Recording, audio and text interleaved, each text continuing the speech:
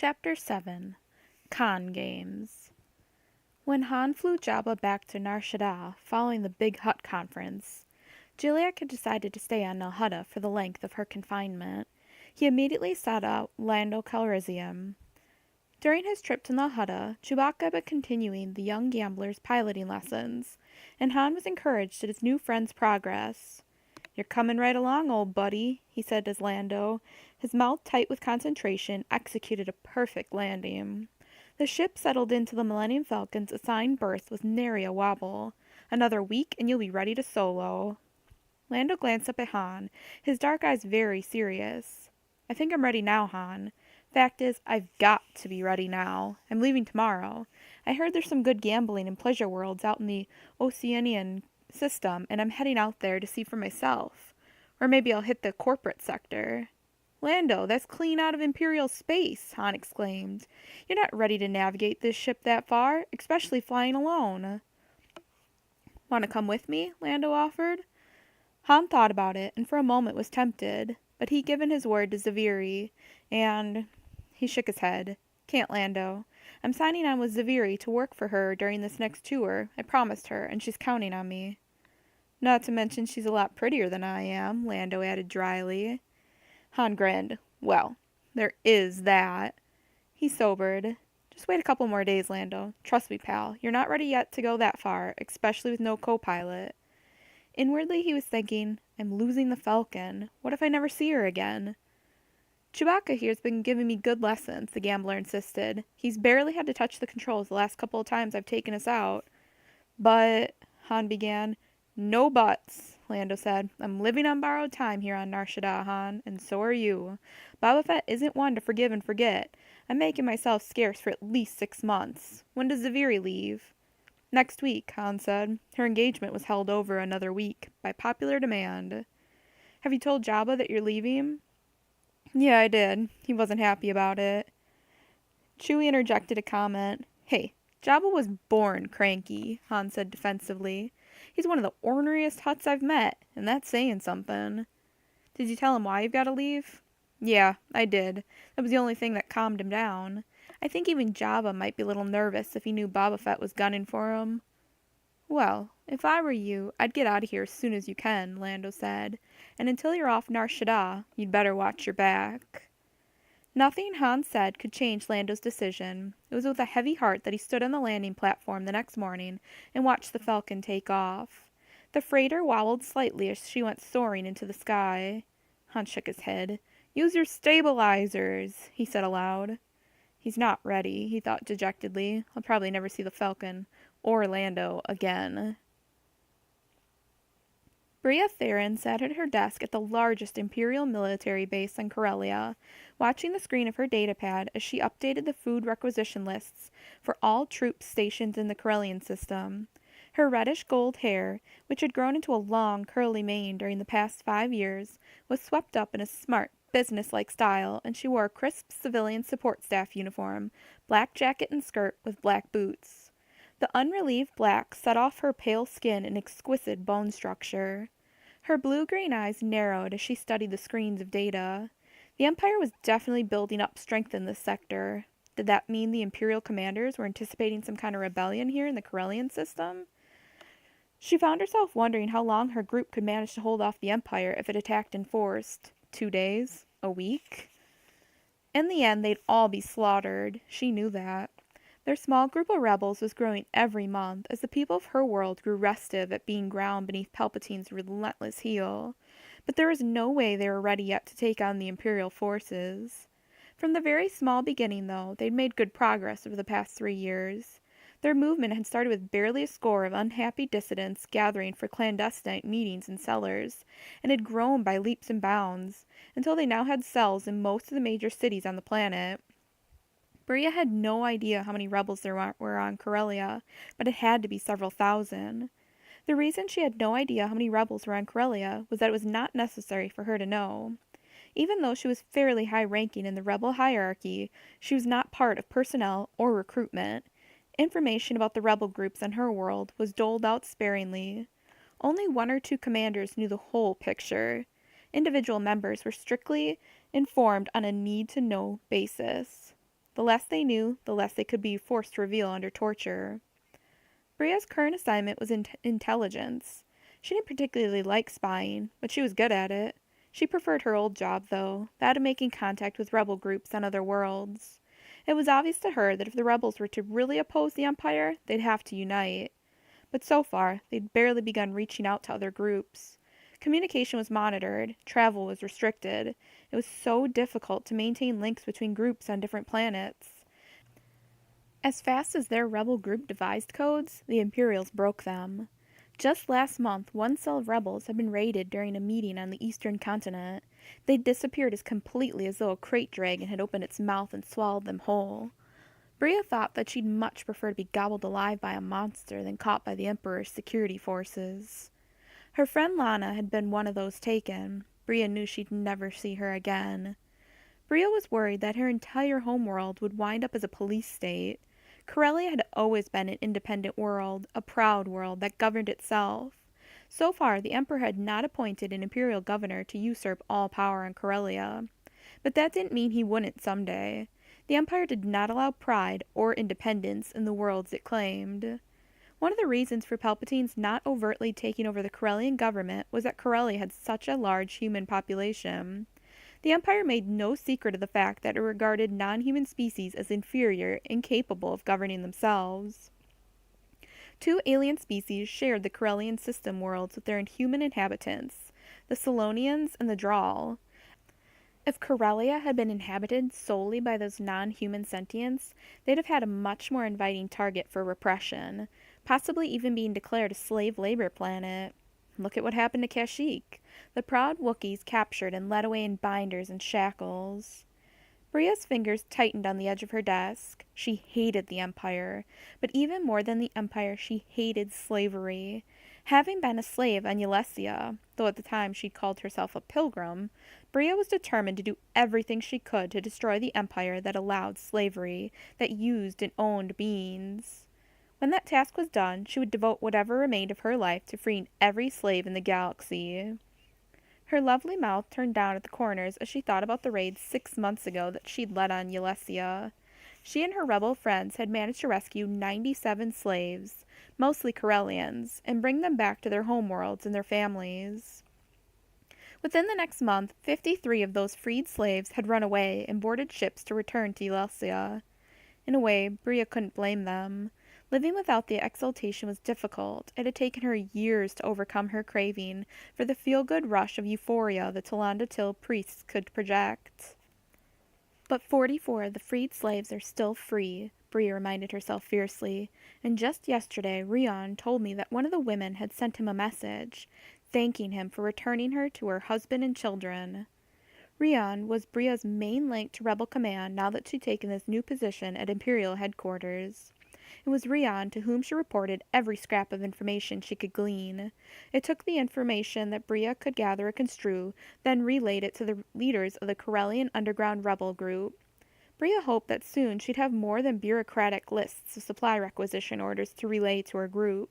Ever since she'd taken this job last month, she'd been careful to wear the most flattering hairstyles and makeup, hoping that her looks would bring her to the attention of a high-ranking Imperial officer.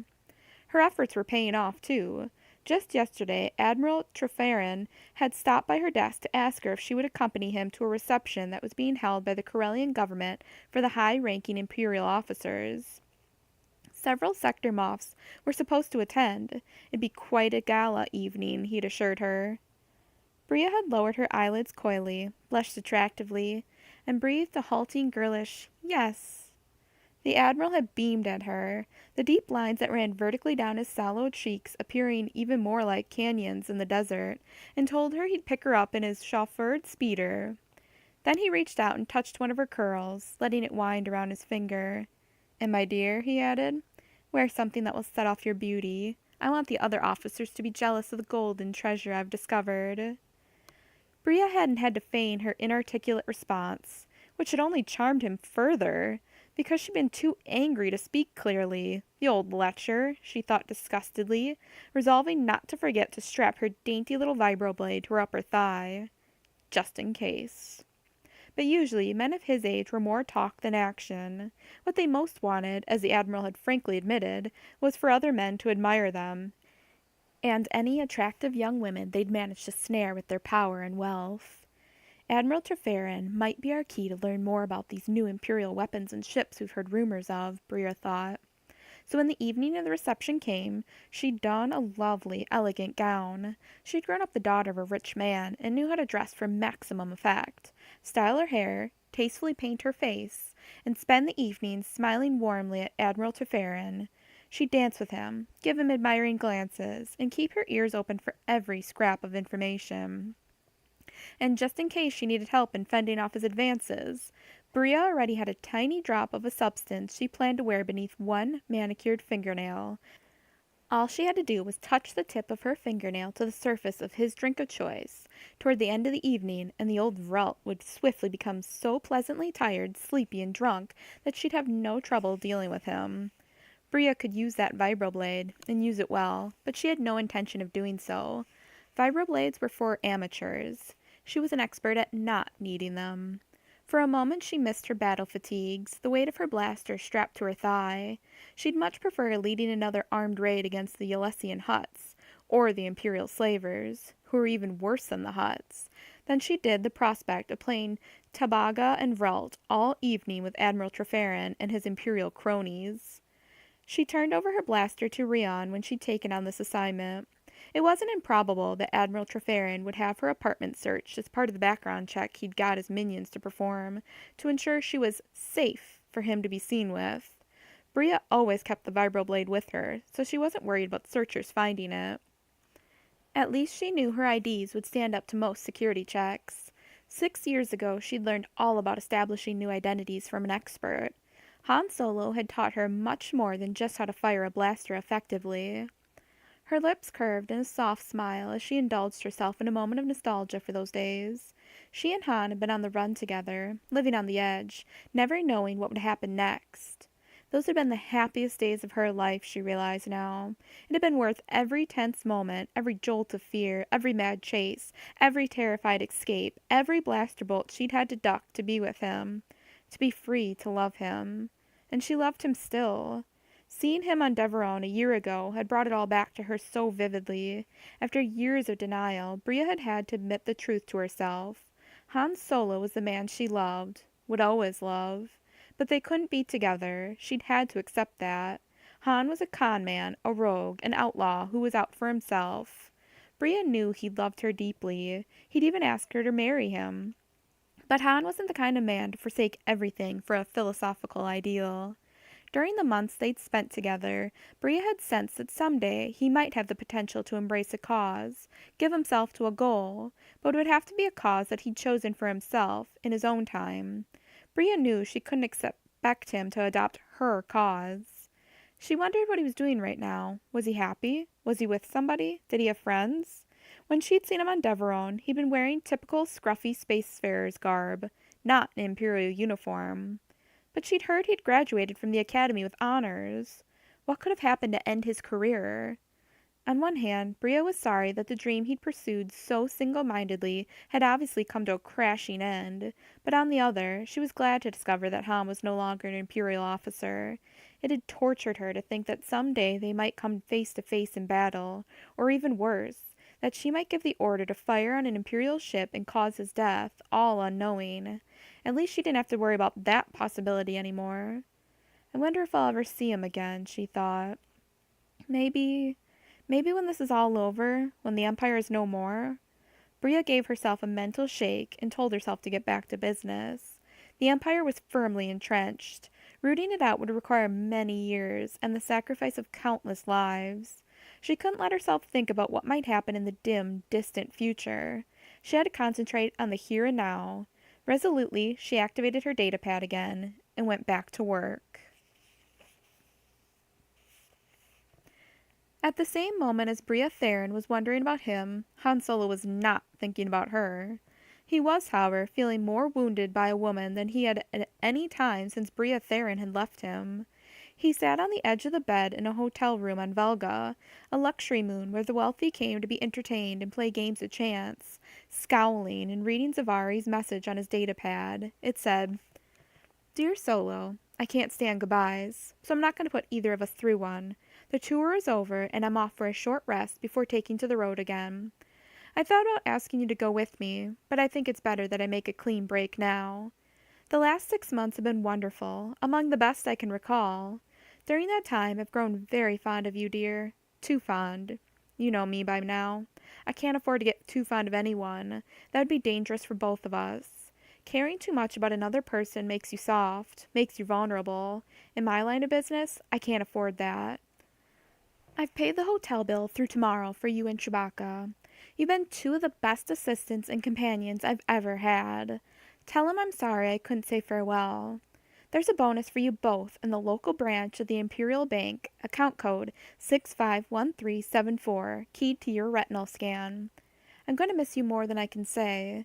If you ever need to contact me, you can do so through the Galaxy of Stars booking agents. Maybe someday we can do it all again, when I've gotten my perspective back. Take care of yourself, Han, and take care of your Wookiee friend. Devotion like that is rare. Love, Zaviri." Blast, Han thought, not sure whether what he was feeling was anger or profound regret. Some mixture of both, he guessed. Why does this always happen to me? For a moment he remembered the anguish that had engulfed him when Bria had left him with just a goodbye note.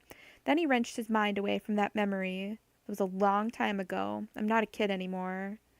He realized he'd have to book commercial flights back to Nar Shaddaa for himself and Chewie, but that wouldn't eat into his savings too much, especially in light of Zaviri's bonus. She paid well, though she had high expectations. During the past 6 months, they'd been more like business partners than employee and employer. Every time they'd pulled a successful scam on some puffed-up Imperial officer or some smug, complacent Imperial bureaucrat, Zaviri had shared the proceeds equally with Han and Chewie. Han's mouth curved into a reminiscent smile. They'd had some exciting times. With all the experience he'd had conning civilians while part of Garrus Shrike's family, Han had thought he had little to learn about the art of scamming people, but a month with Zaviri had convinced him that compared to her, Garrus Shrike had been a clumsy, mendacious amateur. Zaviri's schemes had ranged from elegantly simple to fiendishly complex. She seldom pulled exactly the same scam twice. Instead, she tailored each caper to the mark, frequently using her skills as an illusionist to trick the pompous Imperials she preyed upon. There had been that time they'd conned the assistant secretary to the Dialgoth sector moff out of most of his life savings, and put him under suspicion of committing treason to the Empire. Han's smile broadened into a grin. The guy was a venal jerk. Sooner or later he would have betrayed the Empire anyhow.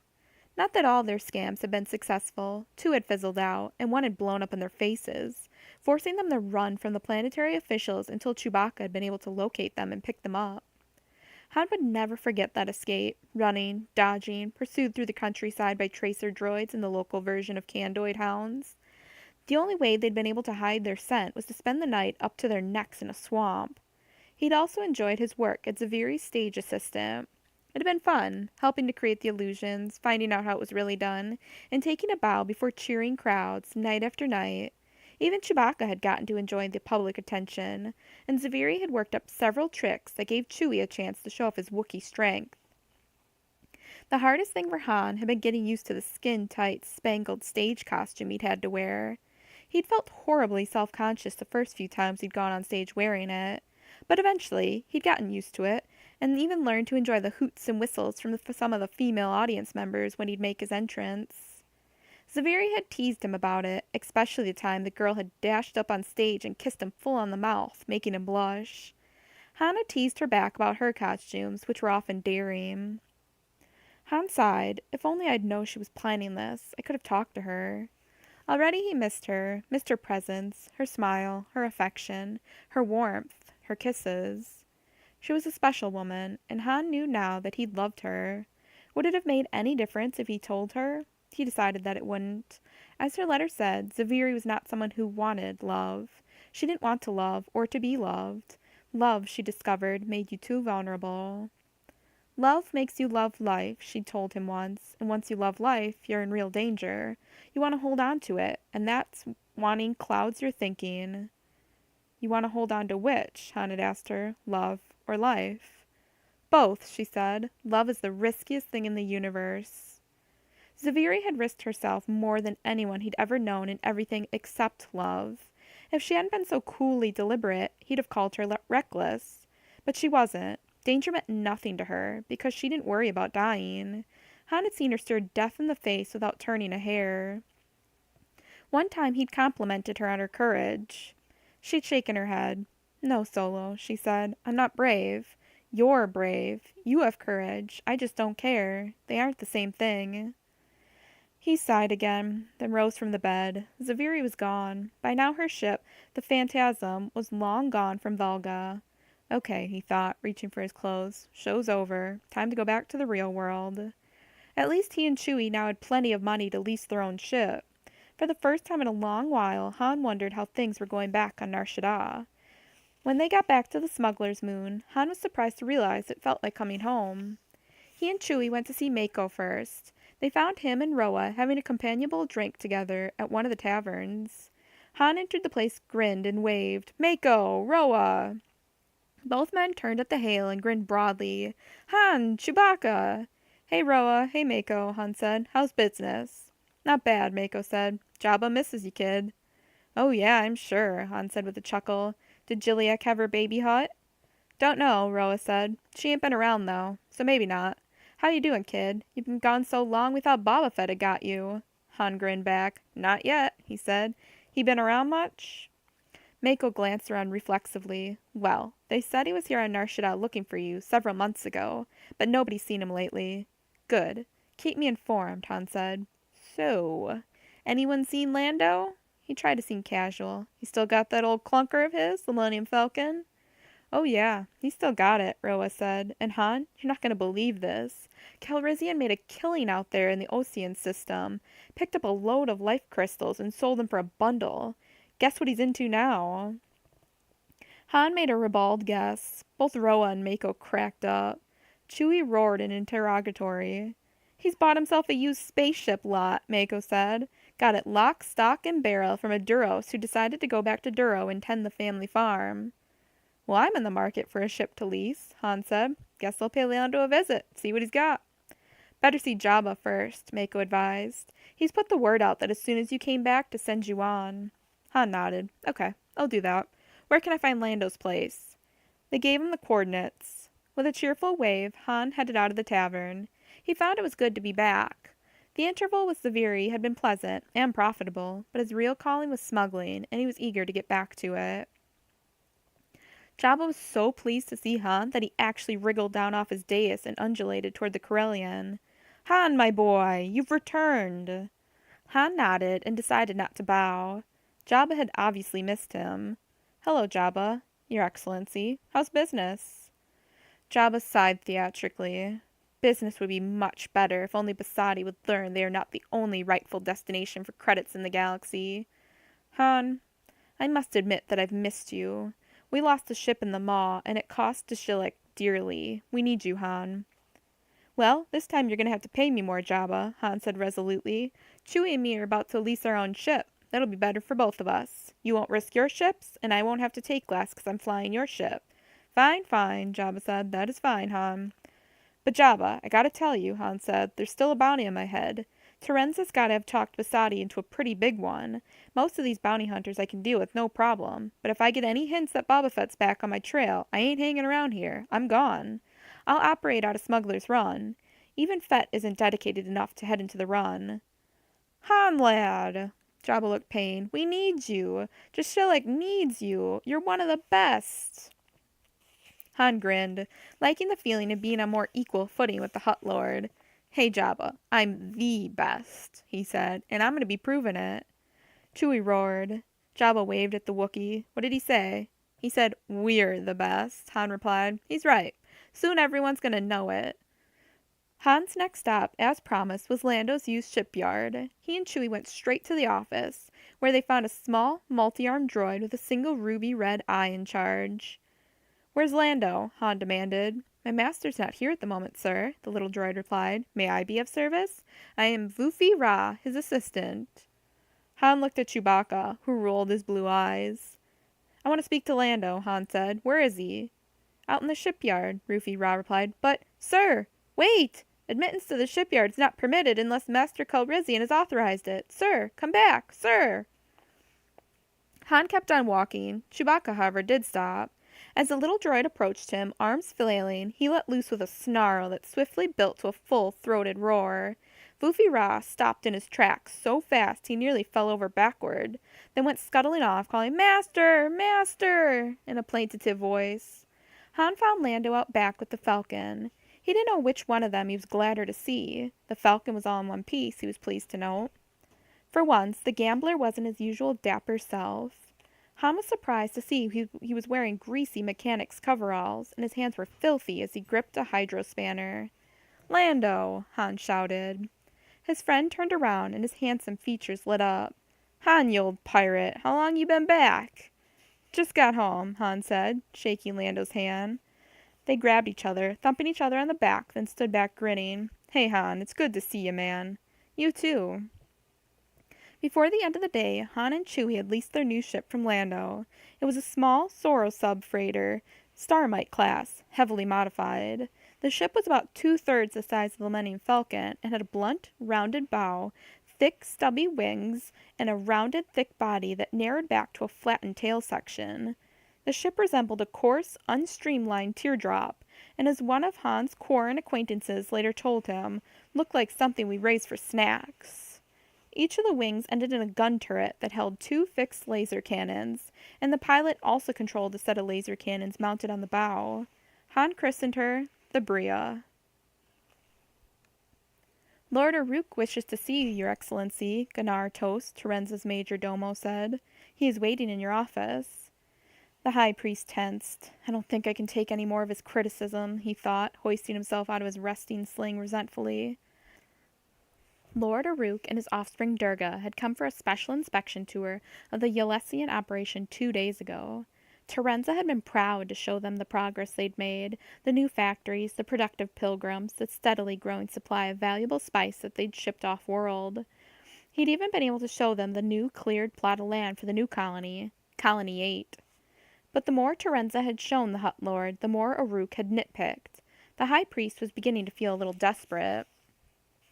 Now, as he lumbered down the hallway of the administration building in Colony 1, Terenza's mind was busy composing replies to any of the charges Aruk might fling at him. Production was up, the workers were efficient, they were exploring new exports. Those Nala tree frogs, for example. Aruk had developed quite a taste for them during his visit. Kibik had introduced them to his uncle, insisting that Aruk had to try them. Durga had sampled them also, and had pronounced himself unimpressed. But Aruk had loved the ugly amphibians, and had commanded Terenza to make sure he received a supply of live ones on every ship shuttling between Yelesia and Nal Hutta. Terenza entered his office, trying not to let his nervousness show. I'm here, Your Excellency, he said to Aruk.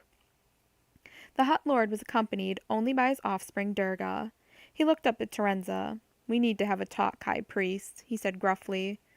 Oh no, this is worse than I feared, Terenza thought. Yes, Your Excellency? I am canceling your vacation, High Priest, Aruk said. I want you to stay here and bring Kibik up to speed on all Yelesian operations. His level of ignorance is shameful, and it is your fault.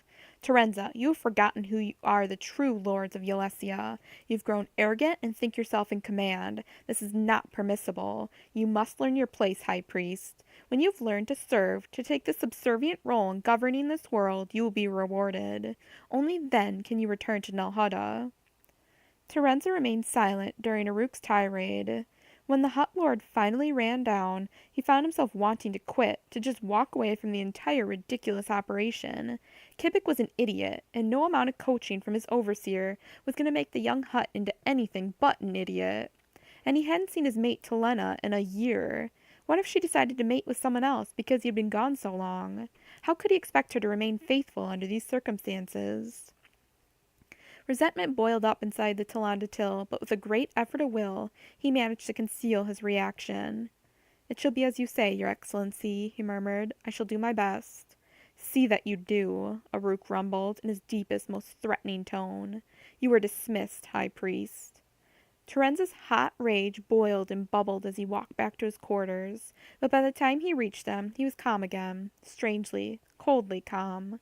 He lowered himself into his resting sling and dismissed his major domo. If his thoughts could have been expressed in one word, it would have been, enough. After a few more minutes of consideration, the high priest reached for his comlink. The code he'd memorized all those months ago came readily to his fingers as he tapped it out. And then he keyed in the following message. I am willing to talk. What do you have to offer? With a triumphant, savage stab of his dainty finger, he keyed the message to send. Terenza leaned back in his resting sling and, for the first time in 6 months, felt at peace with the universe.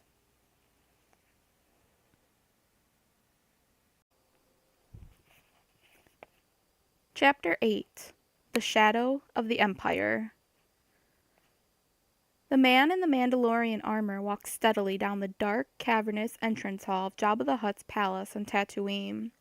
Once, years ago, the man had been a journeyman protector named Jaster Muriel. That had been before he had killed a man and paid the price for his crime. Now he had no name save the one he had adopted for himself, Boba Fett. Over the past 10 years, he'd become the best known and most feared bounty hunter in the Empire. He was not an Imperial bounty hunter, though at times he worked for the Empire. He was not a guild bounty hunter, though he regularly took guild commissions and paid dues. No, Boba Fett was an independent bounty hunter. He set his own hours, selected his own commissions, and lived by his own rules. He paused midway down the stairs leading to Jabba's throne room to survey what lay before him. The huge chamber was dark, cavernous, filled with booming music. Everywhere bodies milled and swayed. Fett's gaze followed the movements of several of Jabba's humanoid dancing girls, admiring their lithe suppleness. The bounty hunter was not one to indulge in sybaritic pleasures of the flesh, however. Boba Fett was far too self-disciplined to seek carnal gratification. The joy of the hunt was his sole pleasure, what he lived for. The credits were an extra, a necessary bonus, a means to accomplish his ends. But it was a hunt that nurtured him, kept him strong and self-reliant and focused. As Fett descended the steps that led into Jabba's audience chamber, the Hutt Lord's Twi'lek major domo, Lord Garrido, bustled toward the bounty hunter, bowing unctuously and babbling greetings in his fractured basic. Fett ignored him. Realizing that he would never be allowed to approach Jabba carrying his Blastech EE-3 rifle, Fett carefully laid it down on the bottom step. He was still armed dangerously enough to have killed Jabba and completely destroyed the audience chamber, and Jabba probably knew that, but the Hutt Lord also knew Boba Fett's reputation for honesty. Jabba had paid him to come here and speak with him, and would have been a breach of bounty hunter protocol for Fett to accept such a meeting if he'd had an outstanding bounty on Jabba's grotesque head. Leaving his blast rifle on the stairs, Fett strode straight up to Jabba's dais. The Hutt Lord was reclining above the crowd, so he'd be high enough to have the best view of all the degenerate festivities. Even from inside the Mandalorian face mask, Boba Fett could whiff the pungent odor of the Hutt. Something between ancient mold and garbage. At a gesture from the Hutt Lord, the band quieted down. Fett stood before Jabba and inclined his head slightly. He spoke basic. You sent for me? I did, boomed Jabba in Huttese. Do you understand me, bounty hunter? Fett inclined his helmeted head in a yes. Very well. Lob Garrido, clear the room, and then make yourself scarce. Yes, master, the Twi'lek babbled, and then he scuttled about, head-tails flying, shooing all the sycophants and hangers-on out of the audience chamber. Finally, with a last bow, Garrido himself vanished. Jabba glanced around, took a puff off his hookah pipe, then, when he was sure they were alone, he leaned forward confidingly. Bounty hunter, I thank you for coming to see me. Your 5,000 credits will be deposited before you leave this throne room. Fett nodded silently. I've already spoken to the guild representative in this sector and arranged a generous endowment of the guild house, Jabba said. However, he told me that you are not governed by the guild, though you sometimes take on guild commissions. That's correct, Fett confirmed. He was becoming intrigued. If Jabba just wanted someone dead, why this elaborate build-up? What was the bloated one getting at? Jabba puffed thoughtfully on his water pipe for nearly a minute, cogitating, his bulbous eyes with their slitted pupils blinking. Do you know why I've summoned you here, bounty hunter? I'm assuming it's because you want to post a bounty, so I'll hunt down and kill someone, Fett said. That's why people contact me. No, Jabba said.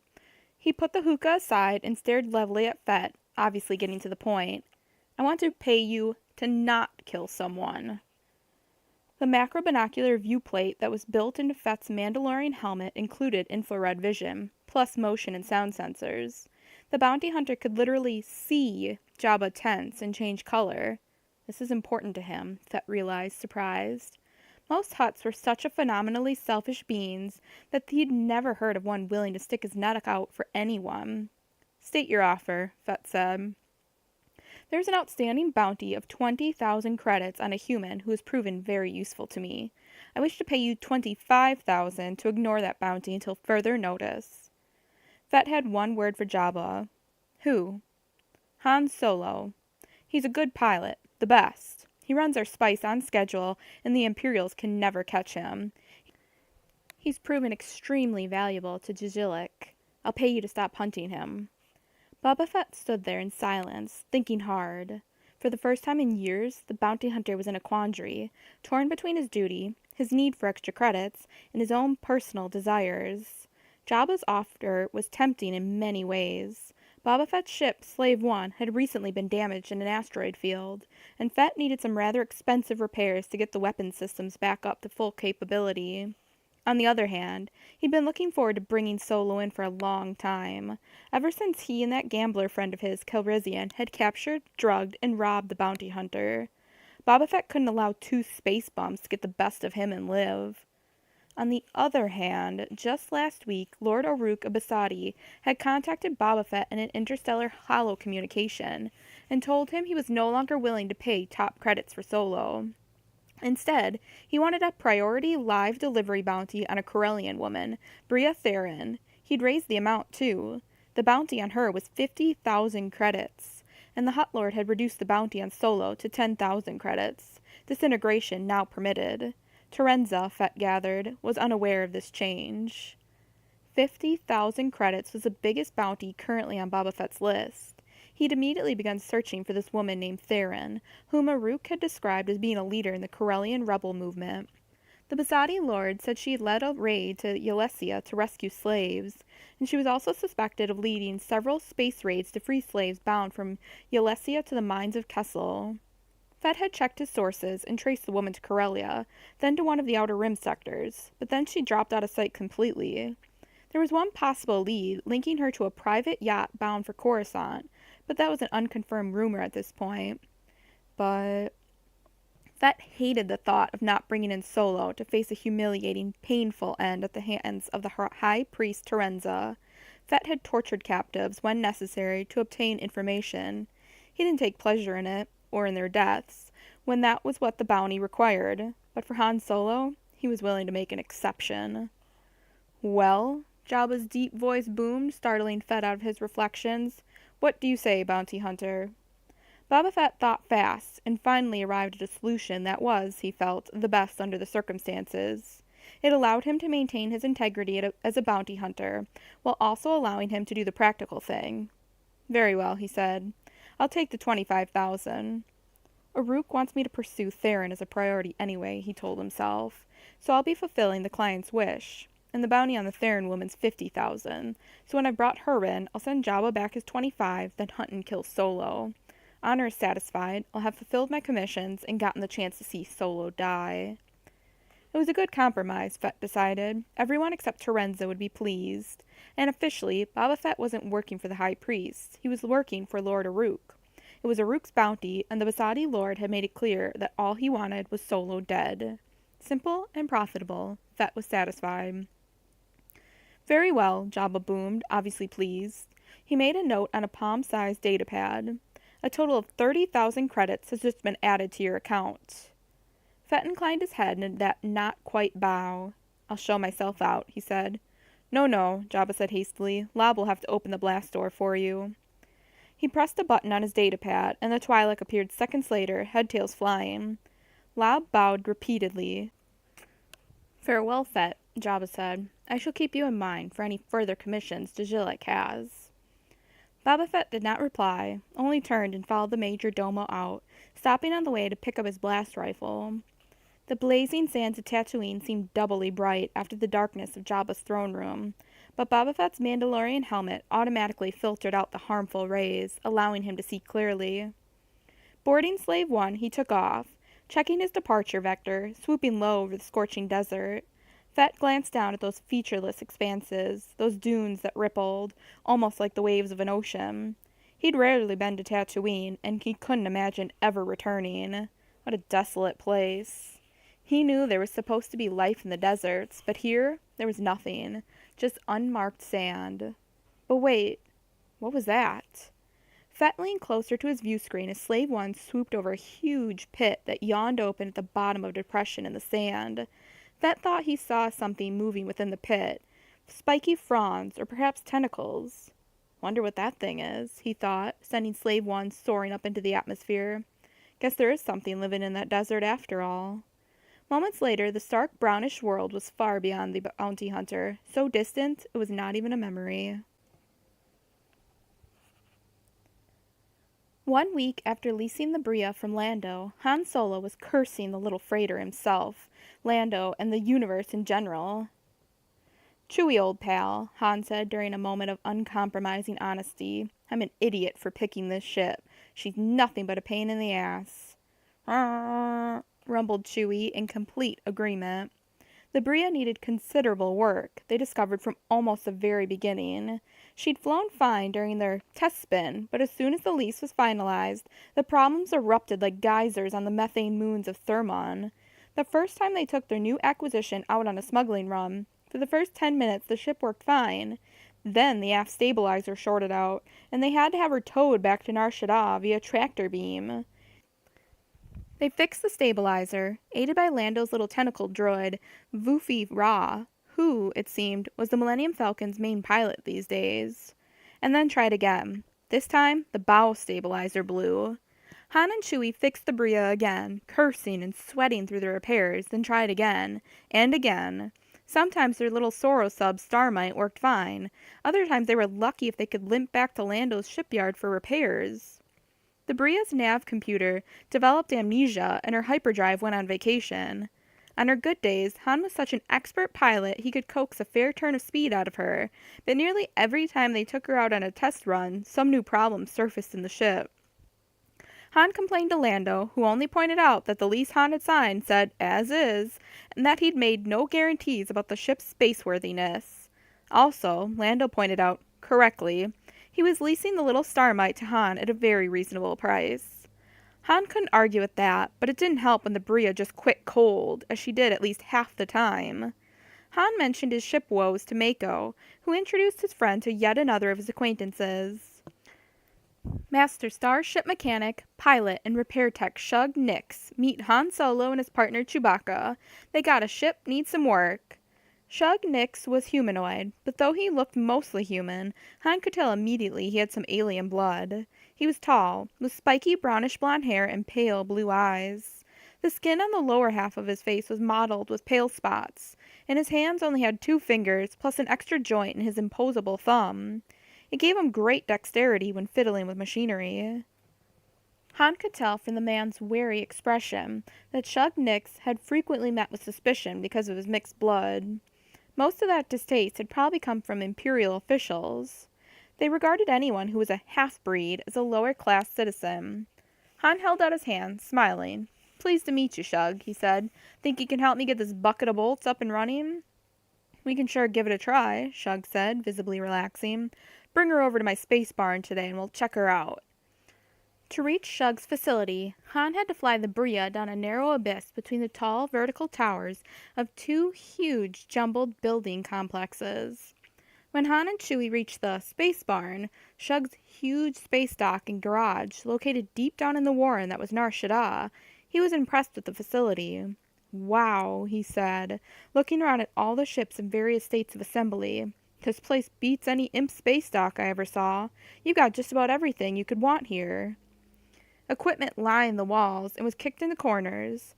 At first glance, the place seemed chaotic and cluttered, but as Han was soon to discover, Shug Nix could immediately locate any piece of equipment in the place. Yeah, Shug said proudly, obviously pleased by Han's frank admiration. I saved for a long time to buy this place. After Shug had a chance to check out the Bria, the half-breed shook his head mournfully. Han, half your problem with this ship is that she's been modified using non-Sourasub parts and components. Everyone knows that Sourasubs don't take kindly to that. Can you help us get her running? Han asked. Shug nodded. Won't be easy, but we'll try. Over the next few weeks, Han and Chewie helped Shug and Nix fix up their new ship. The two smugglers worked each day until they were exhausted, tinkering and learning the intricacies of starship repair from the master mechanic. Han was so tired by all of the work, he almost quit going out, but one evening, on impulse, he stopped off for a drink in a local tavern he frequented in the Corellian sector. The blue light served only liquor and was mostly a dive, but Han kind of liked the dark little place with its hollow posters of Corellian cities and natural wonders on the wall. It was too dark to see them well, of course, especially after a drink or two, but it suited him better than the glitzier joints. While he was sitting at the bar, sipping an Alderanian ale, a fracas erupted in the back of the place. Han jumped to his feet at the sound of a woman's curse, then a man's drunken growl. Hey, baby, that's no way for a lady to talk. I'm no lady, a woman said in a deep, angry voice. Peering into the dimness, Han could make out two struggling figures, hear the sounds of a scuffle, then a slap. Come here, you tramp, the man said. The woman swore, then Han heard the meaty sound of a punch. The man yowled, then lunged at her. As he raced toward the back, Han saw the man's feet leave the floor. The woman tossed him, using a single shoulder throw that was accompanied by a popping sound. The man shrieked, a short, bitten-off scream, then thumped to the floor and lay there, sniveling and whimpering. When he reached the back of the dimly lit bar, Han found a short, spindly smuggler and thug for hire he knew only as Jump, moaning and writhing at the feet of a tall woman. As Jump's buddy, who had wisely not joined the fracas, helped the thug sit up, Han could see that his arm hung at an odd angle, plainly dislocated. The woman stood over them, hand on the grip of her undrawn blaster, eyes narrowed, not even breathing hard. As Han approached, she turned on him. Mind your own business, man. Han took a step back before her flashing amber eyes.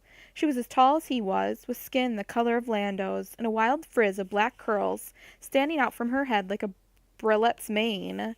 She looked tougher than neutronium and mad clear through. The Corellian hastily put up both hands in the gesture of peace. Hey, I'm not one to interfere. Looks to me like the situation's been handled.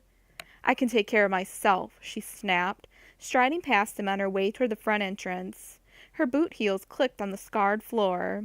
She wore a long, tan-colored skirt, a brown silk blouse, and half carapace of black armor festooned with metallic studs.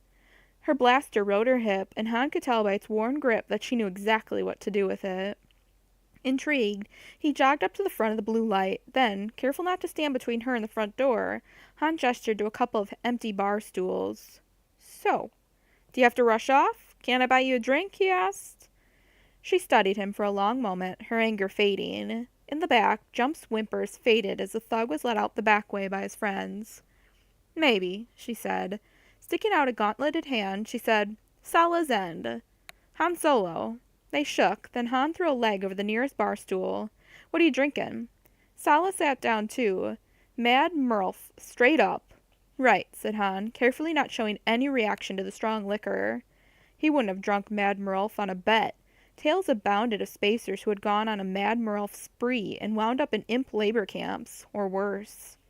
They talked, and Han discovered that Sala was also a smuggler, newly come to Nar Shaddaa. I've got a ship, she said, the Rim Runner, but it needs some work.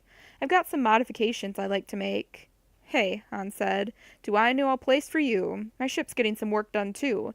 The guy's a real wizard. Name of Shug Nix. I'm a pretty good mechanic myself, Sala said. I like to meet your friend. I'm going back to work on the Bria tomorrow morning, Han said. If you like, why not meet me tomorrow, and we can go over to Shug's Space Barn together. She gave him a measuring glance, then smiled, a slow, amused smile.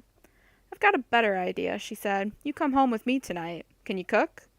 Han's eyes widened. Well, talk about being direct. He smiled back at her, his slow, lopsided grin. He could tell that even Sala wasn't immune to its effects. Or maybe it was the drink.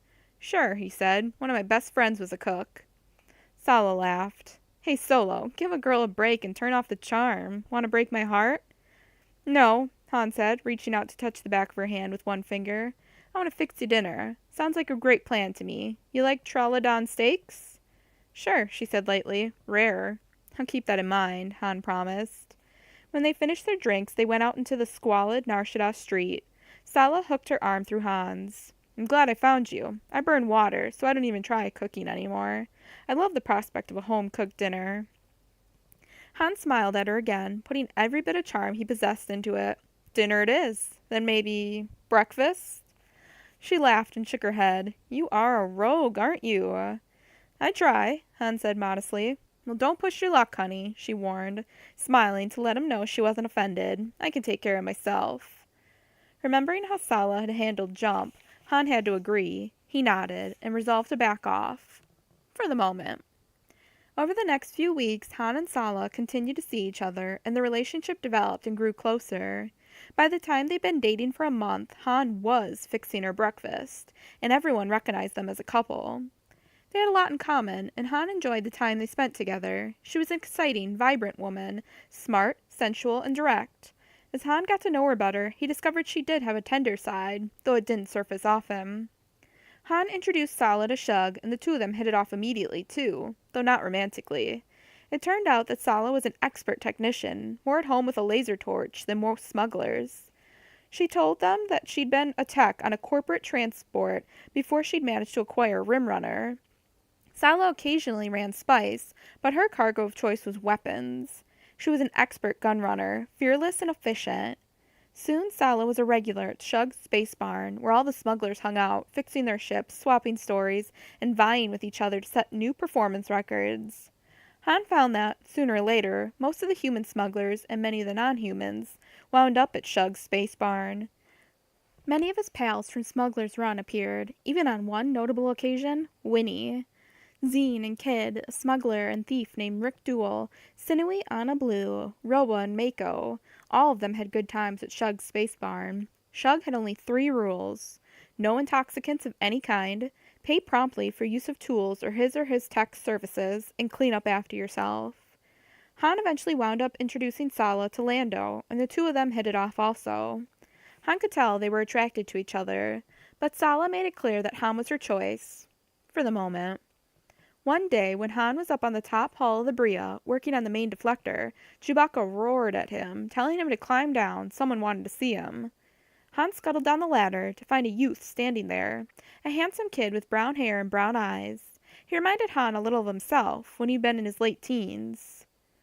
The young man held out a hand. Han Solo, it's an honor to meet you.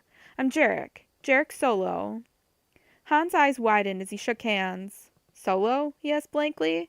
Yeah, the kid answered. Solo. I think we must be related. I'm Corellian, too. Since Han knew of only 2 relatives he could claim, and he didn't choose to claim them, his Aunt Tion was a reclusive paranoid, and her son, Han's cousin, Thraken Sal Solo, was a sadistic creep, assuming either of them was still alive. He wasn't sure how to reply to this. Really? He said finally. That's interesting. What branch are you from?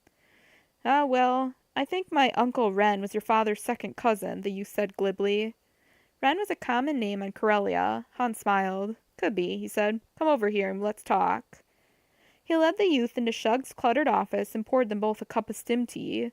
Chewie followed them in, and Han introduced the Wookiee properly. Chewie horned at Jarek, and Han could tell he liked the young man. So why'd you look me up? Han asked. Well, I'd like to learn piloting, the boy replied, and I hear you're the best. I'll work if you teach me, sir. I promise I'll work hard. Well, Han glanced over at the Wookiee. We could use a hand with getting the Bria fixed up, I guess. You any good with a hydrospanner? Yes, sir, Jarek said. I sure am. We'll see, Han said. At first he invited the youngster to hang around because he wanted to keep an eye on him. Han didn't believe that the boy was from Corellia. He just didn't look right. Somehow. He asked Roa, as a senior smuggler, whether he knew anything about a young man named Jarek. It took a month, but Roa was able to discover that young Jarek was a street kid, born and raised in the depths of Nar Shaddaa. He'd grubbed for every mouthful, every credit, turning his hand to whatever work he could find. His parentage was unknown, probably even to him. He'd always been a denizen of Nar Shaddaa, hanging out in the Corellian sector. It was possible that at least one of his parents was Corellian. When Han knew for sure that the youth had lied to him, he considered sending the kid packing, but by that time he'd gotten used to having him around. The youth hung on his every word, tagging along whenever Han would let him. The worshipful attention was flattering, and after all, Han rationalized, it wasn't as though he himself had never told a lie to get his foot in the door. Jarek proved to be a fast learner. Han taught him to man the Bria's portside gun turret, and he proved to have excellent reflexes and aim. Since pirate activity in Hutt space had been up lately, Han wound up taking the kid on most of their runs. After discussing the matter with Chewbacca, Han decided not to tell the youngster that they knew his name wasn't Solo. It was Chewie who pointed out it obviously meant a lot to Jarek to finally have a surname. Wookiees were very family-oriented, and Chewie felt sorry for the boy. Soon after Han and Sala started their relationship, the Bria was space-worthy. Shug's modifications had increased her speed until she was a very respectable little vessel. But she was still, as Jarek put it, one unpredictable lady. One run the Bria would perform perfectly, but the next... There seemed no end to the grief she gave Han, Chewie, and Jarek out in the space lanes. Han learned a whole new vocabulary of Wookiee swear words while he and Chewie sweated to fix their acculturant craft. Once the sublight motivator burned out as they were skimming past the black hole clusters of the Maw. That was interesting. For a while, Han didn't believe they were ever going to make it back to Nar Shaddaa. If it hadn't been for Chewie's quick repair work and Han's piloting expertise, the freighter would have been sucked into a black hole. Han found them a new apartment, a bigger one in a better part of the Corellian sector. He was frequently not at home, staying over at Sala's place, so he allowed Jarek to spend the night so Chewbacca would have company. Life, Han reflected, when he had time to reflect, which wasn't often, was good. It had been at least 2 months since any bounty hunters had surfaced, and there hadn't been any sightings of Boba Fett. He and Chewie were earning a decent living, and they had a ship of their own. He had friends, and somebody special in his life, somebody who could talk the language of smugglers. Han was as content as he'd ever been. Deep in a remote area of space, between systems, 2 Hutt ships rendezvoused at a set of highly secret coordinates. Both ships belonged to members of the Jazilic Kajik, though neither ship was piloted by Han Solo. One ship was Jabba's yacht, Star Jewel, and the other was Jiliak's yacht, Dragon Pearl. Under the urging of their pilots, who goosed the ships toward each other with little taps on their maneuvering thrusters, the 2 ships edged closer and closer until they were in docking range. An umbilical tube extended from the airlock of Star Jewel until it touched and anchored itself against the airlock of Dragon Pearl. The Hutt yachts hung in space, attached to each other by the tube. Jabba and Jiliak were aboard Star Jewel. Comfortably ensconced in the yacht's luxurious salon, Jiliak cradled her young offspring in her arms. As the ship's instruments indicated that the 2 ships were successfully connected, Jiliak put her tiny, unformed grub of a baby Huttlet down near her pouch slit, and allowed the little creature to crawl inside. Infant Hutts survived mostly inside their mother's pouch for the first year or so of their young lives. As the 2 Hutts waited expectantly, they heard several sets of footsteps coming down the corridor. The door opened, and Terenza, High Priest of Yalesia, entered. The huge horned being was almost dwarfed by the enormous slug-like Hutts, but Terenza didn't seem particularly overawed, Jiliak noted. She gestured graciously to a Talanda Till resting sling she'd had specially installed. "Welcome, Terenza. Please make yourself at home. I trust you were able to camouflage your absence from your world?" "My time is limited," Terenza said. "I set off in a land skimmer this morning with a Gomorian pilot, ostentatiously to make a personal inspection of the Colony 8 construction. Halfway there in the deepest jungle, I knocked the guard out, then set the skimmer to crash into a jungle giant. Then I tossed a thermal detonator into the wreckage, and when it was burning well, I tossed the guard in. Your ship was waiting precisely where you guaranteed it would be. Tomorrow it can set me back in that area, and I shall suitably batter and dirty myself, then come staggering out of the jungle in time to meet one of the search parties. Aruk will suspect nothing." "Well done," Jiliak said, "but as you note, our time is limited. Let us get right down to business. Aruk has become a nuisance we would like to dispense with." Terenza snorted. No matter how high production is, he's dissatisfied. I've not seen my mate in over a year. He forbids me to take even a short visit home, and he's reduced the bounty on Han Solo and altered it to a kill-on-sight disintegration's okay bounty. He forbade me to raise it, even if I paid with my own credits. Said I was obsessed with Solo. When he did that, I could no longer support him. Contemplating the slow death of that Corellian space tramp has been my only pleasure for months. When I remember how the high priest went on with his litany of grievances against Han Solo. Jabba and Jiliak looked at each other during Terenza's tirade. Jiliak knew that Jabba had made some arrangement with Boba Fett so Solo could continue to work for them without fear of bounty hunters. However, that was not information Terenza ever needed to know. Seconds later, Terenza ran down. He bowed. My apologies, Excellencies. As you said, to business. First, we need to determine a price for your assistance, Terenza, Jabba pointed out. The Talanda Till named a sum. Jabba and Jiliak glanced at each other. Neither spoke. After a couple of minutes, Terenza named a second, significantly lower sum. This one, while high, was not unreasonable. Jiliak took a small crustacean from a tray near her resting dais, and contemplated it for several seconds. Done, she said, then popped the treat into her mouth. I want no one to suspect murder, she said matter-of-factly. It must be subtle.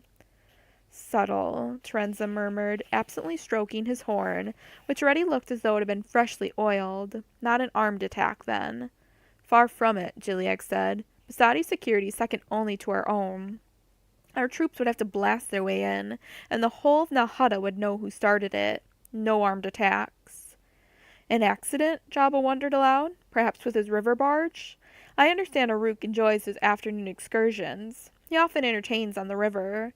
Possible, Jiliak said, but such an accident is difficult to control. It might destroy Durga, too, and I do not want Durga killed. Why, Aunt? Durga's clever. He could be a possible threat to us, Jabba pointed out. Before Jiliak could respond, Terenza did. Settling deeper into his resting sling, the high priest picked a pickled rough roach off a plate and sampled it. Because, the Talanda Till said thoughtfully, Durga will have trouble controlling Basadi. There are many in the Khajiit who think he is not fit to rule because of his birthmark. They say he's ill-marked and thus ill-fated. Do away with Durga, and the Khajiit might well unite much more strongly behind the new leader. Jiliak inclined her head to Terenza. You reason like a Hutt priest, she said. Terenza was gratified. Thank you, Your Excellency. No assault, no accident, Jabba muttered. What then? I have a possible plan, Jiliak said. A substance that Aruk can ingest. It has the advantage of being almost undetectable in the tissues, and while it's working, it slows and dulls the thinking processes, so that the victim makes poor decisions. For Aruk to make poor decisions is to our benefit. Agreed, Aunt, Jabba said, but poison? We Hutts are extremely resistant to poisons. For one of us, even an old one like Aruk, to ingest enough poison to kill us would surely be noticed and remarked upon. Jiliak shook her massive head, a mannerism she'd picked up from humans. Not the way I'm thinking of it, nephew. This substance, when introduced into the body, gradually poisons the victim. It concentrates in the brain tissues of higher life forms. Over a long period of ingestion, the victim becomes actually addicted to the poison, to the point where sudden cessation of the substance will cause withdrawal symptoms so severe they will result in either death or such massive brain damage that Aruk will be of no further harm to any of us. And you can get supplies of this substance? Terenza asked excitedly. It's extremely expensive and rare, Jiliak said, but yes, I can procure sufficient quantities. But how do we get him to take it? Jabba asked. Your Excellencies, I can manage that. Terenza was bouncing up and down in his sling like a youngster in a game. The Nala tree frogs, surely they would work. Explain, priest, Jiliak commanded. Terenza went on to explain about the Basadi Lord's predilection for the Nala tree frogs. Ever since he went home 2 weeks ago, he's demanded an aquarium of live Nala tree frogs with every shipment of processed spice we send home to Nalhutta. The Talanda Till rubbed his tiny, almost delicate hands together excitedly. And how would we use them? The Nala tree frogs are far from being higher life forms. They have almost no brain to speak of. I doubt exposure to your poison would kill them. From what I know of this substance, that would be so, Jiliak said. Continue, please. I could raise the Nala tree frogs in water to which I have added your poison, Terenza said. From the time they are small wigglers, they'd be swimming through water-containing concentrations of the substance. The Nala tree frog's tissues would be riddled with the poison, and Aruk would consume them greedily. As the months go by, I increase the concentration of the poison in the water, and Aruk gradually consumes more and more of the poison. Over time, he becomes addicted to it. Then, when he's thoroughly dependent on the substance, he made a quick yanking away gesture. No more poison. Clean frogs. And he will die in agony, Jiliak said, or suffer permanent brain damage, either of which will serve our needs. Jabba leaned forward. I say we do it. Jiliak's scheme fits all our requirements. I will transmit the first of your payments, Jiliak said. You must tell me where you want the credits set. Terenza's bulging eyes took on a crafty gleam. Rather than credits, I would mostly like items for my collection. That way I can hide the payments. When I need credits, I can sell off a piece, and no one will be the wiser. Very well, Jiliak said. You must provide us a list of acceptable items. If we cannot find them, we shall deposit credits instead, but we will try for the pieces for the collection. Excellent, said Terenza. We have a deal. A toast, cried Jabba, to our alliance and to Uruk's end. A toast, echoed Terenza, raising an ornate cup. My first use of my new wealth will be to place such a high bounty on Han Solo's head that every bounty hunter in the galaxy will be looking for him. To the death of Aruk, Jiliak said, raising her cup. The death of Aruk, Jabba exclaimed. Terenza hesitated for barely an instant, then said with great resolution, The death of Aruk, and of Solo. Together they drank. After Terenza had left, to be spirited back to Ylesia aboard the Dragon Pearl, Jabba and Jiliak began planning their strategy. When Aruk was gone, they would gradually take over the Ylesian operation. One by one, they would eliminate Ki Basadi until the decimated clan would fall into penury and obscurity. The thought made them extremely cheerful.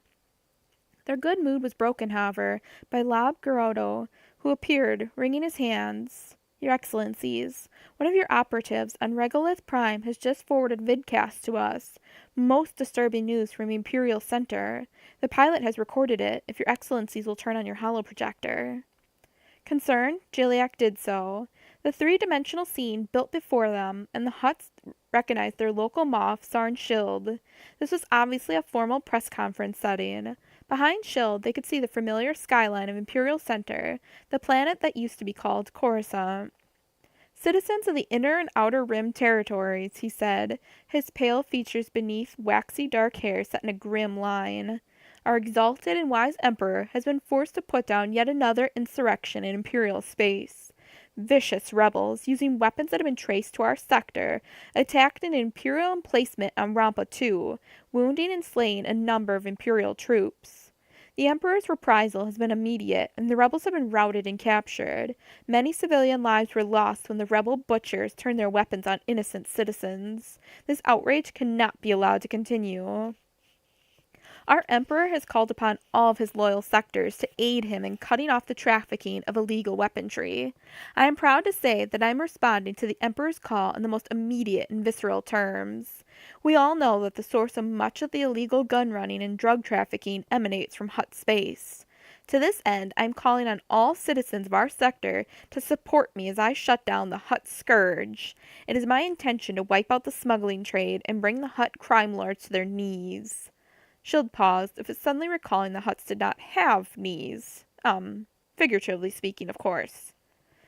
He cleared his throat. To reach this goal, I am authorized to utilize deadly force. The Hutts will learn they cannot flout Imperial law without impunity.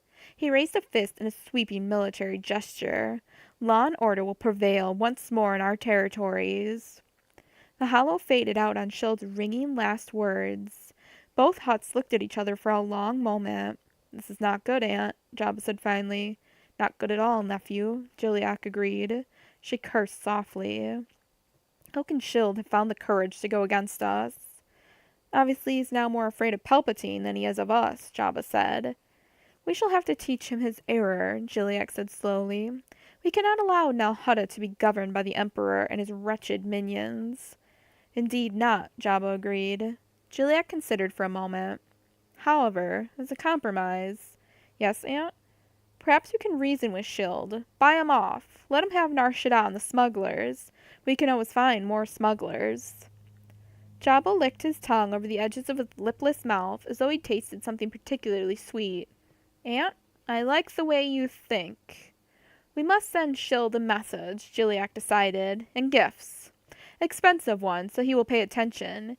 You know how greedy he is. Surely he will see reason.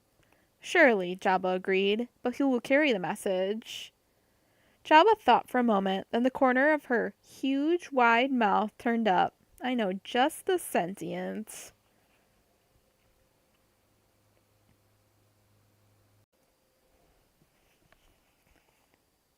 Chapter 9. Playthings for the Moth. Han Solo stood before Gilliac's dais, eyes wide. His mouth dropped open. You want me to what? Careful, Captain Solo, Jabba cautioned. You must address the Lady Gilliac with respect. Han ignored the Hutt Lord. But, he sputtered, that's crazy. That's like asking me to point a gun at my own head and pull the trigger. We all heard Shield, how he's cracking down on smugglers. In case it's escaped your notice, your ladyship, I'm a smuggler. He jerked his thumb at his own chest. And if I walk into Sarn Shield's place to give him your gifts and your message, that'll be the last free walk I ever take. No, I ain't doing it. Inwardly, he was a little surprised at his own temerity in speaking to the powerful Hutt leaders in such a manner. But Gilliac's calm request had roused his temper. Just who did the Hutts think they were, anyhow? Captain Solo.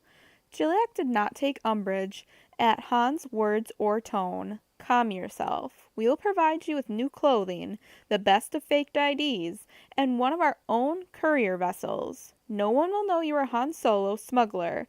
All they will know is you are a diplomatic envoy from Nal Hutta, duly authorized and designated to deliver our message and our gifts.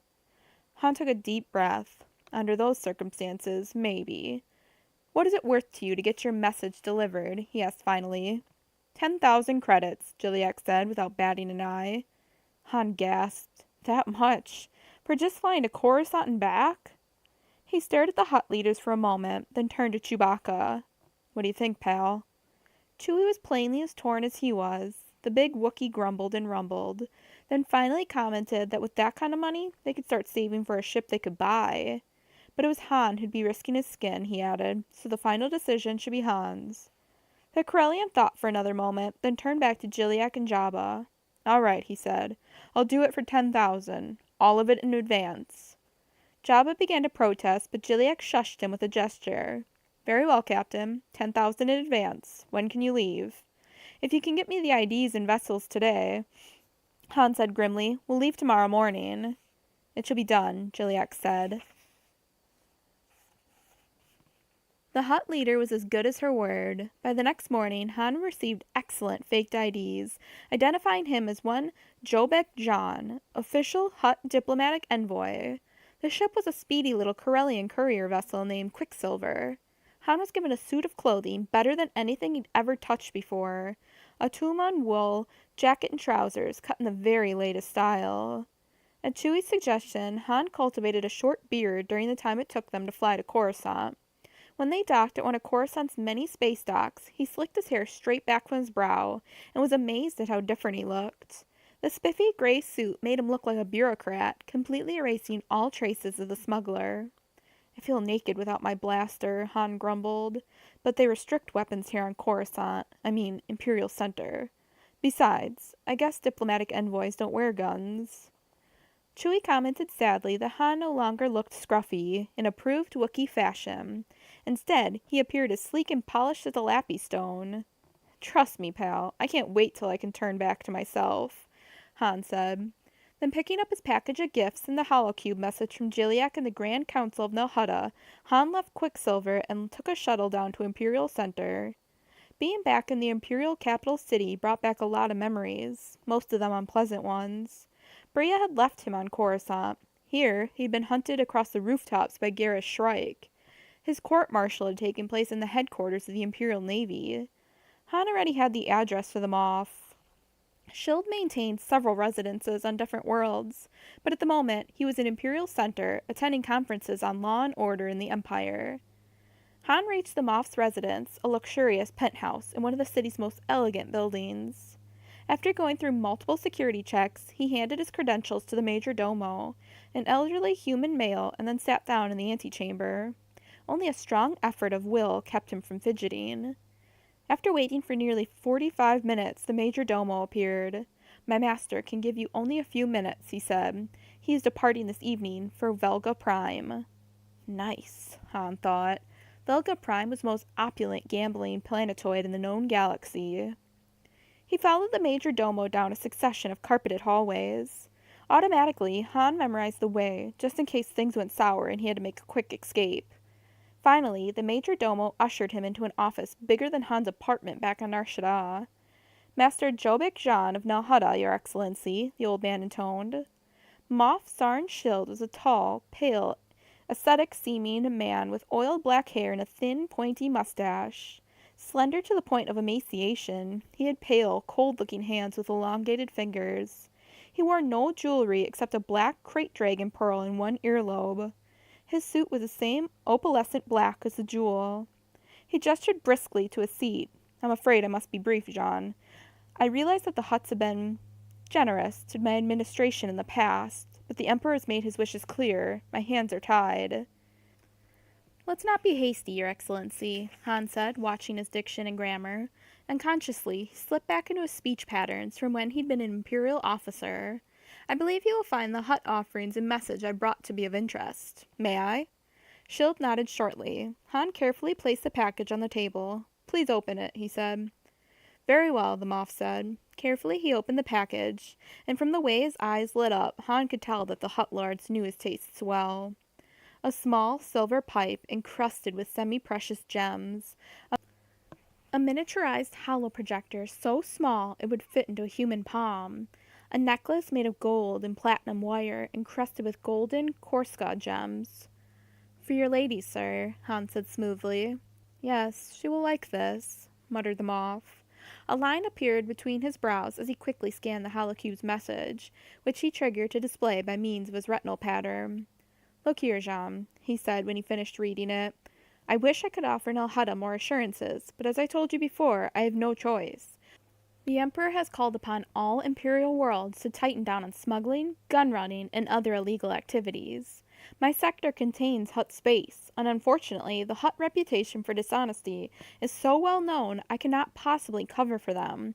I will, however, promise Nal Hutta no armed reprisals if they cooperate. Cooperate in what way? Do their best to become loyal, law-abiding citizens of the Empire. That'll be the day, Han thought. What about Nar Shaddaa? He asked, unable to help himself. Fear for himself and his friends made his mouth dry. I shall have to make an example of Nar Shaddaa, Schild said. By the time I'm finished with the smuggler's moon, it will be no longer supporting the smuggling industry. Its inhabitants will be lucky if it can still support sentient life.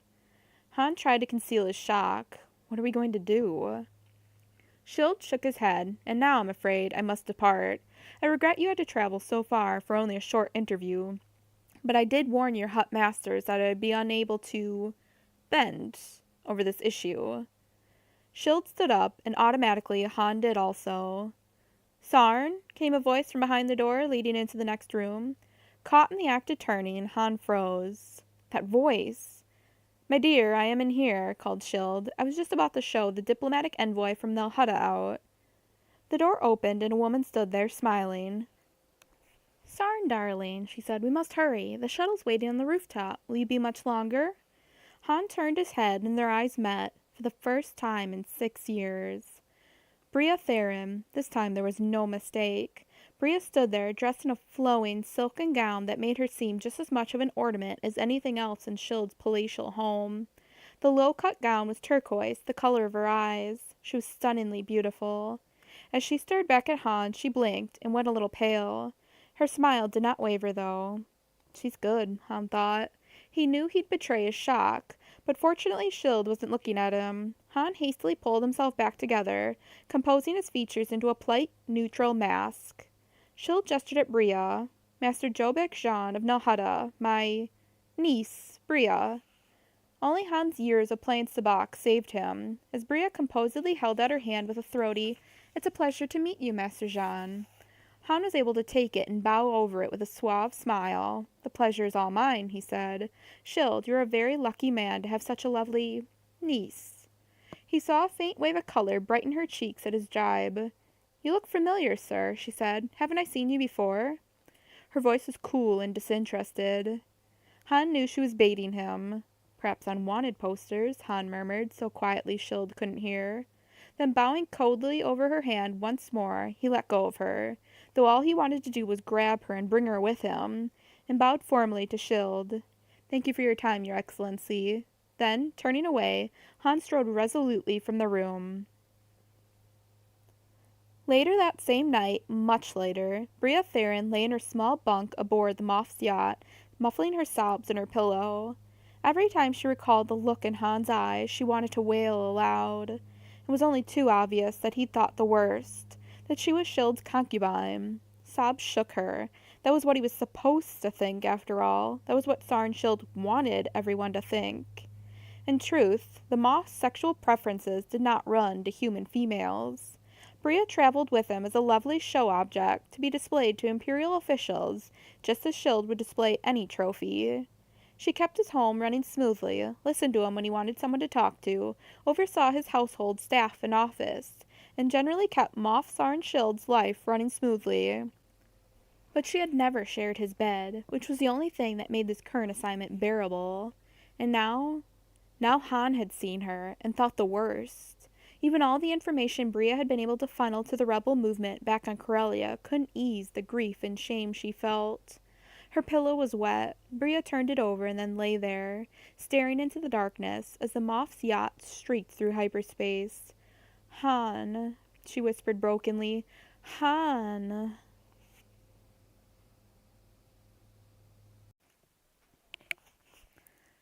Chapter 10. The Admiral's Orders. On the way back to Nar Shaddaa, Chewbacca flew the Hutt courier ship Quicksilver competently, but his mind was not completely on his work. The Wookiee glanced over at his partner, the human to whom he swore a life debt, and his blue eyes crinkled with concern. Han was slumped in the co-pilot's seat, scowling blackly at the star-lined void of hyperspace. He'd been like this for days now, ever since he'd boarded Quicksilver following his mission to the Moff's residence on Coruscant. He rarely spoke, and when he did, all he did was complain and make sarcastic comments. And he complained about everything. The food, the speed of the little courier ship, Chewie's piloting, the tedium of space travel, the greed of the Hutts. Any subject the Wookiee had tried to introduce, Han had had a great many negative things to say about it. For the first time since he'd met the Corellian, Chewbacca actually wondered whether there might be circumstances under which renouncing a life debt was the honorable thing to do. More honorable, say, than murdering the person to whom one owed the life debt. "This thing moves like a 1,000-year-old Hutt," Han grumbled. "You'd think with the size of the engine, she'd be able to make some speed. Think you could get her to go a little faster if I got out and pushed?" Chewbacca restrained himself and commented that it wouldn't be too long now before they were back on Nar Shaddaa. "Yeah, and it can't be too soon for me," Han said bitterly. He got up and paced nervously around the cramped cabin. When he turned abruptly, he whacked his head on a low stanchion and began cursing a blue streak. When he finally began to repeat himself, Han growled, then threw himself back into the co-pilot's seat. "After we return the Hutt's little bucket of bolts to them, I guess we'll have to head for Smuggler's Run. If the He seemed to choke on the word, then amended. "If that blasted ship of ours will make it through the asteroid field." Chewbacca asked why they'd be heading for Smuggler's Run. Winnie, he pointed out, would likely be at Smuggler's Run, and she was the last person he wanted to see. The Wookiee wasn't sure he could take much more of the way she was so free with her paws. "Listen, pal," Han's voice dripped sarcasm. "In case it ain't occurred to you, it's all over for Nar Shaddaa. Moff Sarn Shield has probably already ordered his fleet to assemble out in your Teth. We're shaking the dust of that miserable excuse for a moon off our feet for good." "What fleet?" Chewbacca wanted to know. "Oh, each Imperial Moff has his own discretionary peacekeeping squadron," Han said, popping his boots on the console, not bothering to look before he plunked them down. Chewie was relieved he had missed the decelerate control. Sudden decelerations while in hyperspace were not a good idea. No doubt Shield has one too. His fleet's probably not the best, but it'll be more than enough for the mission. Chewbacca was confused. Why wouldn't the Moff's fleet be the best available? Oh, it's just the way things go in the Imperial Navy. Since Hutt space is out here in the Rim, far from civilization, that is, Coruscant, I bet Sarn Shield got stuck with all the older ships and weaponry, while all the newest, best stuff went to Rampa 1 and Rampa 2. Rampa 1? Chewie asked. He thought only Rampa 2 had experienced an uprising. Yeah, well, when the citizens of Rampa 1 heard about what was going on, they rose up too, Han said, for all the good it's going to do 'em. Chewie commented that he hated the Empire that had enslaved him and wished he could help bring it down. Han snorted. Hey, pal, don't hold your breath. Palpatine's got more weapons and starships than he knows what to do with. Any rebellion against the Empire is doomed. The Wookiee pilot did not believe his partner's pronouncement and said so. It made sense to him that at some point the Imperial worlds, tired of Palpatine's iron fist, would unite and rebel. Han shook his head sourly. Never happened, Chewie. And if it did, they'd be doomed, just like Nar Shaddaa is doomed. Chewie commented that it wasn't the Wookiee way to run away from a fight. Didn't Han want to fight back against the Imperial fleet? He was certain the smugglers were much better pilots, and certainly better shots, than the Imperials. Maybe they could defeat the Imperial attack.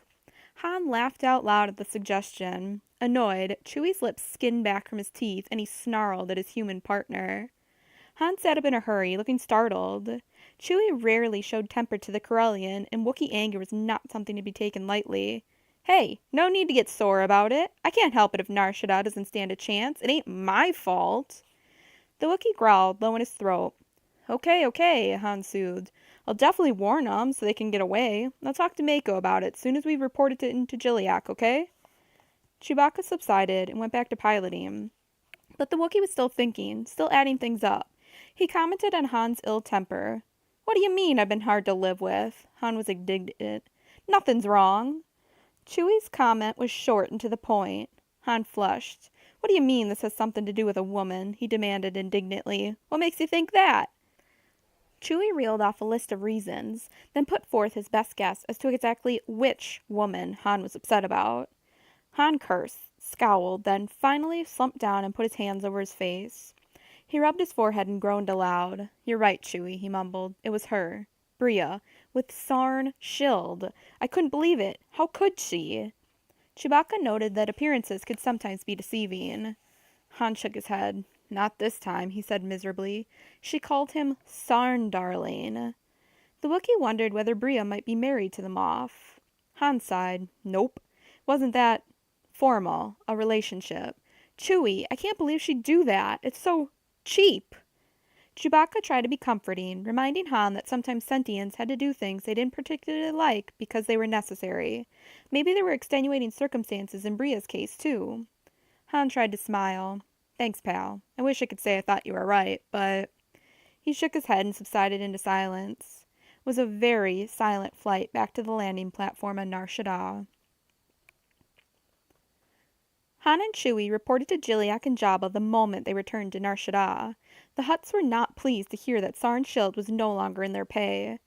We shall have to do some investigating about this fleet and the situation, Jilliak said. Come back in 2 hours, Captain Solo. Han shrugged and agreed. He had his 10,000 credits. He'd checked his balance before he'd left Nar Shaddaa, so he was willing to do the Hutt's bidding for a little while longer. Besides, in 2 hours he'd be able to find Mako and pass along the warning to the older smuggler. Mako was even more upset than Jilliak and Jabba when he heard the situation. Keep this quiet, Han, he said softly, staring out across the awnings and walkways of Nar Shaddaa. They were standing on his little balcony outside his ramshackle flat. If the citizens get wind of this, there'll be mass panic. An imp fleet ain't nothing to mess with. But with enough warning, maybe they could evacuate, Han began, only to break off at Mako's quick headshake. Not a chance, kid. Too many of them don't even have anywhere else to go. Take that Jarek Solo kid who's been riding with you and Chewie. He's a rat from the deep down streets, born and raised. Not that anyone likely raised him, here on Nar Shaddaa. There's millions like him, Han.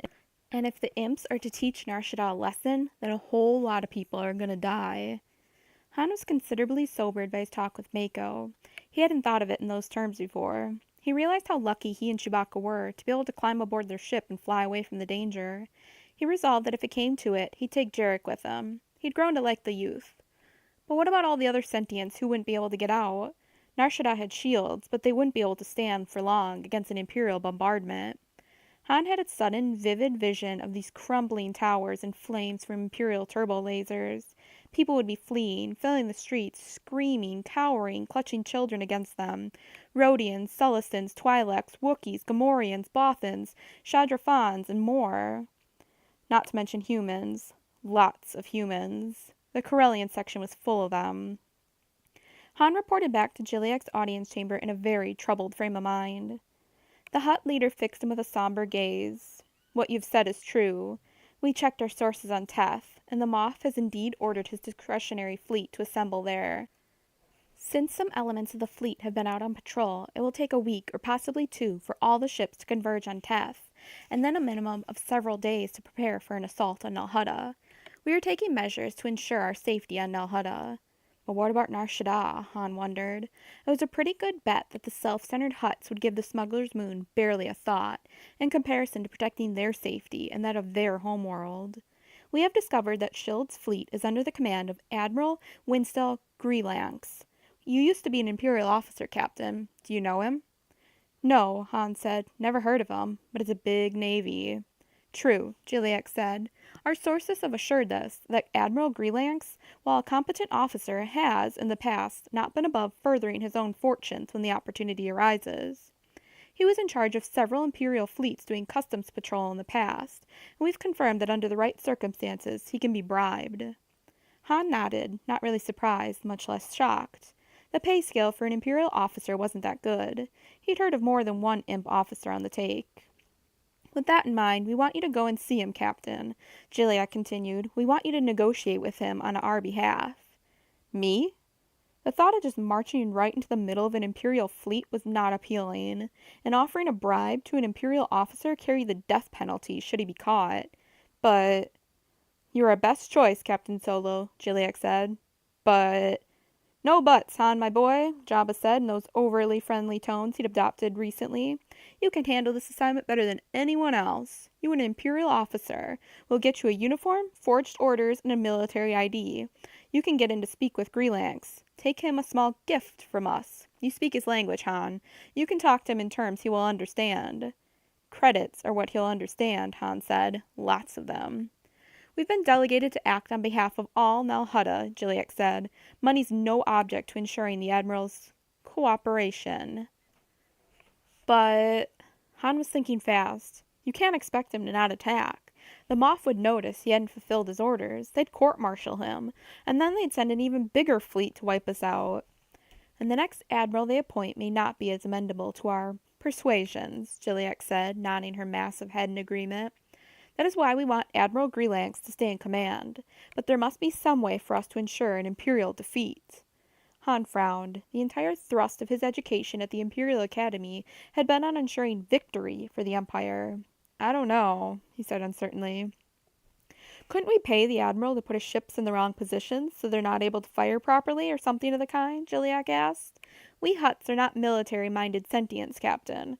What kinds of things would bring about the result we want? An Imperial defeat without it being obvious that we paid Greelanx off. Well, Han thought hard. Maybe he'll sell us his battle plan.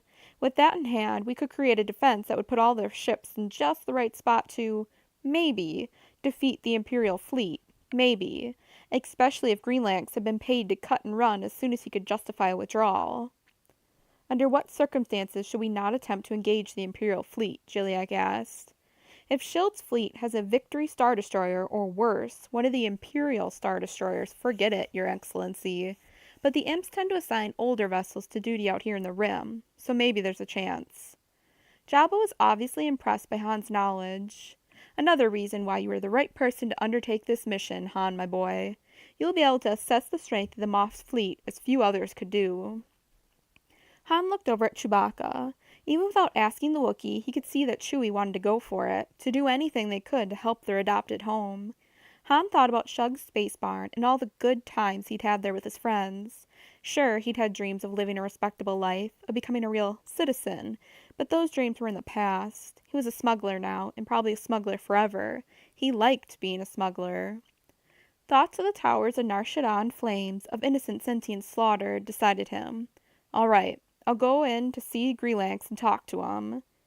Emphasize that this is an offer no sentient in his right mind could refuse, Jiliak said. We will pay well. I'll make sure he understands, Han said. When can you leave? Jabba wanted to know. Time is short. Get me the uniform and the ID and I'll leave tonight, Han said. All I have to do is get a haircut.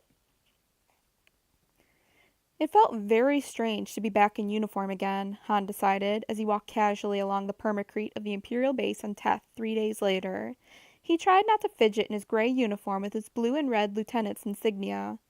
Wearing the short-brimmed cap again felt odd, too, and he missed his old boots. These new boots weren't properly broken in and were a shade too small.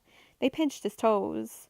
The sentry at the gate had scanned his ID, then given only a cursory glance at Han's orders before saluting and waving him through. Han was watching for a special group of young officers. There should be shuttles going up to the Admiral's flagship, the dreadnought Imperial Destiny, throughout the afternoon, filled with officers and enlisted men reporting aboard after their last few hours of leave. They'd be spending the next week preparing the big ship for its mission against the Hutt worlds. From what Han had been able to tell from passing the fleet while making their landing approach, Greelanx's force consisted of 3 dreadnoughts, the Imperial Destiny, the Pride of the Senate, and the Peacekeeper, 4 bulk cruisers, plus nearly a score of customs and patrol ships, including some Guardian-class light cruisers and a couple of Carrack-class light cruisers. Lots of TIE fighters in the holds of the bigger ships, of course. Certainly enough power to utterly destroy Nar Shaddaa, but it wasn't as bad as it could be. Han had seen no Star Destroyers, and it was a safe bet that if Greelanx's squadron included one, that would be his flagship.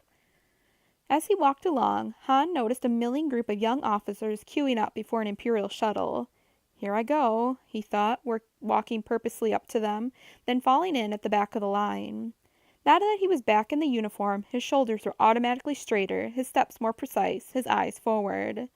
The young officers filed aboard the ship and took seats in the shuttle, strapping in. Han's seatmate gave him a pleasant nod. Han nodded back and smiled. The crew complement of a dreadnought was 16,204, so it was highly unlikely that anyone would realize for a long time that Lieutenant Stev Manosk was an interloper. The flight up to the dreadnought was uneventful. Han's seatmate fell asleep. Han smiled. Too much shore leave, perhaps? After they docked with the Destiny, Han filed off the ship, then headed for the nearest unoccupied datapad. The ship was big enough that nobody would be too surprised to see him call up a schematic showing what was located on each deck. There we go. Level 4, Section 3. Han quickly headed for the nearest turbo lift. He boarded one, then was quickly shuffled into the back as others crowded in on the next deck. Han was staring straight ahead when he suddenly realized to his horror that he knew the young officer standing near the door. It was Tidris Bajalm, the young lieutenant who had, so systematically, stripped Han's uniform of rank during his court-martial. Han surreptitiously eased himself as far to the right as he could, behind a taller man, crossing his fingers that Tidris wouldn't turn around. The lieutenant didn't, and he got off at the next floor. Han breathed a long, quiet sigh of relief. Of all the lousy coincidences, one of the few guys who could ID me. Actually, it wasn't such an odd coincidence. Tidris was from the Outer Rim territories. It wasn't too surprising that he'd be assigned out here, since he knew these spaceways. I'll just have to make sure I stay out of his way. Once on level 4, Han walked quickly along, looking for the corridor leading to Section 3. He found it, turned in, then walked over to the end. The highest-ranking officers always had offices with a viewport, one of the privileges of rank. Han found the correct door, then hesitated, squared his shoulders, and felt in his pocket for the Hutt gift. It was a lovely, and quite valuable, man's ring, platinum, set with a large and flawless Bothan glitter stone. The interior office was occupied by a silver droid who was sitting before a desk, entering data on the datapad. The droid looked up at Han as he entered. "May I help you, Lieutenant?" "I need to see Admiral Greelanx," Han said. "Do you have an appointment, Lieutenant?" "No, not exactly," Han said. "But I know he'll want to see me. I have some information for him. You know what I mean?" He leered, then winked, deliberately attempting to overload the inference circuits in the droid's programming.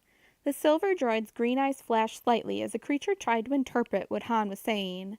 Finally it stirred. "Excuse me, Lieutenant. Perhaps you should speak with the Admiral's aide." "Sure," Han said, standing at ease. The droid hastened into the next room, and Han could faintly hear it extrapolating with someone inside. Finally, it came back out, followed by an extremely irritated-looking senior lieutenant. Han snapped to attention and saluted. "What's going on here, Lieutenant?" the man snapped. "Sir, Lieutenant Stev Manox, requesting to see the Admiral, sir." "State your business, Lieutenant," the man, whose name badge identified him as Kern Fallon, ordered. "Sir, I have a message for the Admiral. It's a personal message, sir."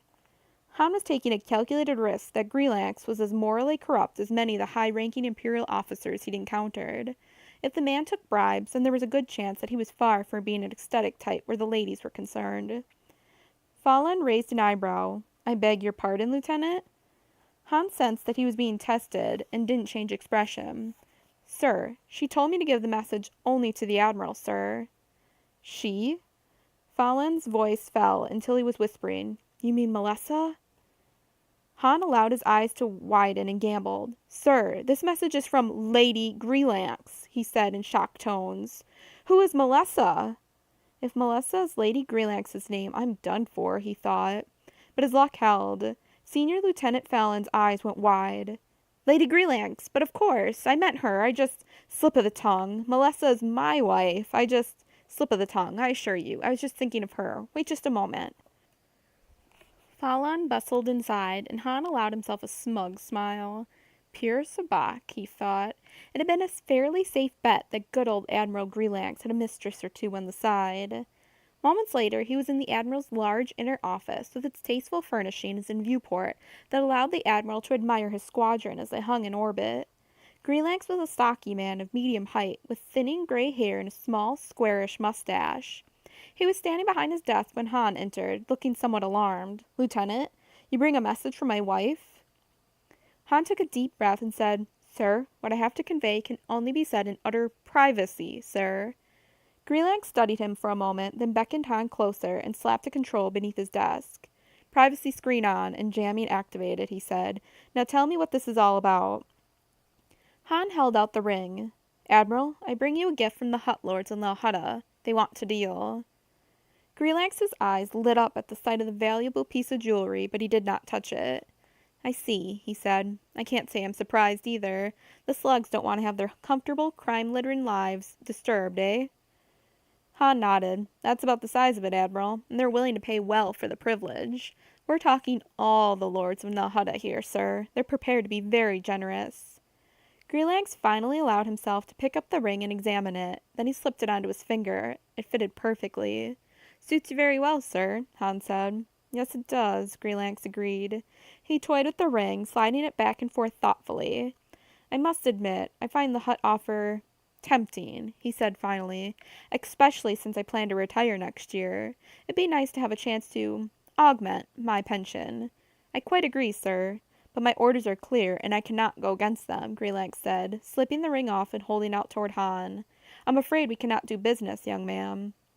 Han tensed, but made himself stay calm. He could tell Grelax was really tempted. "Sir, what about your orders?" he asked. "Perhaps we can think of something that will benefit us both, and yet leave you free of any charge of wrongdoing." Grelax laughed bitterly, a short, bitten-off laugh. "Hardly, young man. My orders are to enter the Hutt system, execute order Base Delta Zero upon the smuggler's moon, Nar Shaddaa, and then blockade Nal Hutta and Nar Heka until the Hutts agree to allow full customs inspections and a complete military presence on their worlds. The Moff doesn't want to cripple the Hutts too badly, but he wants Nar Shaddaa reduced to rubble." Han swallowed, his mouth dry. Base Delta Zero was an order that called for the decimation of a world, all life, all vessels, all systems. Even droids would be captured or destroyed. His worst nightmare come true. "Admiral, have you completed your battle plan?" Han asked. "My staff's been working on it," Grelax said, "and I'm reviewing it now. Why?" "The Hutts would like to purchase the detailed plans, sir," Han said. "Name your price." Grelax was obviously intrigued by Han's statement. "Buy the battle plan," he said, his voice expressing surprise. "What good will that do you?" "Give us a fighting chance, perhaps, sir," Han said. "Us?" The Admiral looked sharply at Han. "You're one of them? A smuggler?" "Yes, sir." Grelax shrugged. "I'm surprised," he admitted. "You wear the uniform well." "Thank you, sir," Han said, and he meant it. Greylanx paced slowly around the office, obviously thinking, tossing the ring up and then catching it. Finally, he came to stand before Han again.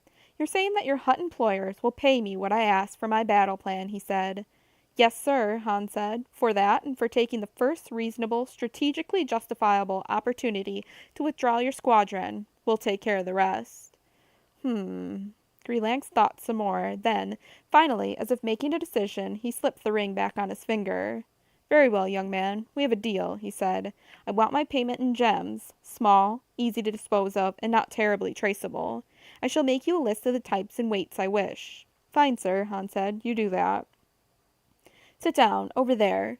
Greylanx pointed to a couch across his office. "I'll finish reviewing the battle plan, and then you can have it." Han nodded and went to sit down as told. He was a little surprised that it had been that easy. He wondered if he should be suspicious of Greylanx, but the man seemed genuinely motivated by greed. But there was something else going on, too. Something Han couldn't put his finger on. Greylanx worked for nearly 2 hours, then finally stood up and beckoned Han into the privacy field again. "I have it," he said. "Nothing terribly inspired, standard Imperial tactics, but eminently workable. We should be able to cut any smuggler fleet to ribbons, I'm afraid." "That's our concern," Han said. "You just stick to this, Admiral." He indicated the battle plan, "and when you can justifiably withdraw your squadron, you do it. I'll be back to pay you." "You're a pilot, are you not?" Greylanx asked. "You bet I am, sir," Han said. He grinned at the older man. "You're going to wish you had me on your side." The Admiral chuckled. "Cocky, aren't you? But the best pilots always are." "Very well, then. I'll leave a shuttle for you at these coordinates." He added a line to the sheet of flimsy containing the battle plan. "Wear that uniform. All the docking codes you'll need will be in the nav computer. I'll expect you 1 week to the day and hour after the attack. Is that understood?" Han nodded. "Yes, sir, I understand. I'll be back. Count on it. The Hutts are only too aware of their danger. They'll pay off. No complaints." "At least none that you'll hear," he added silently. "Very well. That concludes our business," Greylanx said. "Although, young man, I believe you are overly optimistic about your chances against my squadron." Han nodded. "Noted, Admiral. But all we want is a fighting chance." "You'll get it," Greylanx said. "But your people had better be prepared to defend themselves. My attack will be genuine." Han saluted. "Yes, sir." Then he executed a perfect about-face and strode from the room.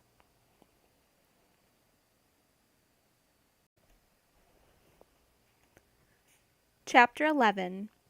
Battle Stations? The corners of Aruk the Hutt's wide, lipless mouth turned down as he squinted his protuberant eyes at the shipping report displayed on his datapad.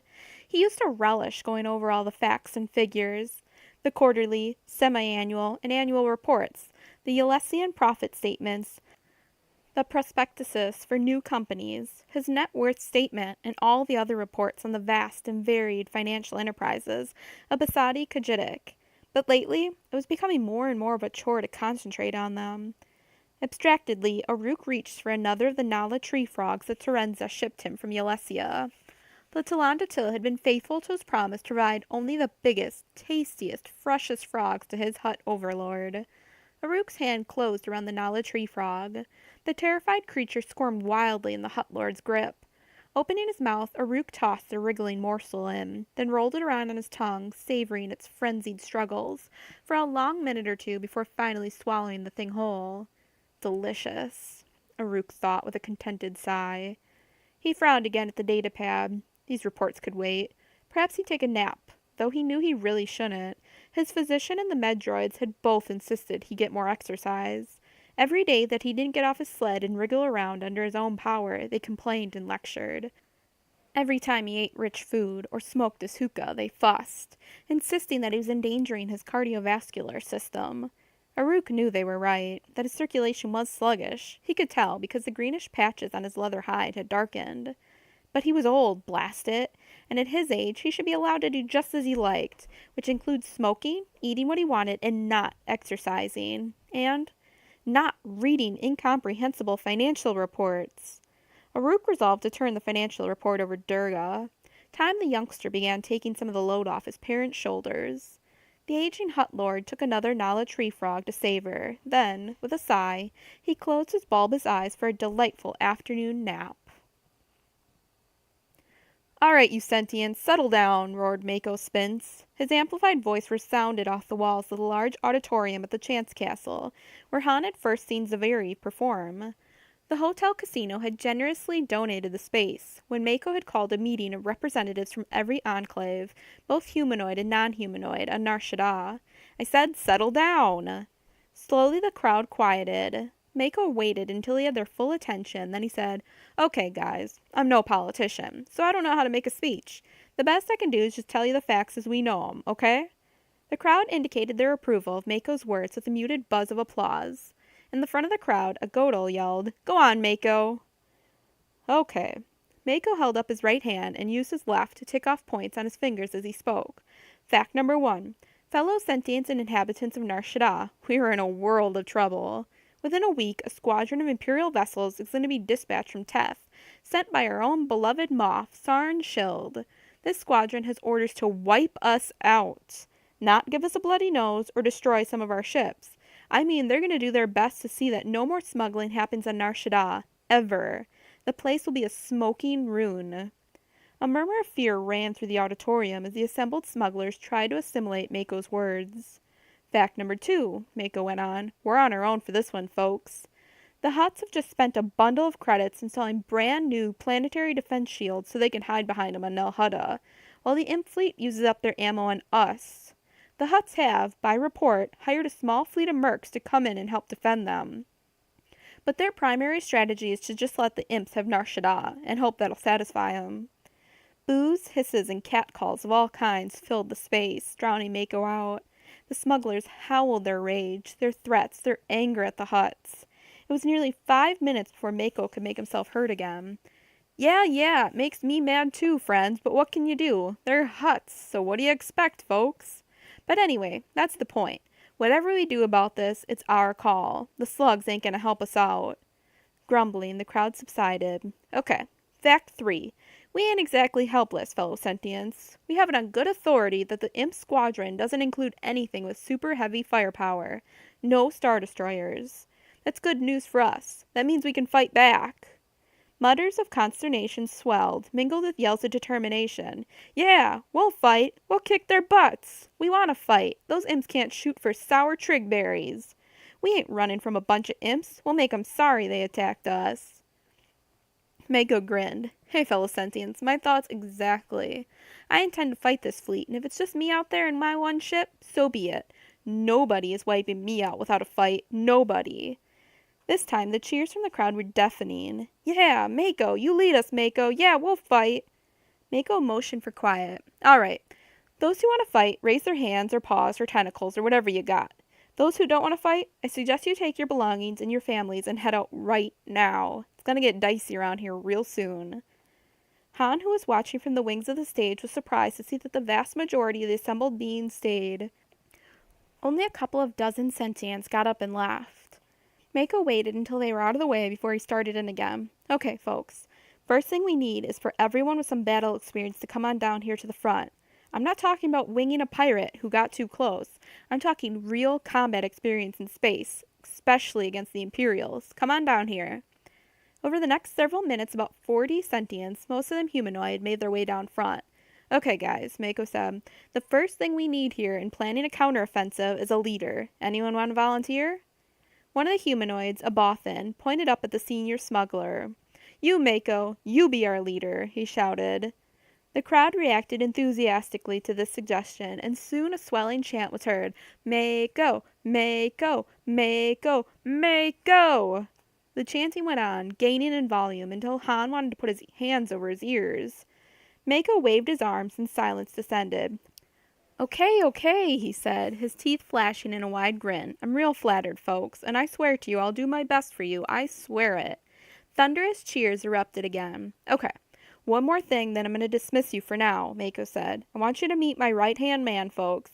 A lot of you know him as a smuggler with a cranky ship and a big furry sidekick. Han Solo, come on out here. Han walked out. He and Mako had basically figured that the senior smuggler would get tapped to lead the Nar Shaddaa forces. Things were going just as the two of them had figured they would. More thunderous cheers and a chant of Mako, Han, Mako, Han sprang up. Han waved at the crowd, feeling his cheeks grow warm. He'd never before had thousands of people cheering just for him before. When he'd been Zaviri's assistant, he'd shared the spotlight, but it wasn't the same as this. Hearing all these people applauding him was weird, but pleasant experience. Okay, folks, Mako said, waving again for quiet. I'm going to ask my combat veterans down there. He indicated the little crowd to stay in close touch and check in here at the Chance Castle each morning. We'll post notice of meetings or drills outside the auditorium, okay? Now let's have a round of applause for our brave volunteers here. Cheers resounded. It was obvious that the crowd of sentients felt tremendously better just knowing they were going to do something, instead of tamely waiting to be slaughtered. Once the main crowd had left, Mako addressed the combat veterans. Okay, Han and me are going to put together a plan for our defense over the next day or so, and then we'll brief you on it and begin battle drills. By the time those imps get here, everyone's going to know just what to do, and that's a promise. If you folks know any other sentients with combat experience, bring them along to the briefing. Got that? The veterans all indicated that they did. Good, Mako said. Over the next couple of days, get your ships in prime fighting condition. Shields fully charged, armor reinforced, all lasers charged. You know the drill.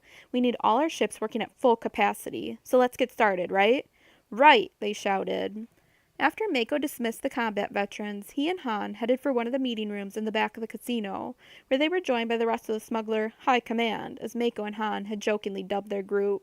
Chewbacca, Roa, Shug Ninx, Sala Zend, Lando Calrissian, Rick Duel, and Sinewy Anna Blue made up Mako's elite group of experienced smugglers. Mako and Han didn't plan to tell anyone but the High Command that they were in possession of the Imperial battle plan. They figured that might make the smugglers overconfident, and that'd be disastrous for their side. Also, some smugglers would sell their grandmothers for enough credits, and they couldn't afford a security leak. As Han sat beside him, Mako called up a holographic schematic on his datapad and projected it above the tabletop. All those present leaned forward to study the plan. Look here. Mako used the laser pointer to indicate the small holographic representations of the ships in question. We've got the Imp capital ships coming out of hyperspace here and advancing on Nar Shaddaa, and 16 skirmish line ships, Guardian-class customs light cruisers. They'll be coming out of hyperspace in a shell formation to surround Nar Shaddaa. Then we've got 2 recon line vessels. That'll be this Carrack-class cruisers. One on each side, here and here. Everyone got that? Got it, Rick Duel said. And then, back here in a wedge formation are the 3 dreadnoughts and the 4 bulk cruisers, the heavy stuff. Remember that these dreadnoughts each carry 12 TIE fighters, and the Carrack-class light cruisers each carry 4 recon TIEs. That's at least 44 TIEs we're going to have to deal with. The members of Mako's High Command looked at each other with worried expressions. Smuggler's Run is beginning to look better and better, Sinewy Anna Blue said. The imps would never be crazy enough to send a fleet into an asteroid field. Han was quick to reassure them. Hey, we can handle those TIEs, he insisted. No shielding, don't forget. They're fast little suckers, true, but even a brush with a quad or turbo laser beam and... He opened both hands and mouthed, boom. Mako nodded. Han used to fly TIE fighters in combat situations, and while I was in the academy, I trained in them. The only reason we're still here is that we're not still doing it. The TIE fighter pilots are really, really good. But that doesn't keep most of them from winding up really, really dead. Okay, Lando spoke up, so we know what the Imperial force is and how they're going to approach us. How do we fight back against them? Using freighters and a few one-man fighters like the one Roa's been building? Everyone turned to look at the senior smuggler. Yeah, I've almost finished work on her, Roa said. She's going to be a sweet little ship to handle. What are you naming her? Blue asked with an impish grin. Roa grinned back at her. The Lyle, of course, he replied. Roa and his lady love Lyle had been an on-again, off-again item on Nar Shaddaa for over 10 years. Everyone knew Lyle. The lovely blonde woman was one of the few people on the smuggler's moon who lived a completely legitimate life, earning an honest credit for an honest day's work. Roa had been after her for years to come and live with him, but Lyle would never do it. She saw him, but she saw other men too, and Roa was wounded whenever she did it. Still, he'd never been able to bring himself to take the ultimate plunge and ask her to marry him. Han and the other smugglers had teased Roa about his indecision.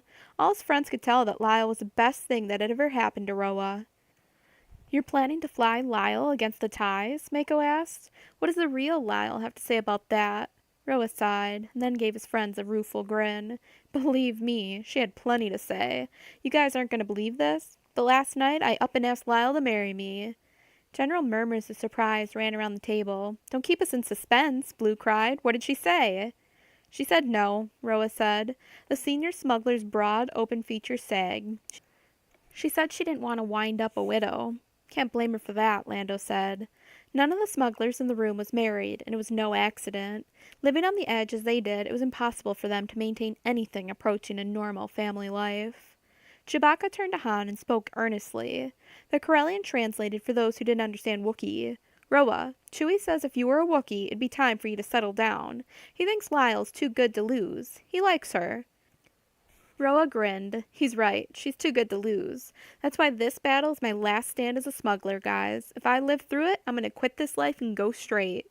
Everyone was amazed to hear this from the senior smuggler, knowing how much Roa loved the life he'd chosen. Yup, I'm going to do it, Roa insisted, and Lyle says if I do, she'll be my wife. Well, congratulations, Lando said. That's great news. You're getting one wonderful woman, Roa. All the smugglers echoed the young gambler's sentiments. I know it, Roa agreed. So, all I gotta do is make it through this battle. Speaking of which, we ought to get back to it, Mako said, and figure out a way to beat those imps. We have one big advantage, Roa said, the element of surprise. Mako stared at him. We know when they're coming, so there's no element of surprise there. But they're invading us. How are we supposed to surprise them? Roa smiled genially and waved a hand at the ceiling. Think, my friends, think. What's up there? A shield that needs fixing a lot? Mako said grimly. Past that, Roa said. Traffic buoys? Han said. Farther, Roa said. Han thought for a moment, then a slow smile crept over his face. Sala laughed. I get it. Space junk. Dozens, hundreds of junked spaceships and parts of spaceships. Roa was nodding at the tall lady smuggler. Right. So much space junk in that ring around Nar Shaddaa that ships could hide behind it, or beneath it, or in its shadow, and then pop out and catch the imp fleet by surprise. Chewie voiced aloud, "Harr." Now it was Mako's turn to nod excitedly. I think you got something there, Roa, he said, and it might work. Especially if we staged a couple of ships frantically running for cover. Freighters, they'll think they're civs, and get the imps to chase them till they're right where we want 'em. Then, he punched the air. Wham! We pop out of cover and clobber them. Excitedly, the senior smuggler keyed the operation Roa had described into the datapad. The High Command watched as the ring of debris around Nar Shaddaa swam into view. As the Imperial skirmish ships zoomed in to pursue two small freighters converging on the rightmost hemisphere, if one were facing El Hutta, suddenly a multitude of assorted freighters and other ships zipped out of concealment in the debris ring and zeroed in on the Imperial ships, lasers flashing. Okay, that should enable us to take care of a good percentage of those skirmish ships, Han said. But what do we do about the recon vessels and that wedge of capital-class ships, the dreadnoughts and bulk cruisers? A gloomy silence fell. Finally, Mako spoke up. I know the Hutts are hiring a merc force, probably pirates, to defend Nal Hutta. The slugs don't give a hoot about Nar Shaddaa, not in comparison to their own precious hides. But if that merc captain has any smarts, he'll recognize that we could add significantly to his firepower. Maybe we can get him, whoever he is, to take part in the battle. It's worth a try at least. Lando was staring morosely at the creeping holographic image of the bulk cruisers and dreadnoughts advancing on Nar Shaddaa. Those pirates are apt to have superior firepower, right? Mako nodded. Right. They'll probably have some captured imp vessels they've modified. Maybe even some heavy weaponry like proton torpedoes. But their ammo would be limited. It's hard to just buy proton torpedoes to arm pirated imp vessels. The imps kind of frown on having their own ships used against them. He said this last so dryly that a chuckle ran around the table. Han was studying the wedge of capital-class ships. All these ships have forward-firing main guns, he said. Too bad we can't hit them with a flank attack. But we just don't have the ships to do it if the main part of our fleet will still be engaging those skirmish ships in the ties. Maybe that's where we can convince the mercs to help us, Mako said thoughtfully. If they attacked on the imp flank, they'd stand a decent chance of crippling one of those big ships, and that'd be a ship they could commandeer after the battle. They'd love that. Yeah, provided we could create some kind of diversion so the pirates could flank them, Han said. Rick Duell stroked his short, elegant beard while he thought. What we need is another fleet to come at them in a head-on run, he said. But we don't have enough ships to divide our forces that much, Roa said. If we do, we're likely to lose everything. If we don't, we're likely to lose Nar Shaddaa, Lando pointed out. I'm no ex-imp officer like Han here is, but it seems to me that we've got to do whatever it takes to keep those big ships from turning and blasting away at our moon's shields. They're old, and it wouldn't take too many salvos to disable them. Then they'd level the place. Lando's right, Shugnink said. We need something to keep those big ships occupied so the mercs, or whoever, can make a flank attack. Maybe we can, I don't know, divert their attention somehow. Well, a formation of ships coming at them head-on would certainly get their attention, Sala said. Question is, where do we get them? We're going to have our hands full over here, she pointed into the holographic display, fighting these skirmish ships and ties. Han had been staring into the holographic display, thinking how real the minuscule fleet appeared, down to the tiny TIE fighters. Too bad, he thought, we can't project a hologram at the imps and make them believe they're under attack. The idea suddenly coalesced in his brain. That's it, he shouted. That could work. Conversation around the table ceased, and everyone stared at the Corellian. Han grinned at his friends excitedly. Hey, I think I may know somebody who can provide us with that head-on attack force. We can use them as a diversion for long enough to distract those heavy cruisers. Chewbacca had obviously followed Han's thinking. The Wookiee banged his fist on the table and roared his approval. The remainder of the group, however, stared at Han, confused, apparently completely in the dark. Huh? Lando said. Who? What? Han ignored his friend. Leaping to his feet, he gestured at Mako. I've got to put in a call. Does the manager here have a comm unit? The manager of the Chance Castle was only too happy to allow Han to use his unit. All the big casinos knew that a major Imperial raid would be very bad for business.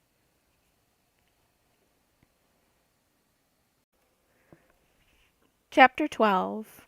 Dreams and Nightmares. Bria Theron stood beside Sarn Schild on the observation platform of the space station orbiting the planet Teth. The observation platform was enclosed mostly by force fields, so there was nothing visible between them and the surrounding vacuum. Bria could look straight ahead, to her left, her right, and overhead, and see nothing but naked space or the massive, turning shape of the planet.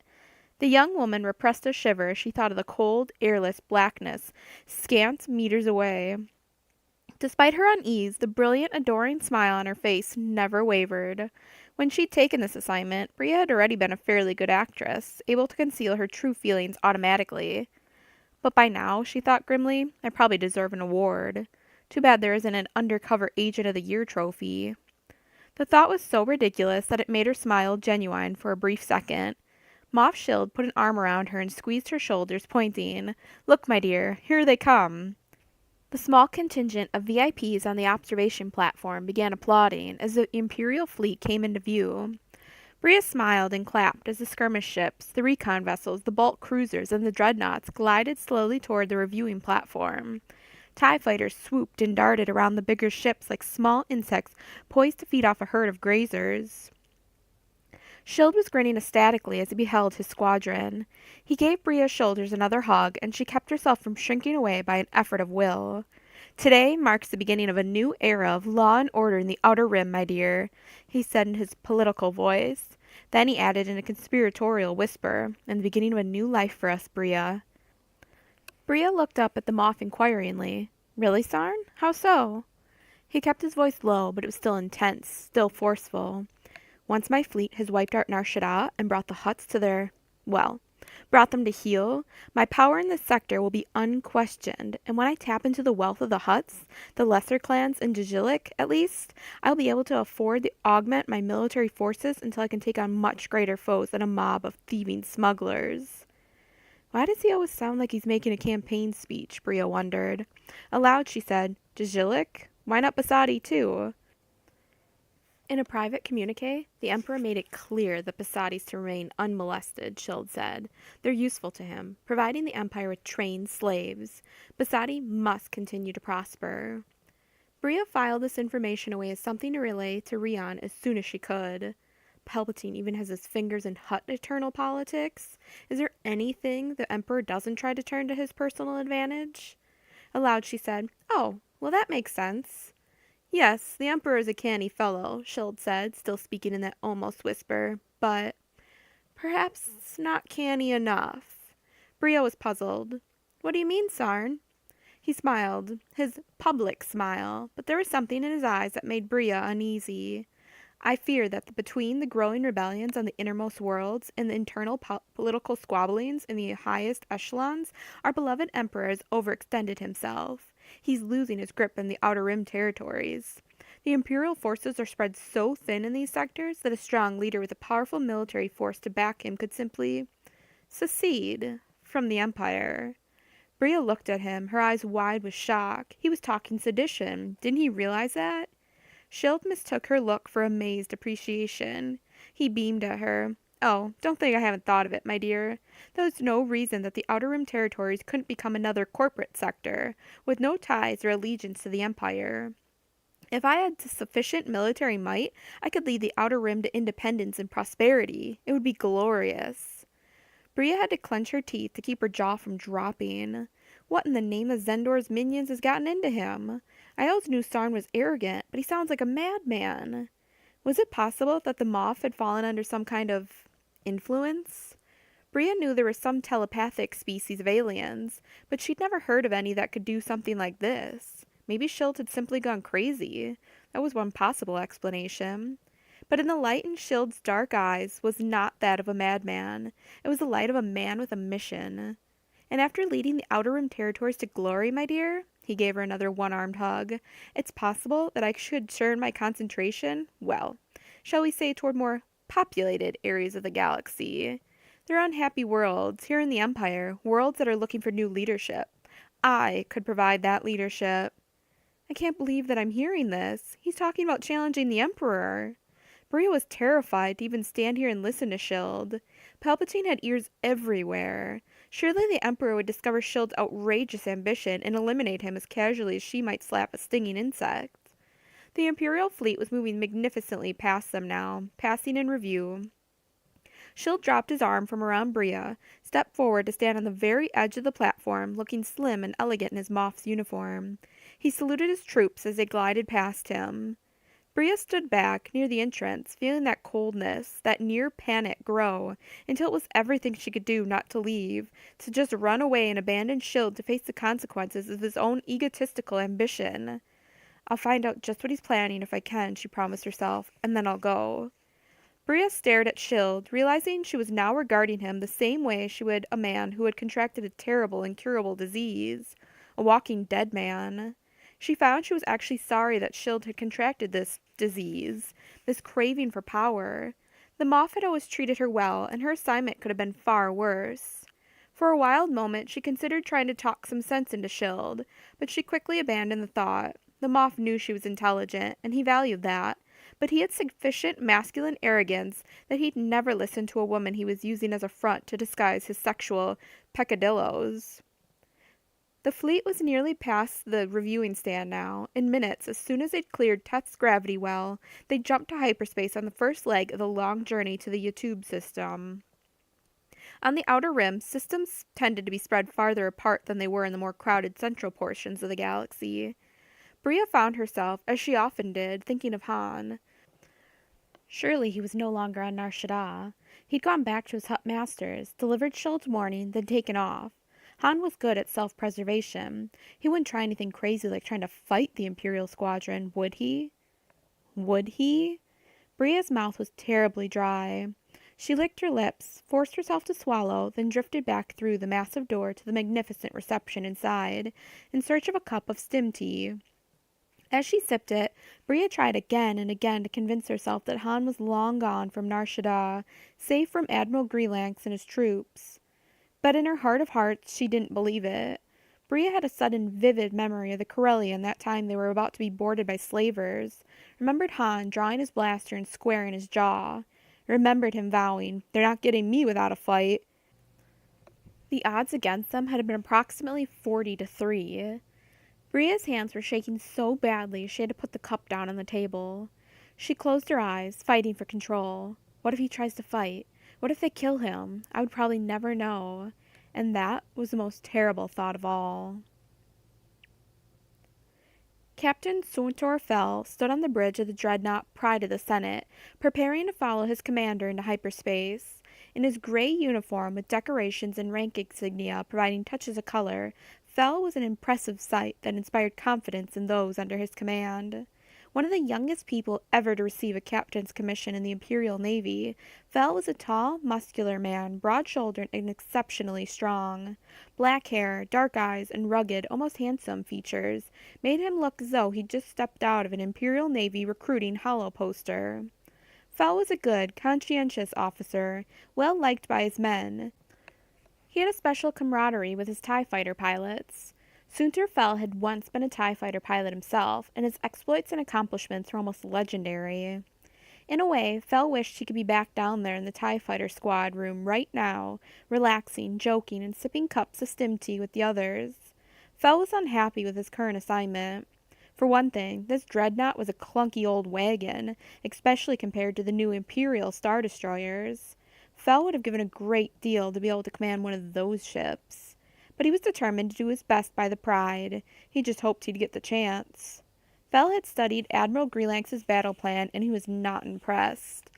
Oh, it was by the book all right, but Fel thought the battle plan was too inflexible, too dependent on several assumptions, that Fel perceived as either shaky or outright erroneous. In the first place, Greelanx was certain that the smugglers were nothing but a disorganized rabble, who couldn't possibly mount a coordinated attack.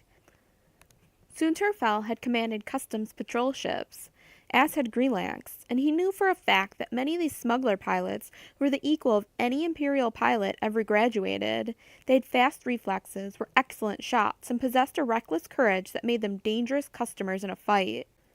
They were tough and independent, but if the smugglers found someone to lead them wisely, Fel thought that they might well put together a defense to be reckoned with.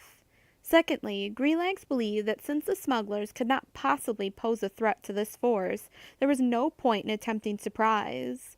The Admiral's plan called for their squadron to emerge from hyperspace well within range of Nar Shaddah's sensors. Fel thought that assumption amounted to overconfidence, pure and simple, and overconfidence was frequently a disaster in combat. The worst problem, as far as Fel was concerned, was implementing Order Base Delta Zero on Nar Shaddaa. Fel knew that last wasn't Greelanx's fault. The Sector Moff had issued that order, but in the Admiral's place, Fel would have at least tried to get Sarn Shill to modify that instruction. The Emperor's directive had been to shut down the smuggling operations out of Nar Shaddaa and other smugglers' nests, especially the gunrunners. The directive hadn't included anything about raising the entire moon. Fel had had considerable combat experience, and he knew the sentients of most species would fight like cornered Corellian Vrelts when it came to protecting their homes and families. There were millions of sentients on Nar Shaddaa, many of whom were only peripherally involved with the smuggling business. Elderly sentients, children. Soontir Fel grimaced. This would be his first Imperial-ordered massacre. He'd been lucky to avoid such an order for this long, the way things were going. Fel would carry out his orders, but he wasn't happy about them. He knew images of the flaming buildings would haunt him, as he gave each order to fire, and afterward, they'd have to send down shuttles and ground troops to mop up, and he, Fel, being conscientious commander, would have to oversee that operation. Visions of smoking rubble strewn with blackened corpses filled his mind, and Fel took a deep breath. "Stop it," he ordered himself sternly. "There's nothing you can do about it. Tormenting yourself over it serves no purpose." As Fel watched, the Imperial Destiny suddenly accelerated strongly, then vanished from sight as it engaged its hyperdrive. Peacekeeper followed. Fel was relieved to have something to do, anything to distract him from his thoughts. He glanced over his navigator. "Course laid in, Commander?" "Yes, Captain." "Very well. Commander Rosk, prepare to make the jump to light speed on my order." "Yes, sir." Fel watched the coordinates flash by on the navigational boards and said, "Engage hyperdrive." "Yes, sir." Fel watched as the stars suddenly elongated, and there was, for the first time, a sensation of terrible velocity aboard the big ship. The mission to wipe out Nar Shaddaa was underway. Admiral Winstill Greelanx stood on the bridge of his own dreadnought, watching the star trails of hyperspace. The Admiral had his own concerns about this mission, very different concerns from those felt by his captains Reldo Dovlis and Soontir Fel. Greelanx was aware that Fel did not think much of his planned strategy. Dovlis was a less imaginative, older officer, content to follow orders without question, so Greelanx expected no problems with him. Fel, on the other hand, there could be problems there. Greenlanx sighed. If only this mission was as cut and dry as it appeared on the surface. Go to Nar Shaddaa, wipe out the wretched smugglers, and then blockade the YouTube system. But it was far from being that simple. Less than a full day after Moff Shield had called him into his office on Teth to give Greenlanx his marching orders, the Imperial Admiral had received a message in the most secret Imperial code, sent eyes only under the tightest security to Greenlanx's personal comlink. The secrecy code on this message had been so restrictive that the Admiral hadn't even dared to have it decoded by one of his staff, even his top administrative aide or secretarial droid. No, he'd laboriously sat down with a code key and translated the entire thing by himself, writing it out by hand onto a sheet of flimsy. As directed, the Admiral had kept no copies of the message, destroying the flimsy as soon as he was finished reading it through. The Admiral had checked and rechecked the codes, thinking there had to be some mistake. But they all checked out. This message came from the very highest echelons of Imperial intelligence. XCOM was the branch of Imperial security that was answerable only to the Emperor himself, or to his top-ranking aide, Lord Vader. Greenlanx had never received such a message before in his career, and he had served over 30 years in the Navy. He had memorized the message, and that was easy, for it had been short. The message had read, Admiral Winstel Greenlanx, eyes only, destroy after reading, regarding Nar Shaddaa, Nal Hutta engagement. You are advised for the good of your empire to engage the enemy and suffer a strategic defeat. Minimize Imperial losses and withdraw in good order. Repeat, you are to lose, Admiral. Do not attempt to confirm these orders. Do not discuss them with anyone. If you fail to comply, no excuses will be accepted. Do not fail. What did it all mean? Greenlanx wondered. Someone very high up wanted Sarn Shield's foray against the Hutts to fail. Who? And why? Greenlanx was not a particularly imaginative or intelligent man, but he was smart enough to realize that if he told Sarn Shield about those orders, he would sound like a madman. He had no proof that he had received them. The encoded message had been time-sensitive, impossible to copy, except manually, and designed to vanish within minutes after being downloaded. And then had come the Hutt bribe. What a supreme irony under the circumstances. A chance to increase his retirement nest egg by 1,000-fold or more. Even if he hadn't gotten those secret orders, Greenlanx would have found the Hutt offer difficult to reject. Could the two things be related somehow, he wondered, or was it just an incredible coincidence? Greenlanx had no way to tell. The Admiral was edgy and nervous about the entire venture. Schemes ran through his head, only to be discarded as too risky. Should he try to contact the High Command, tell them off, take the Imperial Destiny to some remote location, then abscond in an Imperial shuttle? The last option seemed the most likely to ensure his continued existence. He could go to the corporate sector, perhaps, somewhere far, far away. But if he did that, Greenlanx had soon realized his family would pay for his escape. His son and daughter, his wife, perhaps even his two mistresses. Greenlanx was not particularly fond of his wife, but he wished her no harm, and he loved his children, who were grown and married. He had a grandchild on the way. No, the Admiral decided, he could not risk them. If he'd kept the flimsy and showed it to the Moff, Greenlanx knew he'd have signed his and their death warrants. The Imperial security forces were swift and ruthless. Greenlanx and his family could run to the ends of the universe and the stormtroopers would still hunt them down. All he could do was obey and hope for the best. As he stood on the bridge of his ship, Admiral Winstel Greenlanx thought of the young smuggler who'd brought the Hutt offer, an offer he hadn't been able to refuse. Had the young man sensed there was more going on than Greenlanx was telling him? He'd seemed like an intelligent young fellow. Greenlanx would have been willing to bet he'd worn an Imperial uniform before. Why had he left the service to become an outlaw? The Admiral hated to think that young smuggler might be one of the sentients he'd have to kill in order to make his attack on Nar Shaddaa appear legitimate. Greenlanx watched the star trails, thinking and worrying. How did I get myself into this, he wondered, and how in the name of all that's sacred do I get myself out of it?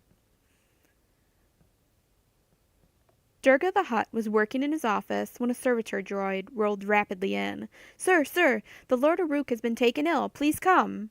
The young Hutt Lord abandoned his datapad and wriggled quickly after the droid, down endless corridors in the huge Basadi enclave. He found his parent lying limp, eyes rolled back in his head, sprawled across his repulsor sled. Aruk's personal physician, a Hutt named Grotto, was working over the unconscious Basadi leader, assisted by two med droids. What happened? Durga demanded breathlessly as he undulated up to them, his tail pushing him along in long, swift glides. Is he going to be all right? We don't know yet, sir, the physician said brusquely. He was working hard over the unconscious Hutt, giving him a jab with an injector, then administering oxygen. A circulatory pump stim unit was adhered to Aruk's midsection, automatically sending mild jolts into the massive body to keep Aruk's heartbeat regular. Aruk's green slime tongue lolled limply out of his mouth. The sight terrified Durga. The young Hutt forced himself to halt several meters away, not wishing to get in the way. He was talking to his scribe, giving an order about some work, when suddenly, as the droid reported, he just slumped over. What do you think caused this? Durga said. Should I summon security? Have them seal off the palace? No, sir, Grotto said. This is the result of some kind of brain seizure. I suspect due to poor circulation. You know I have been warning your parent about... Yes, I remember, Durga said. In his anxiety, he grabbed the edge of a low inlaid table and only realized he'd been twisting it when the heavy wood splintered in his hands. Minutes later, Aruk suddenly blinked, stirred, and then slowly raised himself, looking very puzzled. What? He croaked, his deep voice raw. What happened? You collapsed, Lord, Grotto said. Some type of brain seizure. Caused by lack of oxygen to the brain, I suspect. Caused by poor circulation, no doubt, Aruk grunted. Well, I feel fine now, except that my head is pounding. I can administer something mild for the pain, Lord, the physician said, triggering his injector. Moments later, Aruk sighed with relief. Much better. Lord Aruk, the physician said sternly, I want you to promise me you'll take better care of yourself. Let this episode be a warning to you. Aruk grumbled deep in his massive chest. At my age, I should be able to do... Please, father, Durga blurted. Listen to Grotto. You must mend your ways. The Basadi lord grunted, then sighed. Very well. I promise to exercise for at least half an hour each day, and I will give up smoking my hookah. And the rich food, cried the physician triumphantly, seizing the moment. Very well, Aruk growled. All except my favorite Nala tree frogs. I will not give them up. I believe we can allow your excellency one treat, Grotto said, now prepared to be magnanimous in light of his win. If you give up all other rich foods, you may have a sensible amount of Nala tree frogs each day. Durga was so relieved to see Aruk recovering that he glided right up to his parent and placed a small hand on his massive neck. You must take care of yourself, father. I will exercise with you. It will be more enjoyable that way. Aruk's wide mouth turned up as he regarded his offspring.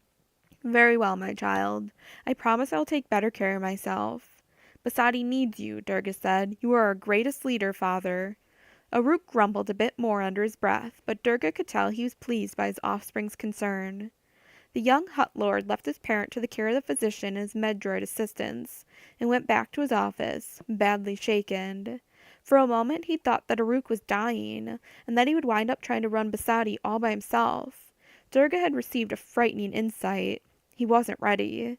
Especially with this crisis coming, he thought, the Imperial fleet may be on its way to attack Nar Shaddaa. Aruk had told his offspring not to worry, that the Imperials would not harm Basadi or Yelesia. We supply them with slaves, the elderly Hutt said reassuringly.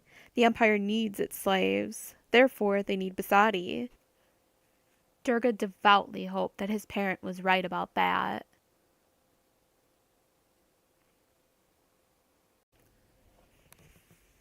Chapter 13.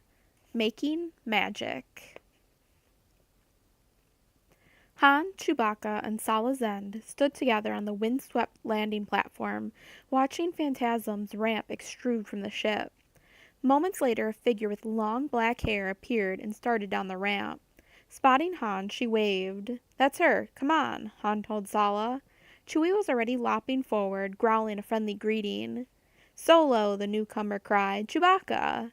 Zaviri, Han called back, jogging toward her. It was so good to see her again. When they reached each other, he grabbed her shoulders, but she flung her arms around him and hugged him hard. Han hugged her back, but he carefully kissed her forehead rather than her mouth. After Zaviri greeted Chewie with a big hug and a Wookiee head rub, she turned back to Han and Sala. Zaviri, I want you to meet Sala Zend, Han said as the two women stood regarding each other. Zaviri, this is Sala, smuggler and expert mechanic. Hi, pleased to meet you, Sala said, sticking out her hand. My pleasure, Zaviri said, shaking hands. Any friend of Solo's is a friend of mine. Han was vastly uncomfortable. I've never had two girlfriends meet each other before, he thought. The Corellian wondered whether Zaviri would want to take up their relationship where they'd left off, months before. Sala, he knew, would likely take a dim view of that. But hey, she doesn't own me, he thought defensively. It's not like we're married or anything. Still, he was careful to walk beside Sala as he picked up Zaviri's bag and they started across the permacrete of the landing field together. Later, over flatbread and Trollodon cheese appetizers at Han's favorite Corellian eatery, he explained his plan to Zaviri. When he'd finished, she regarded him searchingly. Let me get this straight. You want me to create a hollow illusion of a whole bunch of smuggler vessels coming straight at these Imperial capital-class ships. You want the illusion to be real enough, and last long enough, to cause the imp vessels to be fooled into turning to fire on the fake fleet. Have I got it right? That's right, Han said. As she detailed the plan, he'd realized just what he was asking. Zaviri had never created anything on this scale before. Probably no one had. Zaviri shook her head, her long black hair sliding over her shoulders. You don't ask much, do you, Solo? Hey, Han said, trying to grin. Think of it as a challenge. Your greatest illusion ever.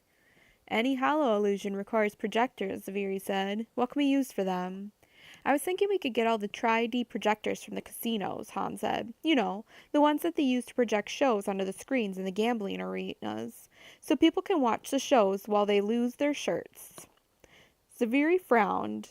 Maybe, she said, but even if we could create the image of the fleet, the imp sensors would tell them right away it was an illusion. They'd ignore it.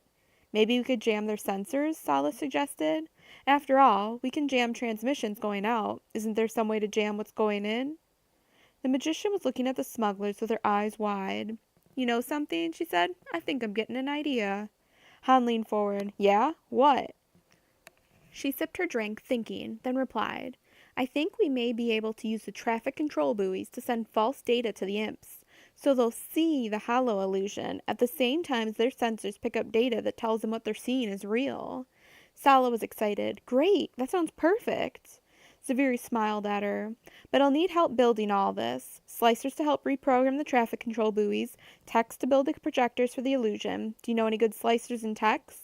Sala grinned back and impulsively reached out a hand. The two women clasped hands over the table. You bet I do, Zaviri, the tall smuggler said. Shug and I will help. Chewbacca let out a loud, emphatic roar that caused a passing weight droid to drop a food tray and scuttle back into the kitchen. Chewie says include him in, too, Han supplied the translation with a grin. Zaviri, I know you probably gave up a fancy booking to come here and help us. I want you to know we, all appreciate it. Hey, Solo, it's a chance to hurt the Imperials, the magician said. How could I refuse? When Han and Chewie arrived for the promised big briefing of their combat pilots, they found most of the smuggler pilots and crews assembled in the auditorium of the Chance Castle. Mako was already on stage, exchanging jokes and jibes with his audience. When he saw Han and Chewie, the senior smuggler rapped his knuckles on the rostrum to get his audience's attention. Okay, all of you, listen up, he shouted. Silence descended. Listen good, you space bums, Mako said, the pride and affection in his voice as he regarded his troops, taking away any possible sting from his words. 'Cause your lives, and the lives of those you're flying with, may be at stake here. Mako paused, surveying them all, seeing that he did, indeed, have their full attention. Here's how we're going to pull off this little trick. We can't be sure when the imps are going to attack, but we've got a pretty good idea of the battle plan they'll follow. That's 'cause the Imperial Navy has standard battle plans for just about any situation, and they're trained to follow them, no matter what. Old Han here used to be an imp officer, and he'll back me up on this, right, Han? Han walked out onto the stage and nodded exaggeratedly. Mako's right, he shouted, because his voice wasn't amplified the way Mako's was. The senior smuggler motioned to the Corellian to come over and share the podium. Han did so. So the standard plan for this kind of operation is them rendezvous and deploy fairly far out. If we're lucky, we'll pick them up on our sensors. If not, we may have to scramble to get to our ships. Everyone prepared to do that? All the smugglers agreed with a shout that they were prepared. Good, Han said. So they're going to deploy, maybe fix any last-minute problems, then the imps should make a micro-jump through hyperspace, so they'll arrive pretty close to the far side of Nar Shaddaa, but well out of weapons range. By that time, we'll be in our ships and launched. Each ship is going to go to its hiding place among the debris, or lose itself in regular space traffic. A couple of smaller fighters, like Roa and his Lyle, are going to do recon. The bigger ships will fly false transponder codes, and the fighters will be either in cargo bays of the big freighters or clamped onto their hulls. The rest of us will just be innocent little spacers and properly panicked when the imps zoom into view. Right, gang? Yeah, right, they yelled, loving the idea of getting the drop on the arrogant Imperial Navy. Mako took over again. Okay. At that point, the imps will send in their pickets for a quick look around. One of the captains in the front row waved a talon paw. What's a picket, Mako? Han and Mako looked at each other and sighed. Sorry, Mako said. Pickets are the bigger recon ships and their recon TIE fighters, okay? We expect there'll be 2 bigger recon ships, probably Carrot-class light cruisers. Each can carry 4 recon TIE fighters. Taken together, they're called the pickets, okay? Okay, yelled the smuggler. Mako grinned evilly. Now, the imps aren't expecting us to put up any kind of organized resistance, and we don't want to disappoint them, do we, fellow sentients? No, shouted the smugglers. Okay, then. We want to keep the imps where we want them, right? Right. Okay, then. To do that, we've got to show them exactly what they expect to see. That way, we can predict what they'll do, because they'll follow those imp guidelines I told you about. When the imp admiral sends in his recon ships and then the skirmish vessels, which will follow a few minutes behind the recon ships, he'll be expecting us to think that this is the big attack. He's going to sit back with his big capital-class ships and their nice little regulation wedge, and he'll expect this disorganized band of bozos to come out fighting with everything we've got, since we're not smart enough to hold back. That admiral is figuring we'll take the recon pickets, the Carrot-class vessels, and the skirmish ships, most likely customs corvettes, to make up his whole attack force. We'll show 'em we're not dumb, yelled a smuggler from the back. That's right, we're going to show 'em. What we're going to do is make it look like we've thrown everything we have against these first imp ships to cruise up to Nar Shaddaa. That'll be those recon ships, and approaching more slowly, the skirmish ships. Look here and we'll show you. Mako nodded at Han, and he took up the narrative, while Mako used a holographic image and pointer on the large Tri-D screen to illustrate the battle plan for their troops. All right, Han said. As you can see from Mako's diagram, we're going to split up our ships into 2 groups, the first strike element and the main strike element. The first strike element will be all the small ships without exceptionally heavy armament, plus a couple of the merc captains with those modified customs patrol ships. So listen up. I'm going to read the ship and captain names of the first strike element while Mako puts your names up on the display. Han read off the list. Okay then, before we're through, you people will know where you have to go and what you have to do and when you have to do it. What we're here for today, as we said, is to show you what part you're going to play in the big picture. Mako handed Han the pointer and then took over. Okay, now for the main strike element. That's going to be all our big ships, plus the freighters with heavy weapons and the starfighter squadrons. We've got 6 Y-wings, some cloak-shaped fighters, and assorted types of Z-95 headhunters. Here's the list. As Mako read off the list of the main strike element, Han kept augmenting the holographic display. Soon, the huge Tri-D screen in the casino auditorium looked like an elaborate pattern of different colored lines and squiggles, interspersed with 3-dimensional representations of ships. Okay, so now you people know which strike element you belong to. Anyone not know? Several newcomers raised their hands, or paws, or tentacles, and were hastily assigned to one of the other elements. Mako then went on. The first element will attack first, just like it sounds. Stay in the pairs we've assigned you to, please. 2 ships can cover each other and are more than twice as effective as 2 single ships. Han leaned close to the podium, and everyone, watch out for the turbo lasers on the imp cruisers. They can blast you out of space with one shot. Keep your ships dodging whenever you're in range of the bigger imp vessels. Got that? Yeah, the pilot shouted. Mako resumed. Remember, fellow smugglers, that mixed in with these bigger imp recon and skirmish ships will be dozens of TIE fighters. They're fast, real fast, and they have okay lasers, but they're fragile. One good hit and they're blown to pieces. They're too fast for a lock-on, so you have to shoot by eye. Take your time and lead your targets. Since most of your freighters have some weapon that can shoot behind you, use that one to keep the TIEs off you while you hit the picket ships. You with me? Yeah, the crowd yelled. Kill those TIEs. Okay, so this is still early in the battle. We're going to hit the recon pickets with what they're going to think is everything we've got. With luck, we'll drive off a couple of these Imperial picket ships, kill some recon ties, maybe even disable one of the Carrot-class ships, though even Lando wouldn't bet on our chances to do that." Mako paused for the general laugh this remark occasioned. Someone yelled at the young gambler, "Hey Lando, what odds are you giving?" Han took over again.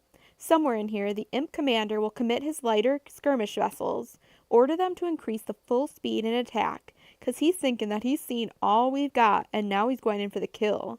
He'll most likely hold the big cruisers back for now, saving them, planning to bring them in when he goes to strafe Nar Shaddaa. When the pickets, then the skirmish vessels, engage you, it's critically important for everyone to stay in your assigned position. Here's where you get your chance to hit them hard from one side to overload a shield. Then you or your partner can score some damage, and then both of you get out. Those of you with missiles or torpedoes can really hurt these light customs corvettes." Han gave his troops a long, serious look. "Guys, by now it'll be pretty confused up there. Civilian ships caught up in this will be trying to run, and all of our lighter stuff except the fighters will be mixing it up with the imps. Don't lose track of what's going on. Stay in position. Stay focused. Be sure to keep someone on your ship listening to the comm for instructions, in case we have to move you off your assigned positions. You got that?" "Yeah, we got it," came a few voices. Han put on a very shocked face and cupped his ear. "Hey, am I getting old or going deaf or what? I asked if you guys got that." "Yeah, we got it," they yelled, much more forcefully. "That's better," Mako said, taking over again. "Okay, let's move on. Frankly, fellow sentients, we're expecting you to clean up on the imp picket and skirmish ships. We'll have the advantage of numbers, and this is our home ground. We're expecting to kill at least half of them, which is going to surprise the blazes out of that imp admiral. But when he gets over being shocked and upset and has gained a little more respect for us." Mako paused dramatically, and the hall was filled with shouts of, "Oh yeah, and we'll teach him some respect." "We sure will," Han yelled, and stood back to let Mako continue. "Okay, but this imp admiral ain't gonna stand there with his jaw dropped for very long, I hate to tell you. No, what he's going to do is think, 'How dare they?' And he'll send in his heavy capital-class ships. We can expect at least 2 or 3 big bulk cruisers with maybe a dreadnought or 2 to help. These big boys will have thicker shields and armor and more and bigger guns. Frankly, fellow sentients, we've only got a handful of ships that are even capable of challenging them, let alone hurting them." A considerably sobered silence fell over the audience. Han had worried that at this point they might lose them, but nobody got up and left, much to his relief. "But," Mako said, "here's the trick. If we can really hurt even 1 or 2 of these heavies, the imps will almost certainly withdraw, since they won't be able to complete their job, and it's standard Imperial doctrine to cut your losses and run if you can't win." "So how do we hurt them, Mako?" yelled the human smuggler. "Good question. We've worked out a strategy that we think will do the trick. Listen closely, guys. When those big guys come at us, we'll pretend to give way. I'll pass the word over the comm to fall back between Nar Shaddaa and Al Hutta. But by Dolan's halter, don't everyone turn in formation and zoom away the instant the imp cruisers attack. No, we've got to make this look good, or the imps will get suspicious." "So what do we do?" yelled one wag, a Bothan. "Hang around and invite them over for a drink?" Mako glared at his heckler. "Get serious, clown. What we're telling you to do is to fall back, but do it like it was your own idea, not following orders. Turn tail and run like terror-stricken rabble, that's just fine. We want them to chase you. Got that?" "Yeah!" they yelled. "Hey," yelled the wag, "we can fake being scared, especially if we are." Laughter followed. "Okay, good," Mako said. "Right around here." He used the pointer to indicate a point in space closer to Nar Shaddaa, on a straight line between the moon and the planet. "We're going to have our own big ships waiting, and we have a little surprise for our Imperial friends." He turned and gestured into the wings of the stage. "Zaviri, please step out here." Zaviri came out onto the stage dressed in a pilot's coverall. Her black hair was braided tightly to her head, and she wore a little makeup. Han had suggested she wear her stage magician's costume for this part of the presentation, but she had demurred. "No, Han, if they're going to trust me and what I can do, I want to seem like one of them." "Pilots and crews, I want to introduce you to Zaviri. She's the person who's going to win this battle for us. Some of you already know her. For those of you who don't know her, let me tell you she's the best in the galaxy at what she does. What she does is make illusions." "Zaviri?" With a graceful wave of her hand, Zaviri suddenly made the lights in the auditorium flicker. Then, without warning, the air was filled with cave-in whistlers. The trick was part of her act, but even Han, who was expecting it, had trouble not ducking when one of the vicious flying creatures swooped directly at his head. The audience of smugglers yelled and ducked. Then when Zaviri made the whistlers disappear with a second wave of her hand, they broke into a spontaneous applause. Mako led the crowd in clapping and stomping his feet in appreciation. Zaviri stood there, smiling serenely, but not taking a bow. "She's good, guys," Mako said, "and just for us, Zaviri's going to create her masterpiece. When we've got the big imp ships here, where we want them," he pointed to the spot again, "Zaviri's going to create the illusion that a really big fleet is coming at the imps from the direction of Al Hutta. Then, when the imp ships turn to fire their forward guns at this phantom fleet, that's when we'll hit 'em in the flank and from the rear with everything we've got." Cheering broke out from the crowd. Han stepped forward when the noise died down. "Just to let you know, Captain Renthal and her big ships will be waiting with Mako in the main strike element." Captain Renthal, he turned and extended a hand to her, where she sat in the front row, a big, squarish woman with pale skin and close-cropped red and gold striped hair. "Please stand up." The smugglers clapped for her, too, which was surprising, because some of them had undoubtedly run afoul of Renthal's fist, or other ships in her pirate fleet. "Captain Renthal, your big ships will have to clear the path for your Y-wings, and our fighters and strike ships. Any of the smaller imp cruisers between our force and the flanks of those Capital-class ships will be your target. Your heavy turbo lasers and proton torpedoes must knock them out. We can't make a run on heavy cruisers if we're having to dodge fire from too many directions at once," Mako said, for the benefit of the audience. He and Han had already gone over every part of the battle plan with Renthal many times. Drea Renthal nodded. "I'll do my part," she said in a clear, strong alto.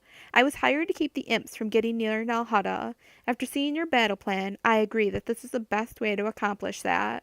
She turned to face the smugglers. "So you can count on me and my fleet to fight with you all the way." More cheers. Renthal pumped her fist in the air and the crowd went wild. "Okay," Han continued when the noise had died down a bit. "The fighters without missiles or torpedoes will serve as escorts. You guys have got to keep those ties off us while we make our run." The Corellian waved at the remainder of the smugglers. "The rest of us will go in and target one or two of the heavy cruisers. When the time comes, Mako will give you your orders. We'll have to get in as close as we can to their rear and then let them have it with a concentrated volley right into the engines. Don't hold back. Let them have every bit of firepower you've got." Cheers broke out again from the crowd. Obviously, the realization that they'd have help from Zaviri's illusion and a well-armed pirate fleet had lifted the smugglers' spirits. "Okay, fellow sentients," Mako said, "one more thing. If what we're trying for here works, you clear out fast. Those cruisers make a pretty big explosion. You don't want to get caught in it, right?" "Right!" they roared. "And?" Mako finished up. "If this doesn't work," he shrugged, "well, we'll just have to keep trying. It's not like we can just give up and go away." The crowd regarded him, alert but sobered by his final words.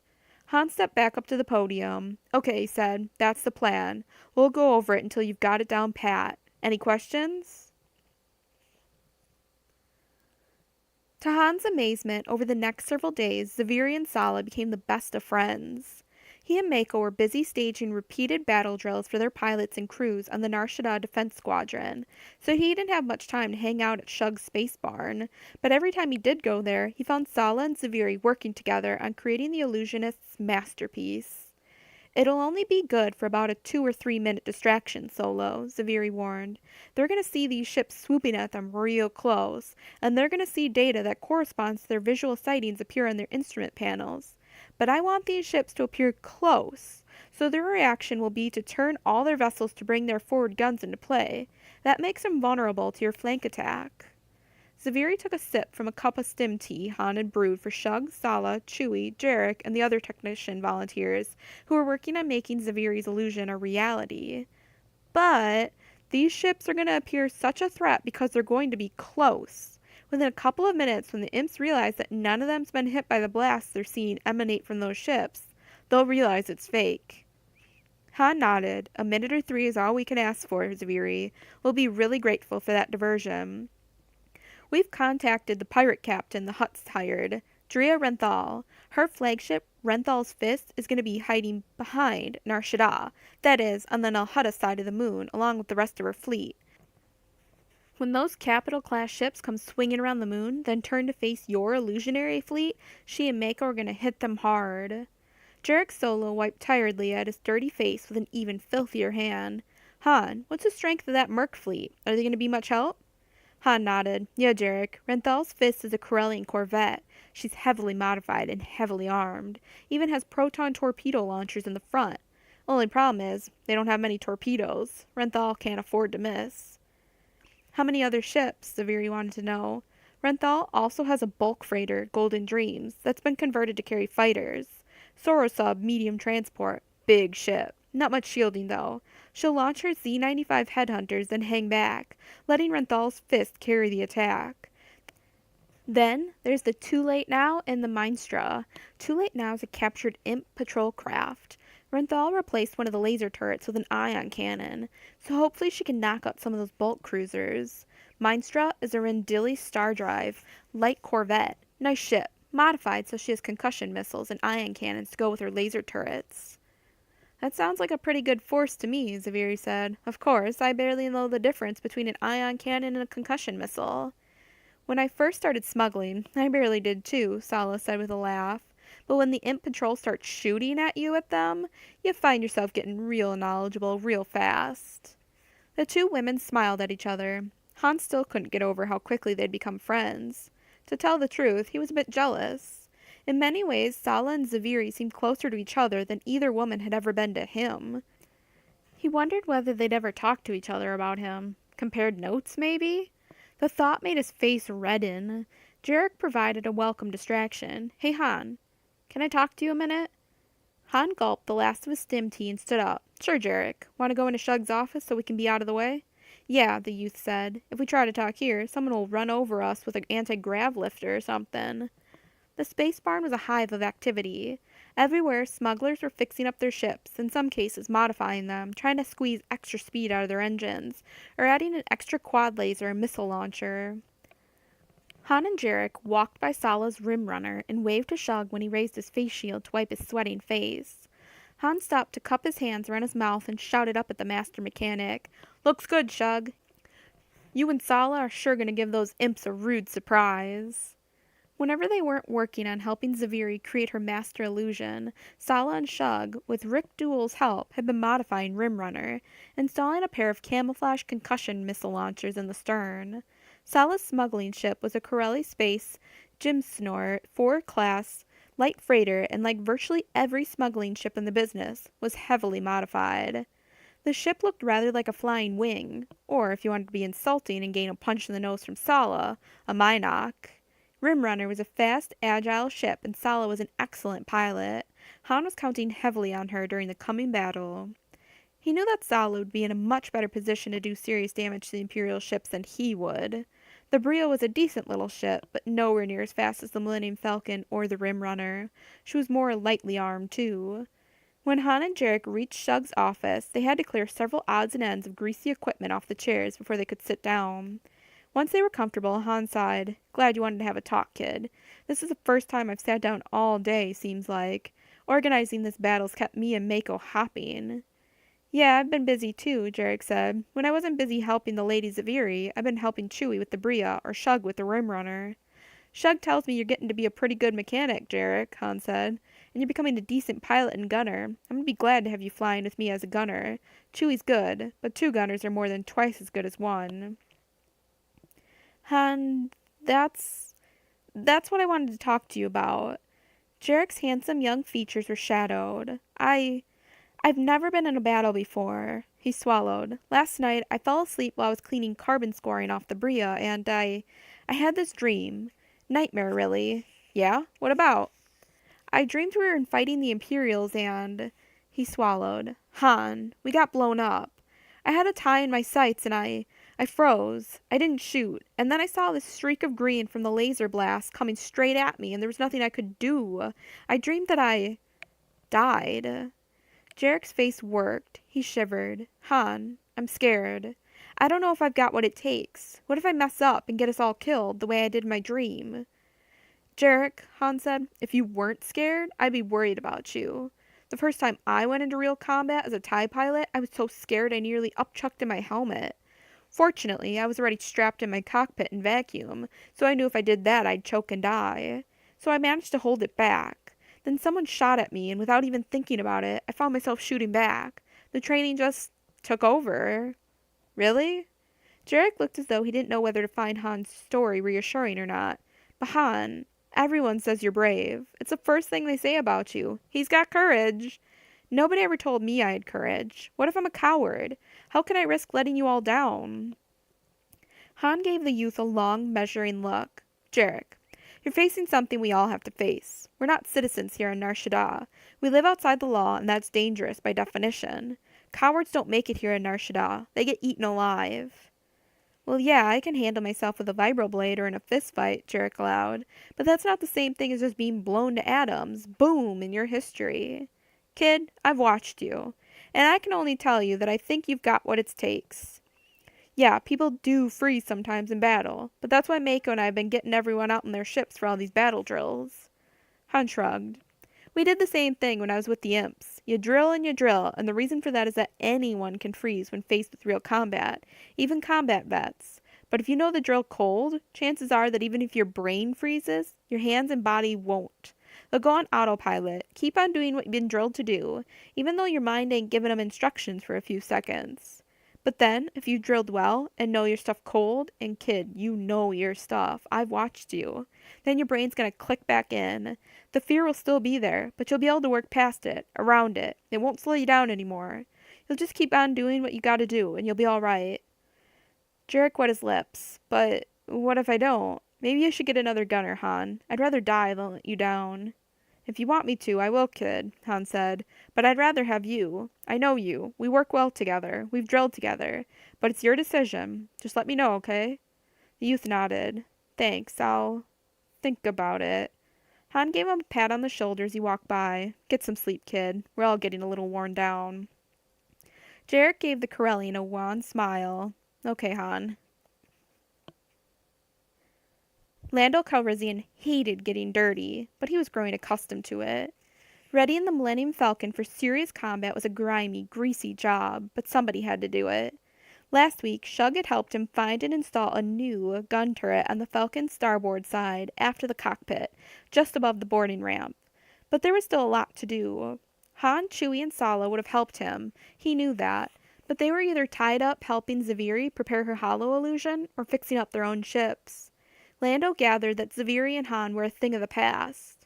As he used a hydrospanner to tighten up the bolts in the new quad laser mounting, the young gambler found himself thinking about Zaviri. She was certainly a very fine woman, intelligent, attractive, sharp dresser, good sense of humor, all qualities Lando found irresistible.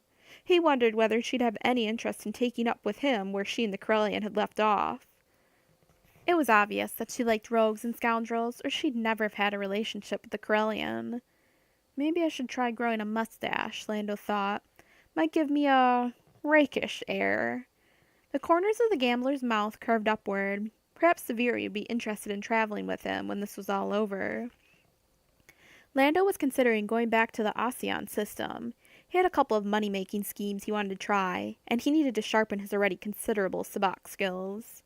There was a big high-stakes sabacc championship scheduled to be played on Bespin's Cloud City in about 6 months. Lando very much wanted to play in that championship, but he'd need to raise a considerable stake to qualify, and the easiest, quickest way to do that was to head back for the Osean. Things were looser there. And it would be very agreeable, Lando decided, to have a lovely lady traveling companion. Only problem was Zaviri still in love with Han? And how would Han feel about having his former girlfriend take up with his best buddy?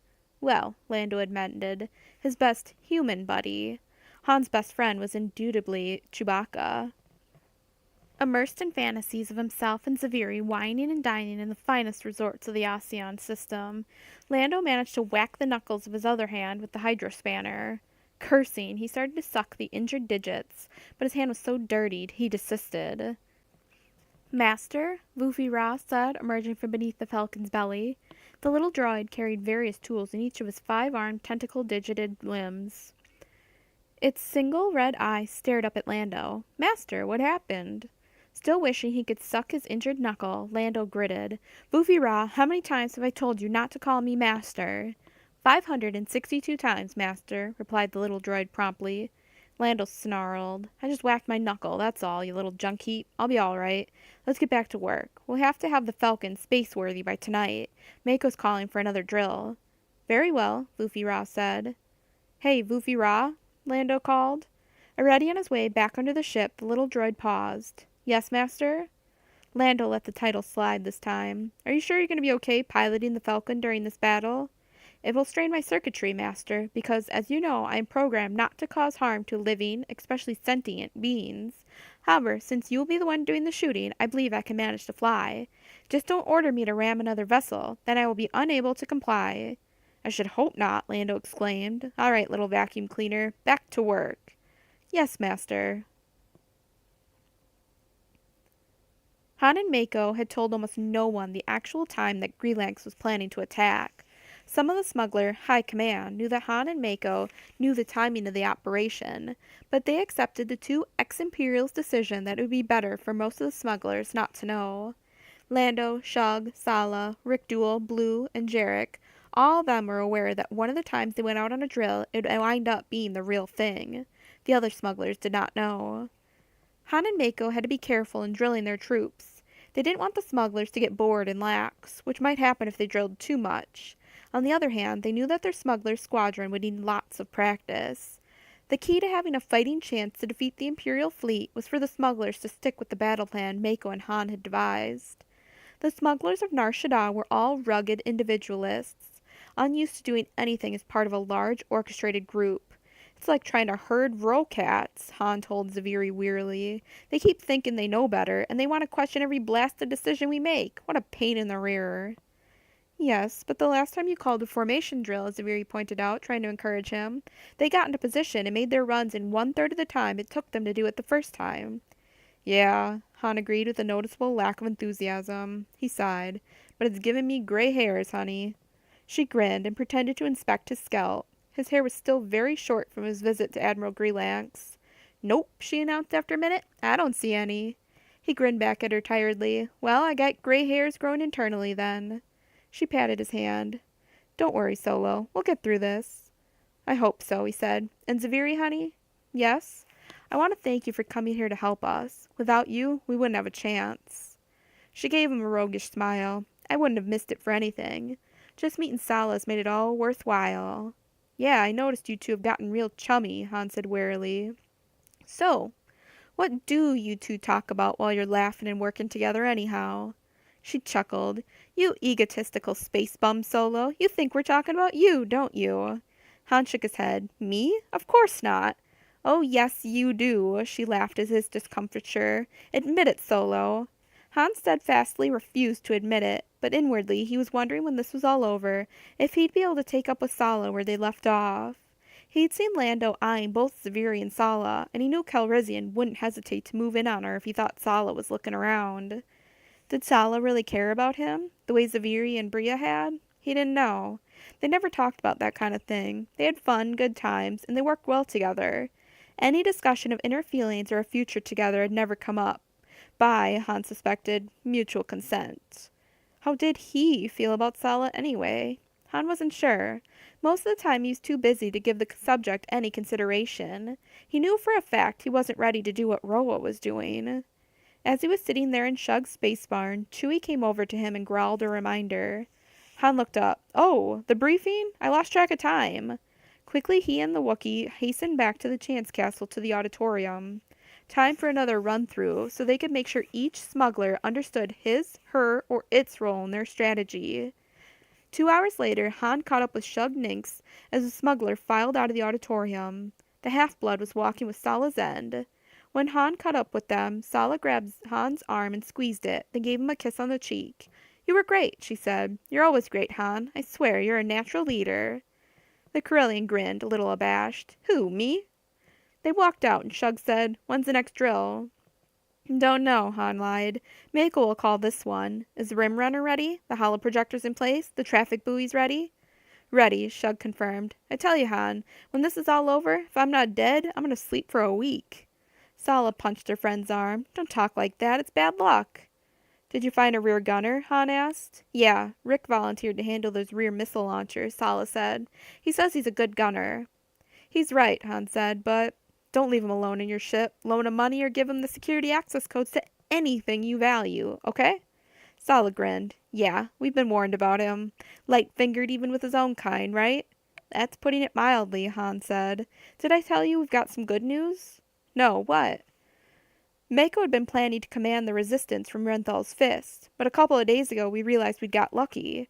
Guess who got so wrapped up in motherhood that she forgot to send a pilot to bring her yacht back to Nalhutta? And guess whose calls to her favorite pilots have somehow failed to go through because communication between Nalhutta and Nar Shaddaa are so overloaded these days? Sala began to grin. You mean the Dragon Pearl is still here?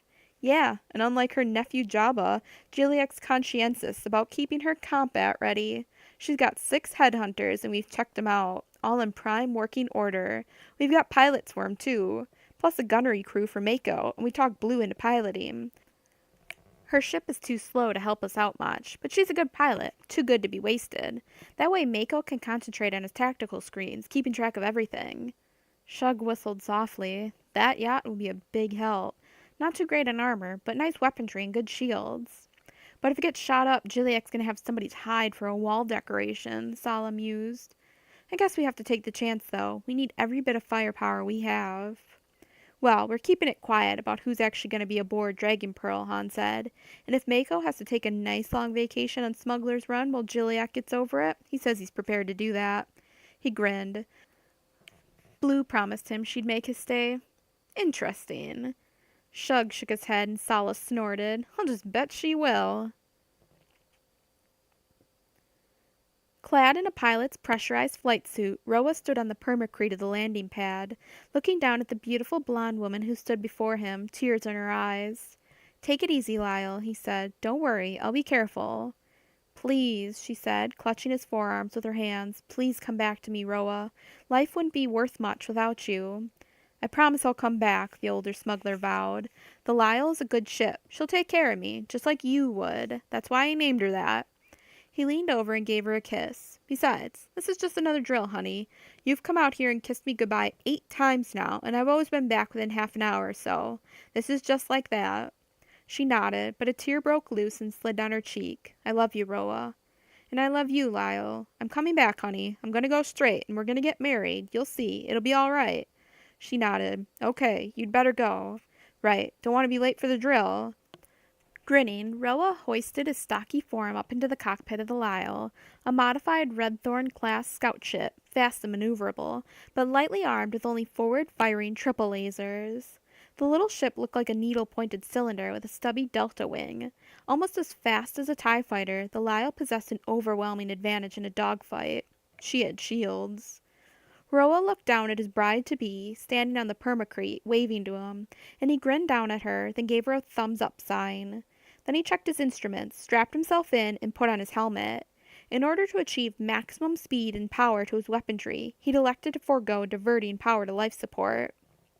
Easing forward on the throttle, then activating the belly thrusters, he sent his little ship climbing, up and away. Glancing down, he tried to make out Lyle's bright head, but she was lost in the distance. Quickly, Roa headed out for his assigned coordinates. He was one of the few pilots who was not assigned to fly with a partner. His assignment was to use the Lyle's fast speed to reconnoiter the movements of the Imperial fleet. He had a special channel that allowed him to report back to Mako. As the atmosphere thinned around him and the sky changed from blue-gray to cobalt, then to black, speckled with stars, Roa relaxed. He'd always loved to fly, and the Lyle was a joy to handle, quick and responsive. Roa headed for his assigned coordinates, swooping past the limb of Nar Shaddaa, and reached them in only a few minutes' flight time. As he approached the station, he anticipated hearing his headphones come to life with Mako's message that he'd heard so often before. All ships, return to base. This was a drill. All ships, return to base after completing your drill. Seconds later, as expected, the aging smuggler heard Mako's voice. Attention! Attention! All you space bums, listen up. This is it. The imps have appeared on our sensors. This is it. This is not a drill. Repeat, not a drill. This is the real thing, kiddies. Prepare to engage the enemy. Roa's eyes widened. Huh? Not a drill? As Mako's voice faded from his hearing, Roa stared, taut with fear, as the Imperial vessels popped out of hyperspace.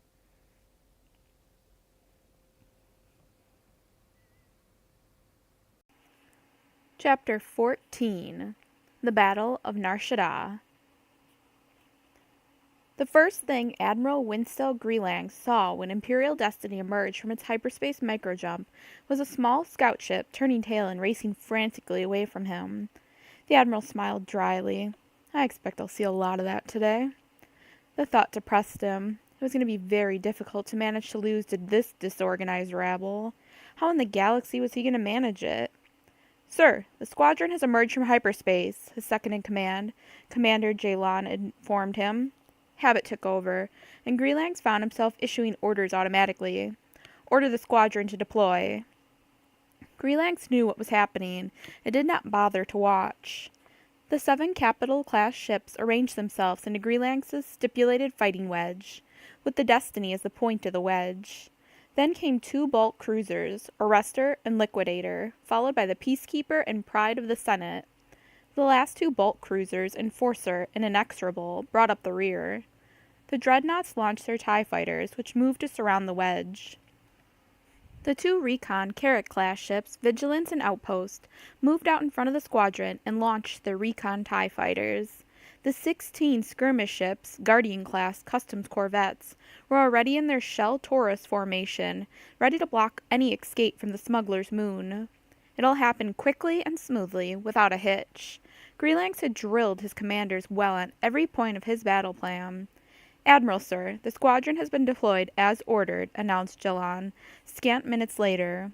Very well. Order the squadron to proceed as planned. Yes, Admiral. The squadron moved forward at the specified speeds, with the pickets advancing on Nar Shaddaa at flank speed, the skirmish line advancing at cruising speed, and the capital ships advancing at flank speed. Greelang stared through the viewport of the bridge, then checked the long-range scanners, seeing that the moon Nar Shaddaa was surrounded by hundreds, perhaps thousands, of pieces of debris. He wouldn't be able to take his capital-class ships through that Sargasso, especially if the smugglers put up any resistance. When they reached the moon's vicinity, he'd have to order them to alter their straight-on approach to swing wide of the floating debris. Greelang stood with his hands behind him, seeing the minuscule dot on the tactical repeater display that represented that tiny, panic-stricken vessel he'd first seen. As the little scout ship approached the floating debris, 2 other small ships, freighters at a guess, joined it in its panicked flight. The Admiral sighed. His battle plan called for the entire engagement to be over in less than 15 minutes. He'd better get busy, figuring out how he's going to manage to lose. For the first minute or so, it was all Roa could do not to panic and flee into hyperspace. The sight of the Imperial squadron emerging from hyperspace had rattled him badly. Even though he'd known, intellectually, that the Imperial squadron was going to contain dozens of ships, some of them so huge they dwarfed any ship he'd ever flown, that hadn't prepared him for nearly flying right down their throats. Almost without knowing he'd done it, Roa found himself turned around and heading back for Nar Shaddaa at top speed. He forced himself to take several deep breaths and fought back the fear.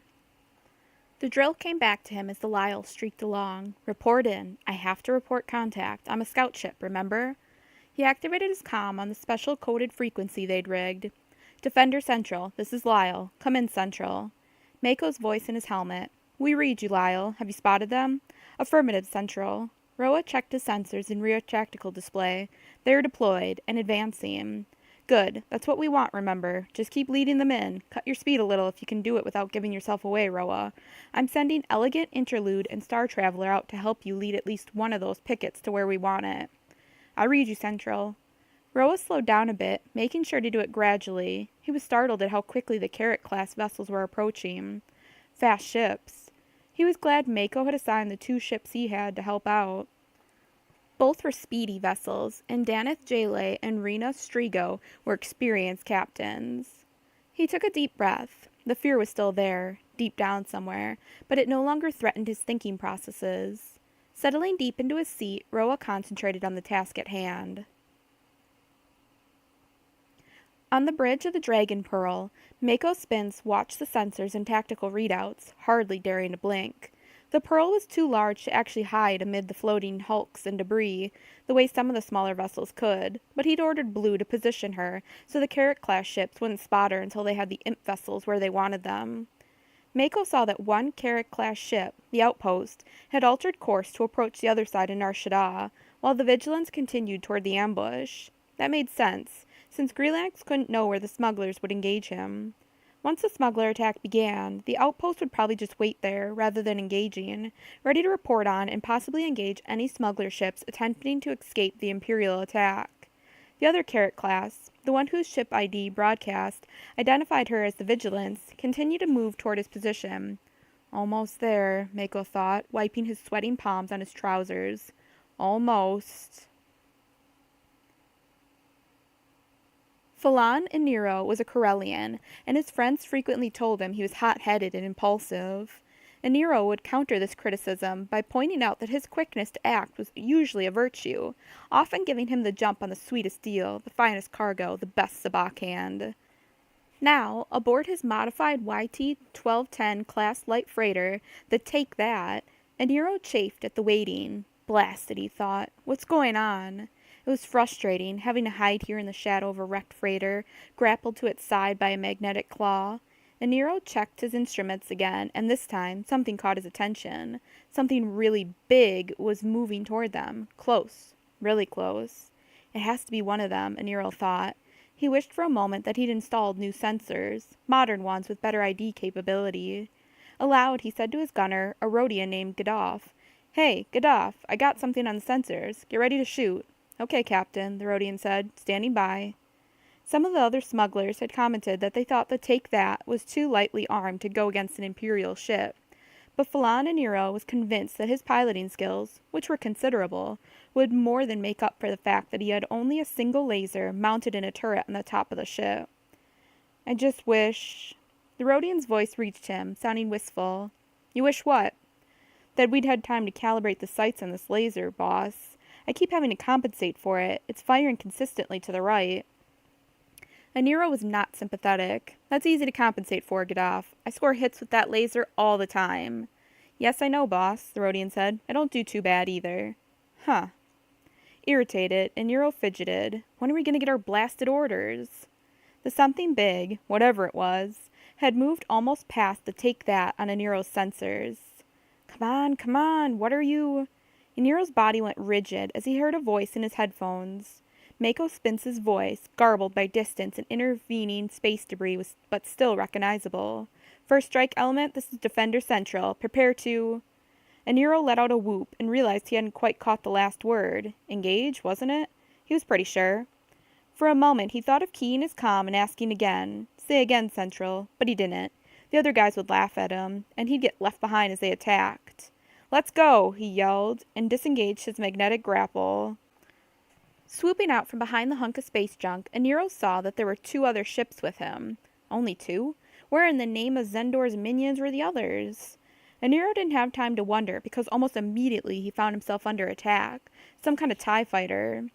A blast struck his forward shield. Nero compensated and felt the ship shudder as Gaddafi shot at the TIE. Clean miss, too far to the left. Overcompensated, the fool, Nero thought. He sent the Take That into a sweeping turn, pouring on all the power he could. "Get him, Gaddafi!" he yelled. A red bolt streaked out, barely missing the twisting, turning TIE. Nero swore and gave chase. It wasn't easy, here in this junkyard of space debris. He was constantly having to flip his vessel up on her side, or resort to other, even more drastic maneuvers to avoid crashing into something.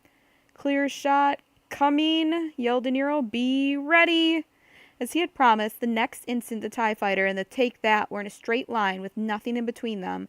Another red bolt tore through vacuum, and this time it impaled the recon TIE fighter dead center.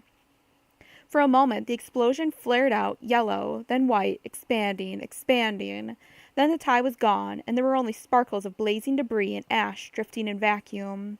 But before Nero could celebrate his victory, his eye was caught by his tactical display. The something big was closing on him. In a second it would be right on top of him. Captain Nero twisted frantically in his pilot's seat, slapping his controls, trying desperately to evade, trying to see it. He caught just a glimpse out of the corner of his eye. Minions of Zendor, it's so... Falon and Nero never had time to complete the thought. The Carrack-class light cruiser's heavy turbo lasers engulfed the little freighter in a wash of green fire, utterly obliterating the Take That in less time than it takes for a human eye blink. 10 seconds later, not even space dust remained. Within seconds of following Falon and Nero's Take That out of hiding, Neve Job knew he'd made a terrible mistake. The little Sullustan was flying his small, light freighter, modified of course, the BF Nell, and when he'd seen the Take That blast out of hiding, he'd assumed he'd missed Mako's order and followed the other vessel. The moment he was out in the open, Job noted that only one other ship was with them. They'd obviously jumped the gun, and the attack hadn't started yet. For a moment, Job considered trying to swoop back and hide again, but it was too late. A green blast from a TIE fighter nearly singed his whiskers. Job sent his small freighter, which rather resembled one of the shelled reptiles of his homeworld, skittering to his right in an evasive maneuver. Unlike most of the defenders of Nar Shaddaa, Job was an honest trader who happened to do business on the smuggler's moon, delivering exotic foodstuffs to the once elegant hotel casinos. There was a sizable Sullustan enclave on Nar Shaddaa, and the little sentient had kin and friends living there, so when Mako's call for help had gone out, Job had figured it was his responsibility to respond. He couldn't let his friends and family be injured and not try to help them. Now what? He wondered, firing at a TIE fighter. I can't compete with these pilots. I've never even fired my weapons before, except in target practice.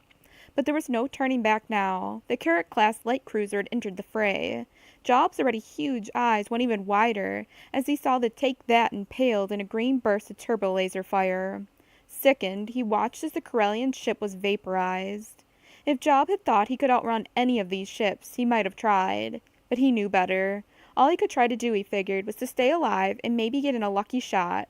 Mako was bound to order the real attack any second now. Job zigged again as the TIE roared past him, seemingly out of nowhere. The evasive maneuver brought him within range of the Carrack-class ship's turbo lasers. The Sullustan pilot squeaked in utter terror as the barest edge of green licked past his vessel. I'm all right. He didn't hit me. He didn't hit me. He didn't... Oh, gods. He hit me, the Sullustan thought. His power indicators were dropping. That blast had barely brushed him, but it must have wiped out his stern shields and disabled his engines. The BF Nell was still hurtling along, still in the grip of inertia, but his engines were dead. Job tested his maneuvering thrusters and realized they still functioned. He couldn't brake or speed up, but he could turn his vessel. He looked around, saw that two TIEs were bearing down at him from the rear. In seconds, they'd catch him and blast him into atoms. The Carrack-class ship was obviously content not to have to waste its heavy turbo lasers on the likes of one small, crippled freighter. The big Imperial ship was sailing serenely along, parallel to and a little behind Job's flight path. Seconds. I've got only seconds. Make them count, Job thought. He didn't think of himself as particularly brave, but Sullustans were known to be a practical species. Job sent his ship rolling over, using his maneuvering thrusters hard, deliberately sending the BF Nil into an uncontrollable spin. Stars and space debris revolved in his viewport, making his stomach flip over. BF Nil, everyone, he screamed as he hurtled toward the flank of the Carrack-class ship. BF Nil meant good luck in Sullustan. At first, Job thought he wasn't going to make it, that the Carrack-class vessel was going too fast, but then he had one final second to realize that he was, indeed, going to impact against the big vessel's port shields. Joy filled him, and then there was nothing but fire. Blasted stupid fools! Why didn't they wait for my order? Mako shouted as he started into his tactical screen. Why did they jump the gun? Maybe they'd misunderstood him, Mako had said, prepare to evade, and just as he finished speaking, those three impetuous freighters went streaking out of cover. Mako stared at the screen, cursing steadily in many languages, as he watched two of the errant ships get blown up.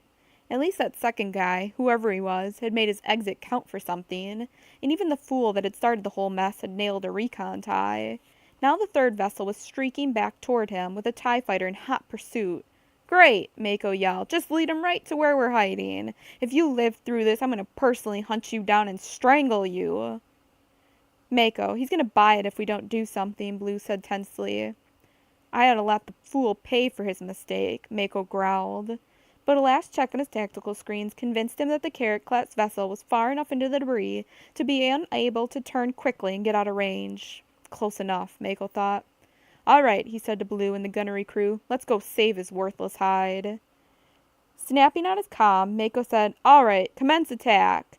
First strike element, attack now, boys and girls. Get those ties and I'll move in on that Carrot-class. Be prepared to back me up. We're gonna nail that sucker. Blue was taking the Dragon Pearl out of hiding now, and the racing freighter saw them and swung toward them like a child running to hide behind Mama's skirts. Blue gave a tense order to the gunnery crew, and the Hutt yacht's 6 powerful turbo lasers sent green blasts of destruction to impale the TIE fighter. The TIE blew up spectacularly. Waste of power, Mako grunted. Stupid ships don't even have shields. The Pearl was now moving toward the Carrot-class ship, which was only then realizing it was being challenged. Blue, launch those headhunters, Mako yelled.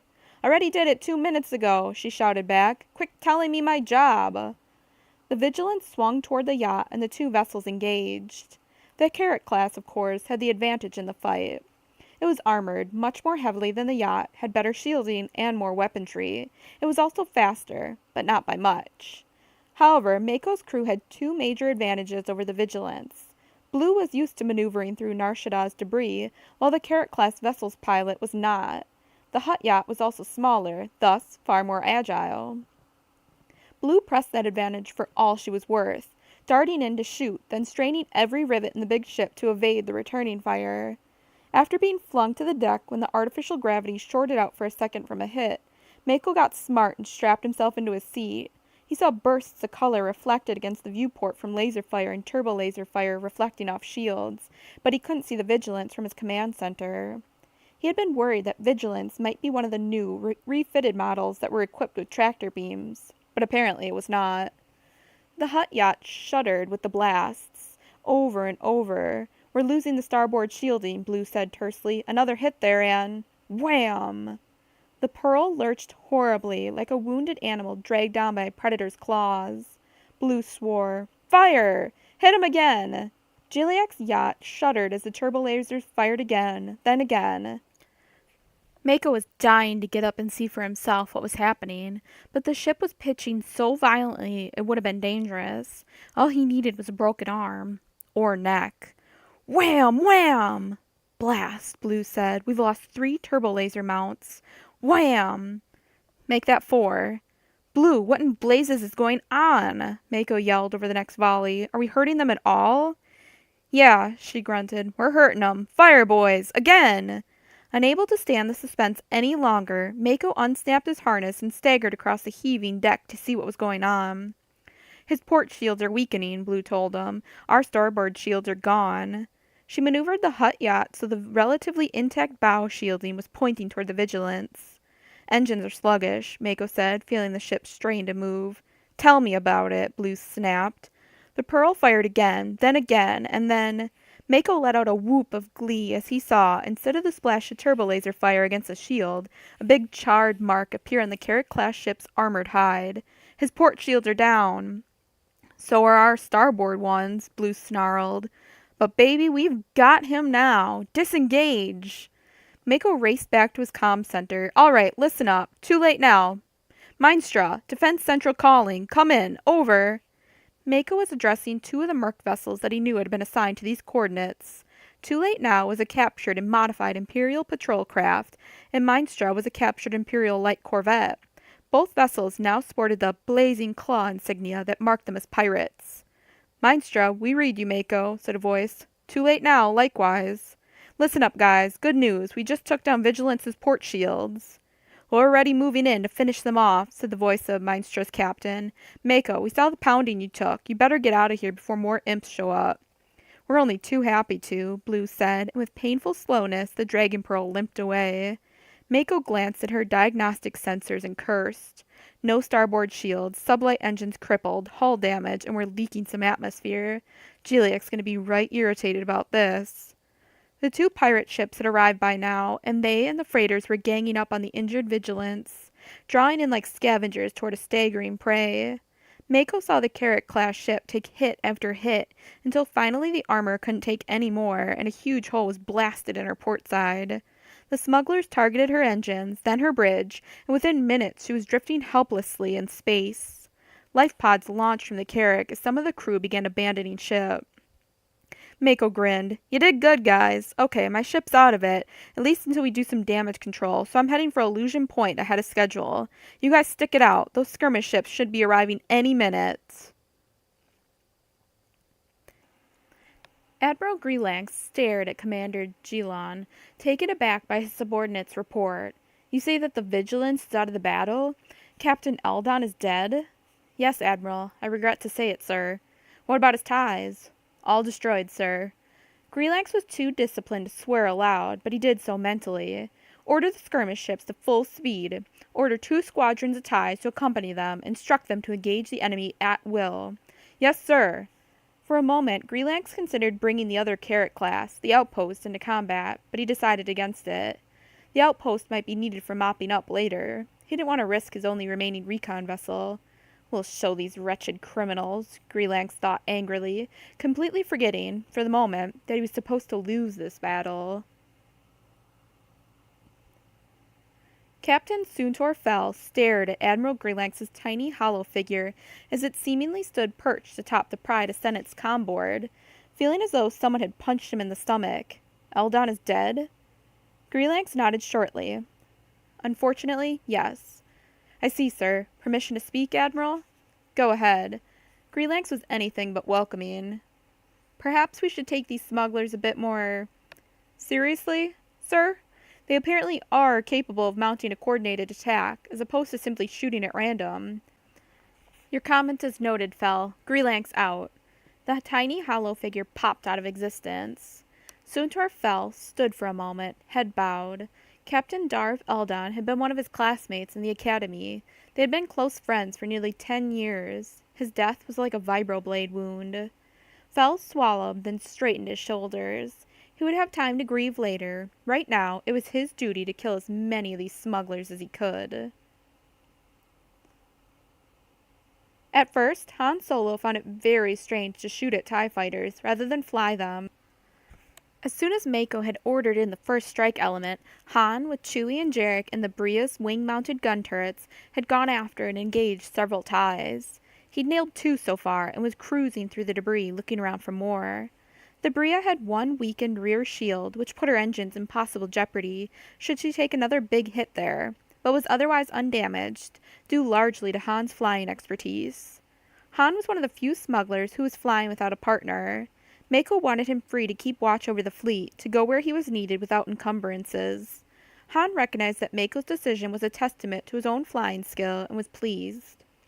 Han glanced over at the left gun turret on the Bria's wing and saw Jarek in the movable seat, headset in place. So far, the kid hadn't done well. He'd been overeager, nervous, and had managed to miss everything he'd aimed at.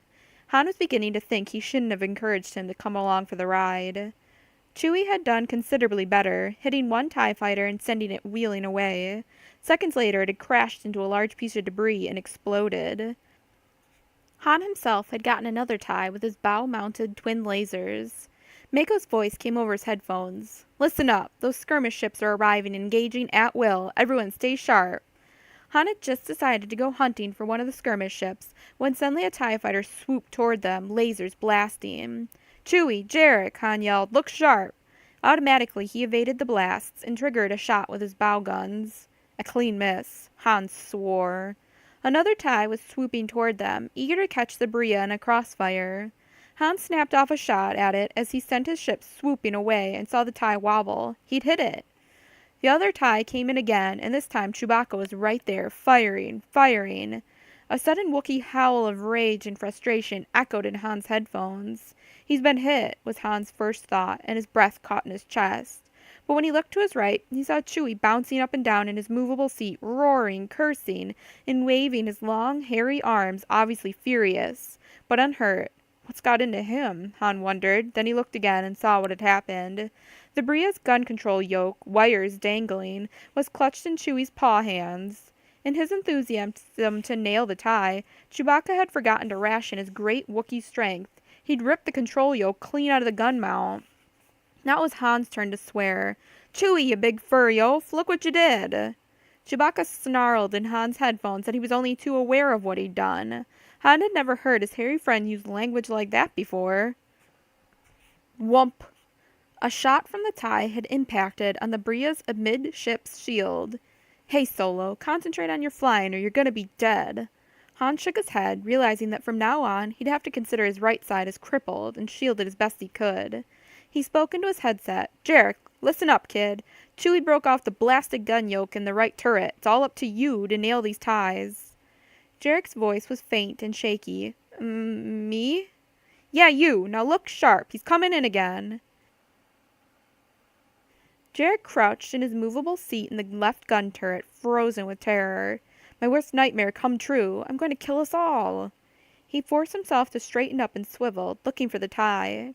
The targeting grid hung before him. Would he be able to zero in on anything? He didn't know. He'd failed miserably so far. Where is it? Where is... Suddenly he saw it. There it was, coming in a looping path from overhead that would allow it to flip over and then get off a shot at the Bria's bow. I can't do it. What if I can't do it? Jarek's mind screamed, but somehow his hands were moving, and then his body was following suit as he swiveled in his seat. There was the targeting grid, there was the tie, and suddenly the two images were one. Without conscious volition, Jarek's thumb squeezed the firing trigger. A red beam shot out, catching the tie in the middle of its small body. In magnificent silence, the tie blew up. Jarek sat there, staring in shock. Did I do that? Han's voice in his ears. Great shooting, kid. Let's go do it again. Did I do that? I did. I did it. I can do it. Jarek Solo grinned, felt a wave of satisfaction and pride. Okay, Han. Jarek checked the charges on his guns, then, as the Bria swooped off, began searching their surroundings for more targets. Aboard the Rim Runner, Sala Zen checked her position, then glanced quickly out of her viewport to make sure her flying partner was in correct position. Because the Rim Runner equaled the Millennium Falcon in speed, she'd been paired with Lando and his odd little droid pilot. Sala had to hand it to Vufi Ra. She'd never before heard of a droid that could pilot, but she gathered that Vufi Ra was some special type of droid, from some completely different part of the galaxy. Obviously not your everyday astromech. From the moment they deployed, Vufi Ra not only had kept formation with her, the droid had occasionally outflown her. She spoke into her headset. Any of those skirmish ships on your sensors, Vufi? Nothing so far, Lady Sala, the little droid replied. And my name is Vufi Ra, please. No problem, Vufi Ra, she replied. So what does that name mean, anyhow? In the language of those who program me, it is a number, Lady Sala. Huh. Sala was doing a visual inspection as she flew through the debris. No skirmish vessels so far, but her sensors showed a large group of vessels moving through the cloud of debris surrounding Nar Shaddaa. It was only a matter of time. Lando, stay sharp with your guns. I see imp slugs everywhere. Right, Sala, Lando said. Rick, Shug, we could have incoming any second. You guys ready? Ready, Sala, Shug replied. We are ready, pretty lady, Rick Duel said, in a manner that he fondly imagined to be charming. Sala grimaced and rolled her eyes. Can it, Rick? Stay sharp. This is no time to get cute. Hey, Sala, I can't help it if I've got eyes, Rick said in mock injured tones. That jerk Solo doesn't appreciate you, you know. You deserve better than that Corellian creep. You are one fine woman, and he... Stow the chatter, Rick, Sala snapped, tiring of the banter, and rein in your hormones. Your routine is getting real old. But Sala, he protested, sounding very, very injured. I fell for you the moment I... Lady Sala, Vufi Ra broke in. Incoming. Sala checked her sensors and ship ID codes. An Imperial Customs Guardian-class light cruiser, the Liana Guard. She altered her flight path to challenge the newcomer head-on, and was impressed to see how quickly Vufi Ra followed her lead. Seconds later, the Liana Guard came zipping toward them, firing its laser cannons. Sala took a minor hit, but the shields deflected it. The imp vessel was fast and as maneuverable as the freighters. Matter of fact, the ship was a customs patrol ship designed to stop smugglers cold. Shug took a shot with his quad lasers, but scored a clean miss as the imp pilot evaded. He's really good, Sala thought, but we'll get him. He's outnumbered. She'd been so occupied with engaging the Liana Guard that Sala failed to notice 3 slug blips on her sensors, all coming in incredibly fast. Vufi Ra squeaked, Lady Sala, TIE fighters! Sala took a hit to her bow, but the ships handled it. Shug was shooting steadily now, and so was Lando. One tie was hit and promptly exploded. Sala couldn't tell who had made the kill. Evasive. Sala flipped Rimrunner up on her side, but took a hit anyway. Her shields took the brunt of it, but the freighter shuddered violently. "Get those ties," she yelled. "I'm trying," came both Lando's and Shug's voice at the same time. Sala swore grimly. Where's the Liana Guard? She'd lost track of the Guardian-class ship in the melee. Bam! Rimrunner shuddered again. Sala struggled to hold her bucking ship, narrowly missing crashing into a huge piece of space debris. They'd been hit in the flank, and her shields were weakened back there. From the strength of the blast, it must have been the patrol ship, not a tie. "All right," Lando shouted in her headset, and she saw another tie wiped out. 2-2. Much better odds. Okay now, where was the Liana Guard? On Lando's tail? No, coming up directly behind her. Lando said urgently, "Evasive, Sala." "Not on your life," she bellowed. "This is what I've been waiting for. Rick, blast your worthless hide. Get him."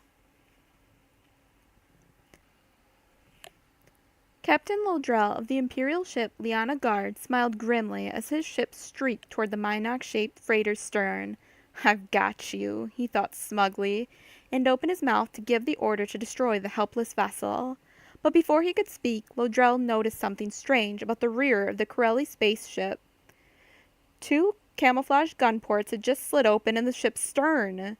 Instead of shooting fire, Lodrell screamed, "Evasive!" But 2 concussion missiles were already streaking toward him. Hey, that's not fair, Lodrell thought indignantly. It was his last thought. "Yahoo!" shouted Sala as she saw the patrol ship blown to atoms in her rear sensors. "We got 'em! Sweet shooting, Rick!" "Does that mean you'll kiss me when we get back to base?" he demanded in her headset. "Not a chance," Sala said cheerfully, "but I'll buy you a drink." "Congratulations, Lady Sala," Vufi-Ra said in his prissy, overly refined tones. "Great going, Sala," Lando shouted. "In all the excitement, I totally forgot about those missile launchers. Shug, you are the best." "Yeah, Shug, we all owe you," Sala agreed. "That was fun," Shug said, chuckling. "Want to do it again?" "Sure," Sala and Lando chorused. Mako Spinst heaved a sigh of relief when the crippled Dragon Pearl managed to reach Illusion Point and the relative protection offered by the bigger ships in Drea Renthal's mercenary fleet. He checked his sensors, all the while listening to his ships report in. The smugglers were doing well against the imp skirmish vessels. They were taking losses, though, ships they couldn't afford to lose. Mako frowned as he checked ship after ship. "I'm losing a lot of friends today," he thought sadly. "Too many good ships and people gone." He ran a status check. Almost 25% of his smuggler vessels gone. Even if they won this battle, the smuggling operations out of Nar Shaddaa were going to be affected for a long, long time. But the imps had probably lost half their TIE fighters and nearly 50% of their skirmish ships. The big question is, Mako thought, when is Greenland going to move in with his capital ships? The big ships were approaching steadily, but were still out of range. Mako glanced nervously at his sensors, saw 2 skirmish vessels converge on a smuggler's ship. Oh no! A panicked voice erupted in Mako's headset. "Defender Central, can you get me some help? I'm crippled and—" The voice scaled up into an agonized scream and abruptly stopped. Mako watched as the blip on his sensors winked out. He cursed softly, helplessly. "Commander Jilan," Admiral Greelank said, "order the remainder of the TIEs to deploy and engage at will." "Yes, sir." The big Imperial ships were now within 500 kilometers of the Nar Shaddaa debris field. Greelank took a sip of stim tea, then checked their sensors again. He could see the remaining 12 TIE fighters streaking toward the battle. "Commander, instruct the Capital Wedge to assume an external approach orbital pass. We're going to avoid that debris." "Yes, sir." "And order the Wedge to accelerate to full speed. We're starting our attack." "Yes, sir." Greelank checked the status of his squadron again. He was impressed by the smugglers' tenacity. He'd expected them to break and run before now, but they were still fighting and doing significant damage to his skirmish vessels. Still, losing wasn't going to be easy. The smugglers were fighting bravely, granted, but those little freighters were no match for his capital ships. Greelanx sighed. It was possible he'd have to order one of his ships to do something that would be guaranteed to cause its destruction. The Admiral swallowed another sip of tea, feeling as though a fist were closing around his throat. He'd sent troops to their deaths before, many times, but never on purpose. He wasn't sure he could do it. But what choice did he have?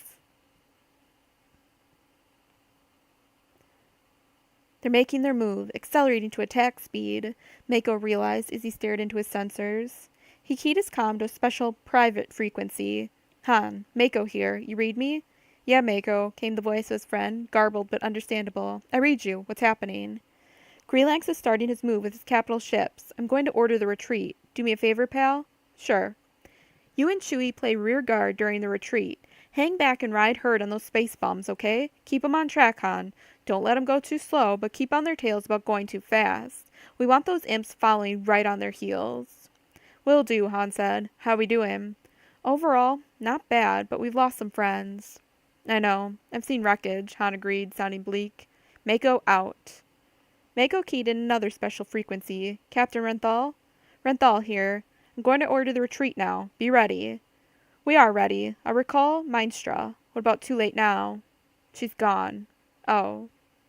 Renthal out. Mako keyed his general frequency. Boys and girls, this is Defender Central. You done goods, fellow space bums. Now it's time to leave the party. All vessels retreat along assigned vector. Remember your drills. Repeat, you are to retreat along your assigned vector, starting now. Defender Central out. Zaviri stood in a cordoned-off section in Shug Nynx's space barn, intent on the tactical display she was receiving, transmitted by Dragon Pearl. She watched as the smugglers turned tail and raced away from the oncoming Imperial capital ships and remaining skirmish vessels. Her friends were fleeing in what seemed to be a panicked rout, but was, in actuality, a carefully coordinated and rehearsed withdrawal under fire. Mako and Han had drilled and drilled them in just how far they should stay ahead of the Imperial vessels, tantalizingly within weapons range, so the stragglers would have to take evasive maneuvers to avoid being blasted if the Imperials got lucky. The magician licked her lips in anticipation, thinking that this was her big chance, the chance to wipe out more imps at one time than she'd probably ever get again. That's right, she thought, watching the wedge move closer and closer to the illusion point coordinates.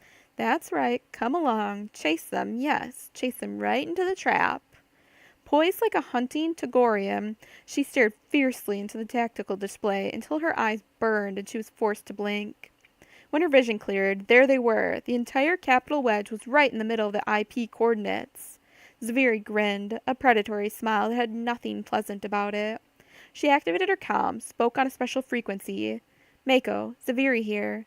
This is Mako. Zaviri, I read you. Activating illusion now, she said, and broke contact. Then she slowly, deliberately, pressed the red button on her console, the one marked, Don't touch unless you're Zaviri. Now you die, she whispered.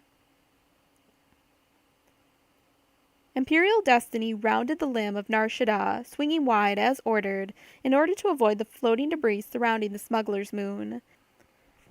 As it did so, Admiral Greelanx could finally see Nal Hutta, large even at a distance of over 123,000 kilometers. His flagship was leading the charge against the fleeing smugglers, his capital ships moving in perfect formation, with his remaining TIE fighters and skirmish ships flanking the wedge.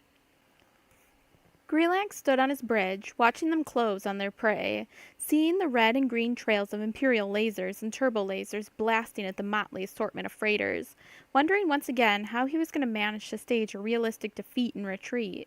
The smugglers had fought hard, Greelanx had to admit that, but the sight of his big ships had obviously terrified them, frightened them so badly that any fighting spirit they'd had was gone. Now they were running like Corellian Vrelts before a pack of Canoids. Admiral Greelanx, sir, the sensor operator spoke up urgently. Sir, I'm getting something, but where did it... We've got incoming, sir. Greelanx took a quick glance at the sensors, then turned to look out the viewport. His eyes widened. Coming straight at them from the direction of Nal Hutta were hundreds of smuggler ships of assorted sizes, including several Corellian corvettes. Mercenaries, Greelanx thought. The smugglers don't have anything that large. Where'd they come from? Jalan demanded of the sensor operator. Why weren't you tracking them? Sir, they must have just launched from Nalhutta. Sir, I was concentrating on tracking the smuggler fleet, as ordered, Commander. Greenlanx frowned. His instinct, honed after decades in the Imperial Navy, made him wonder if this could be some kind of trick. Full sensor scan, he snapped. Yes, sir. Moments later, the sensor operator displayed the results of his check. Greenlanx studied it. The Hutts must have held these mercenaries in reserve, then launched them in desperation, he decided. Greenlanx cleared his throat. Commander Jalan, instruct the wedge and our fighters to execute a 110-degree turn, Y-axis, and engage the newcomers. When they have completed their maneuver, they may fire at will. Mako Spence let out a yell of triumph as he watched the Phantom fleet appear and saw the Imperial ships begin their turn. Yes, they're falling for it. He keyed his comm. Captain Renthal. I see it, she said tersely. I didn't believe it would work until now, but I gotta admit. I'm attacking full speed. Go get 'em.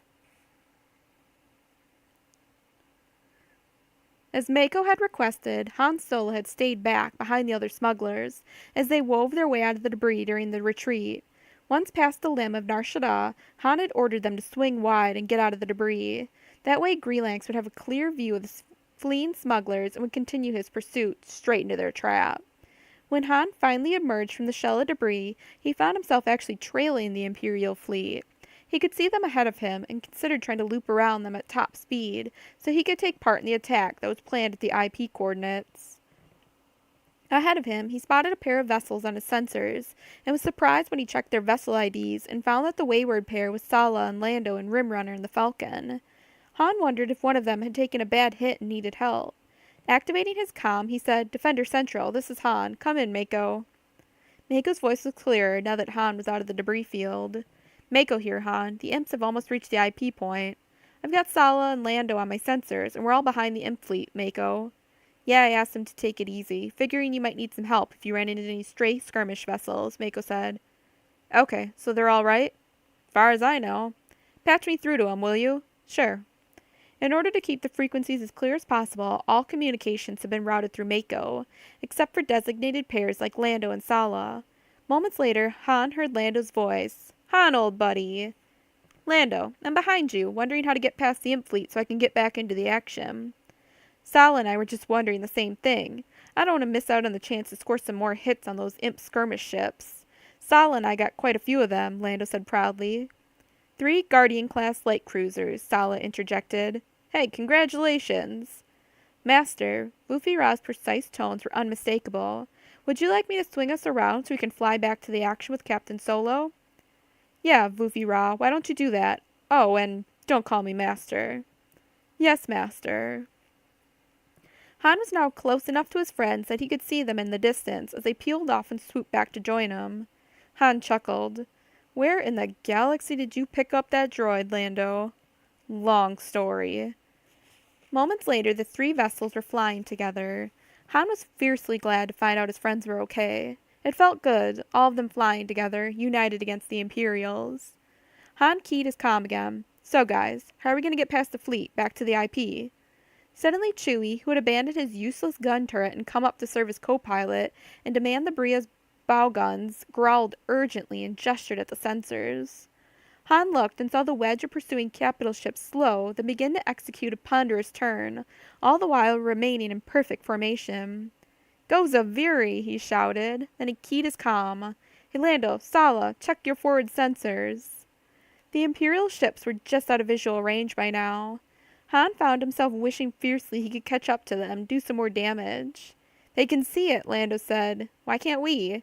Because we're behind it, Han said. It all has to do with the angle of the light rays. Complicated, but trust me, the imps are seeing a big fleet coming straight at them. The Imperial fleet continued to execute their turn. I hate being stuck back here out of the action, Han thought. Suddenly, seeing the direction in which the fleet was turning, Han had an idea. He keyed his comm. Lando, Sala, we're close enough to the wedge to be able to do a 2-second hyperspace microjump right into the middle of the illusion. If we alter our approach vector slightly just before the jump, we'll wind up on the right approach path to come roaring in with those phantoms, firing.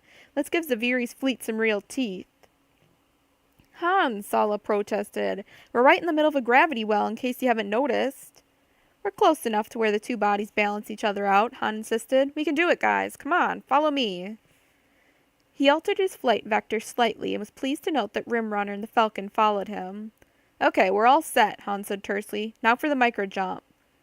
Hey, Han, that illusion's only going to be good for another couple of minutes, Lando protested. We can't possibly get a course out of the nav computers in time. I got it covered, Han said. You just order that fancy little droid of yours to compute our micro jump and put the three of us right in the forefront of that fleet. He can dump the figures into our nav computers over the comm, can't you, Voofy Ra? I am a Class 2 droid. Of course I can make such an elementary calculation, Voofy Ra said, sounding affronted at having his abilities questioned. But Captain Solo, I must point out that you are suggesting presents a considerable risk. From the way the little droid spoke, Han could picture it wringing its tentacles at the very idea. Lando, come on, order him to do it. Han could hear Lando's sigh even over the comm. All right, you crazy Corellian. Voofy Ra, you mechanical mastermind, do what Han says. Moments later, Voofy Ra said in a subdued voice, Course laid him. Punch it, Han yelled, suiting his actions to his words. The stars striated around him for a brief second, then he found himself racing straight at the Imperial fleet. He glanced from one side to the other, saw that Lando and Sala were still in formation with him, and behind them and to either side of them stretched the Viri's illusion. Han could see it now, and even though he'd been prepared for something big, he was impressed. All right, he yelled. Thanks, Voofy Ra. As the Phantom fleet drew nearer the Imperial wedge, the big capital ships began blasting away. Han realized immediately that there was a huge advantage to being part of an illusion.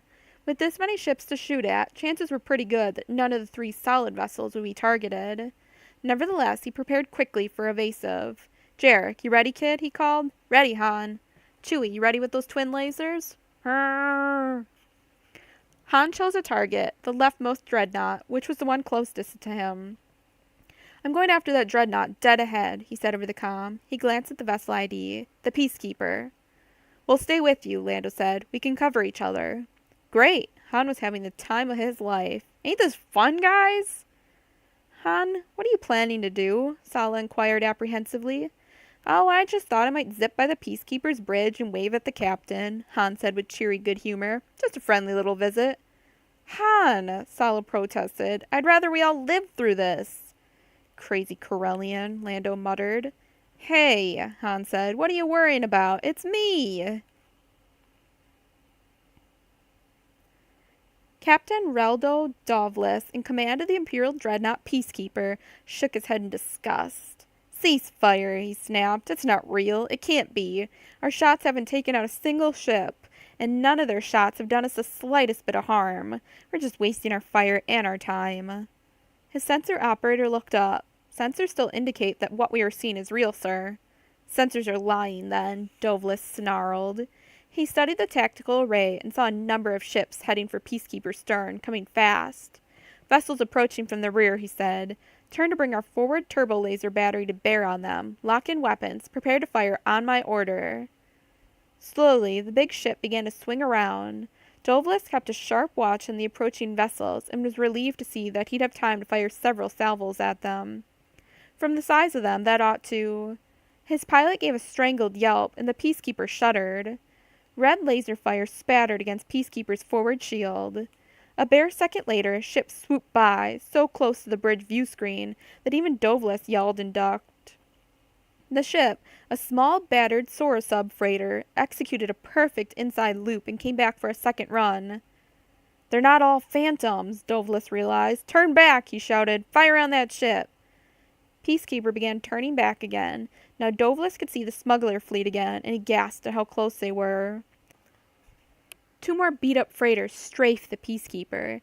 Target those vessels, the captain ordered. Fire! Mako Spince's crew had managed to jerry-rig some repairs to the Dragon Pearl, so the Hutt yacht now had partial starboard shielding, and her hull leaks had been sealed. Her sublight speeds were still impaired, but Mako was willing to risk taking her back into battle. Captain Renthal had assigned a Y-wing fighter to accompany him, and the swift, powerful little ship now cruised beside him, prepared to keep incoming off his weakened starboard side. Scanning the tactical and sensor arrays, Mako saw that he was now in range of his target, the Imperial bulk cruiser Liquidator. The ship was still pointing its stern toward the incoming smuggler and pirate vessels, still vulnerable to attack. "Mako," Blue said, "we're within firing range." Mako nodded at the beautiful smuggler pilot. "Great! I'm going to let the Y-Wing have first pass, then we'll get in our licks. Instruct the gunnery crew to target his left rear deflector, right over his engine room. We want to hit him in the same place as the Y-Wing." "Right," Blue muttered, and relayed the order. Mako was grateful to have that Y-Wing to help cover his starboard side. The swift, modern little fighter was not only equipped with lasers, but with proton torpedoes, which were bound to come in real handy. He keyed his comm, spoke to the pirate gunner aboard the Y-Wing. "Mako here. You ready?" "We're ready." "Go for it." Mako watched the Y-Wing on his sensors. The little ship made its run, slamming 4 proton torpedoes into the designated target before shearing off. "Okay, Mako," the gunner said, circling back to join the yacht. "Shields are either down or barely holding. Your turn." "My pleasure." Mako turned to Blue and gave her a nod. She increased speed to maximum, which still wasn't very good, and headed for the liquidator, turbo lasers blasting away. With their first blast, Mako knew the bulk cruiser shields were already down. The Pearl's gunners pummeled their target repeatedly with the 2 remaining turbo lasers, before the cumbersome Imperial vessel could turn to bring her heavy forward guns to bear. Moments later, the Imperial ship's right flank and the engine room beneath it was a blown-out wreck. The liquidator spun slowly in space, helpless, leaking atmosphere. Captain Drea Renthal leaned forward excitedly in her command seat. "Finally, a little action of my own." Guiding her ships throughout the battle had been a challenge, but not like this. Now she was flying her own vessel, and she was going in for the kill. Her target was another of the big bulk cruisers, the Arrestor. These ships were outdated, clumsy, and not heavily shielded enough. By comparison with Arrestor, Renthal's Fist was a heavily armed, sleek engine of destruction.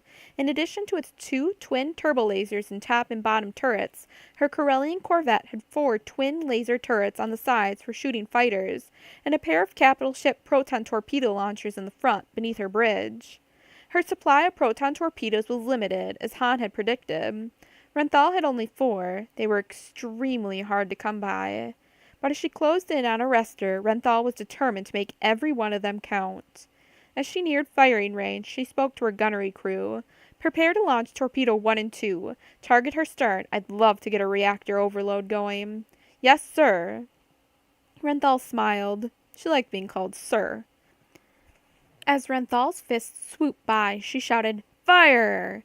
Her ship lurched slightly, once, twice, as the proton torpedoes went streaking out in a blaze of blue fire. The first torpedo took out the cruiser's shields. The second bored into the hull and caused damage. "Fire turbo lasers," Renthal ordered, coming around for another pass. The Arrestor was lurching now with the impacts. The turbo lasers bored even deeper into her vitals, seeking her heart, the reactor that powered her engines. Renthal was never quite sure what warned her. Instinct, perhaps, developed after 20 years of fighting. She turned her ship sharply and accelerated away at top speed. Behind her, Arrestor exploded as thoroughly as any fragile TIE fighter. Renthal smiled seraphically. My, that was fun. Mako cheered as he watched 5 of Renthal's Y-Wings strafe the dreadnought Peacekeeper's stern, targeting its vulnerable engine area, volleying it with proton torpedo salvos. The dreadnoughts were a lot tougher targets than the clumsy bulk cruisers, but he thought they might have a chance to kill this one. Apparently Han, Sala, and Lando had pulled some typically harebrained stunt to keep the Peacekeeper occupied until the Y-Wings could move in. Mako could make out their blips, following the Y-Wings, waiting for those proton torpedoes to deal with the shields before wasting shots on the big vessel. Mako found himself doing some mental figuring as the Y-Wings strafed the Imperial dreadnought. 2 salvos of 2 torpedoes each from 5 Y-Wings, that equals 20 torpedo hits. It sounded like a lot, but Mako had trained aboard on an Imperial dreadnought and knew how tough the old ships were. There goes the first salvo, 10 torpedoes, 10 hits. Mako did some rough calculations, figured that the Peacekeeper's stern shields ought to be in real trouble by now. As the Y-Wings swooped by on their second pass, blackened holes began appearing in the dreadnought's starboard flank where its massive engines were. Now that the shields were down, other smugglers were attacking the dreadnought's stern with abandon. The imp captain tried to turn his ship so he could fire on them, Mako could tell, but the ship was already sluggish, unresponsive. And then, suddenly, there was a bright flare on the starboard side, and then the light from the Peacekeeper's engines went out. Mako whistled softly. I think he's in trouble. Sir, the starboard reactor overloaded. The safety shut it down. Reldo Dovelis' second-in-command reported, No engine power remaining, sir. Dovelis looked around, feeling desperate. Without engines, he couldn't escape. The smuggler ships were too small to do him much damage quickly, but over time they would cut his ship to ribbons, starting from the unprotected starboard stern and working their way up, toward the bridge, destroying shields piece by piece, boring into his ship with their little lasers. We've got to restart those engines, or we've had it, Dovelis said, knowing he spoke the truth. Override the failsafe. We need power. But Captain... The young man's face was ashen with fear. Dovelis didn't blame him. Reactors weren't something to mess around with. But what other alternative did they have? All the other Imperial vessels were engaged. It was unlikely that an appeal to Greelanx would bring help quickly enough. Dovelis was counting on the fact that the override on the reactor was designed to trip long before there was actual danger of an explosion. He fixed his subordinate with a steely gaze. I gave you an order, Commander. Yes, sir. If only we can fire the engines for long enough to get closer to the other ships, Dovelis thought. Drifting, the Peacekeeper would tend to be pulled in by Nar Shaddai's gravity. Dovelis heard his ship's engines fire, strain, and his heart ached at what he was having to do to her, but all their lives were at stake. Peacekeeper strained, lurched, then crept slowly forward, and then shuddered in agony as her starboard engine exploded. The port engine was still firing, however, and the unusual thrust sent the dreadnought into a dizzying spin. Engines off, shouted Dovelis, but found that the commander had already anticipated his order. Peacekeeper spun now in silence, whirling over and over. The artificial gravity was still functioning because of the emergency power cells, but they weren't enough to power the ship's maneuvering thrusters. They had no way to pull out of the spin. Firing the port engines again would only make them spin harder, faster. Reldo Dovelis watched in utter terror as the stars whirled by, then the surface of Nar Shaddaa, hazy because of the moon's planetary shield, then the stars, then the moon. Do something, his mind screamed. We're being drawn by the moon's gravity. In about a minute we're going to hit Nar Shaddaa's energy shield. And what an explosion that would be. Stars, moon, stars, moon. Whirling in a dizzying spin, whirling, spinning, utterly powerless to stop. Stars, moon, stars, moon, stars. Moon very close now. Dovelis strove for dignity. He was, after all, an Imperial officer. Can anyone think of anything that might help? He asked, keeping his voice calm and steady. His bridge crew looked at him silently. The law of gravity was, in any case, as cruel and inexorable as any of those imposed by the Emperor. Stars, moon, so close now. Stars, moon. And then there was only the moon, clutching them to her, dragging them into her shield. And then there was nothing at all. One of the smugglers who had darted in to take shots of the dying Peacekeeper was Roa, who was feeling pretty cocky. Lately he'd been wondering if he wasn't getting old, losing his edge, but today he'd engaged in 2 dogfights with TIE fighters and come out victorious. Hey, I've still got it, he thought, sending the Lyle darting after the spinning dreadnought. Just for the thrill of it, he sent the Lyle hurtling beneath the plummeting imp, pulling out steeply, feeling the G-forces grip him, so strong was the pull. And then the Peacekeeper hit Nar Shaddaa's shield. Even climbing as he was, the shockwave threw Roa forward. He smashed into his control yoke with bruising force. Parts of his instrument panel shattered, sending shards of glassine to impale his arms and chest like tiny daggers. As the big ship exploded, it wiped out a section of the planetary shield, and flaming debris was sucked through, down into the upper atmosphere. And so was Roa. The concussion shock wave had stunned him, and he struggled to regain full consciousness. It wasn't easy. Waves of blackness rolled over him like a night sea. But Roa was a fighter. He didn't give up his struggle to open his eyes, to blink, to raise his head. Seconds later, he was able to focus again, and realized where he was and what he was doing. He was falling like a stone, down and down, hurtling through Nar Shaddaa's grimy atmosphere. Roa blinked. There was something in his eyes. Blood? Most likely. He shook his head in pain, stabbed. Trying to move brought agony. His instrument panel was a mess, but some parts were still lit and functioning. His flight suit was no longer vacuum-proof, but he wasn't in a vacuum any longer. Forcing himself to move, to take control, Roa grabbed the controls and began to wrestle the little scout craft down through the atmosphere, using every bit of skill he had to achieve a soft landing. Or even a hard landing. Any kind of landing. The Lyle tried valiantly to respond to his commands. He brought her nose up, got air beneath her wings. His headlong fall slowed. Roa began testing his braking and maneuvering thrusters, and they responded sluggishly. He was still falling, but now it was a relatively controlled fall. Beneath him, he could see a landing platform. Using his maneuvering thrusters, he managed to edge the Lyle over until he was certain he'd land on it, as opposed to tumbling over the side, down into the abyss between buildings. The permacrete was rushing up at him, fast. Too fast. Roa fought gravity as he would have fought a human opponent in a wrestling match, using every bit of skill he possessed. As the permacrete hurtled up at him, Roa braced himself. He never remembered the moment of impact. How much later did he blink, swim back to consciousness? Seconds? Minutes? Hours? Roa didn't know and didn't care. He'd hurt in 100 places, but a more visceral fear than he'd ever known drove him to full consciousness. The smell of burning. The Lyle was burning. Any moment now she might explode, and all his struggle to land her would be for nothing. Ignoring the stabbing glassine shards that still impaled him, Roa reached up and stabbed the control that would pop his cockpit. Clumsily, he unsnapped his flight harness. He managed to pull himself up, out of his seat, then half fell over the side. He kicked weakly, trying to get the strength to draw his legs over. Suddenly, hands grabbed him, lifted him, voices babbling in his ears, faint because of the helmet. He was being lifted, carried.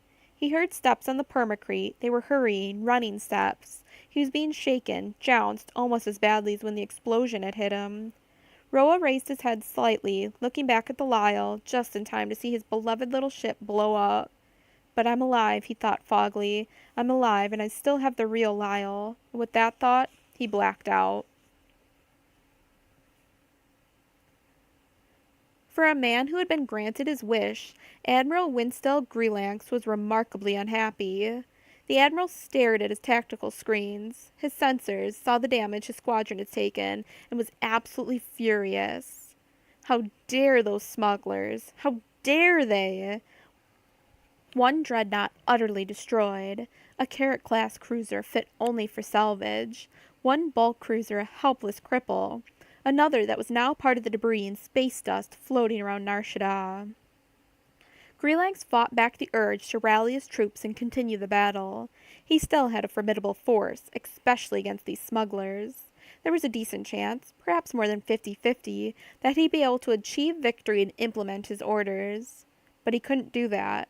He'd been looking for a way to justify withdrawal, and now had been handed to him. He turned to Commander Jalan. Order our ships to fall back in an orderly fashion. When they have disengaged, order them to rendezvous at our hyperspace rally coordinates. Jalan stared at his commanding officer in open surprise. Retreat, sir? Yes, retreat, Greelanx said harshly. We cannot achieve our directive here in the Yatub system. Approved tactical wisdom dictates an orderly retreat while we still have some control of the situation.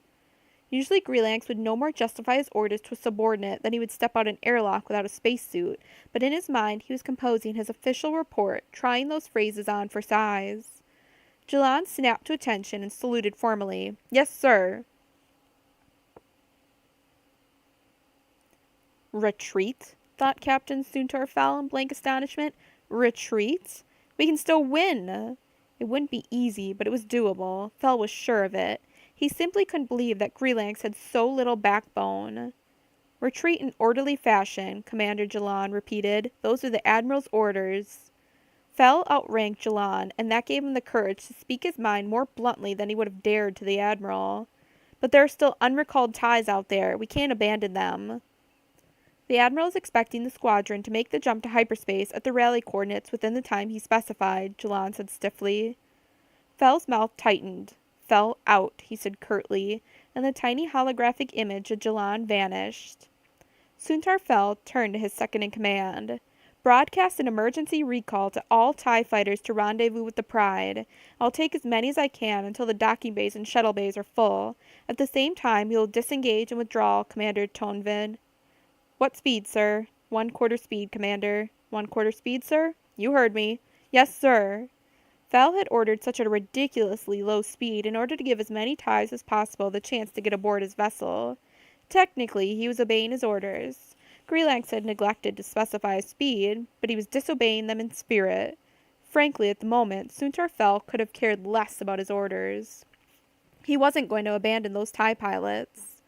5 minutes later, his docking bays were full of the regulation 12 TIE fighters, and his shuttle bay contained another 3.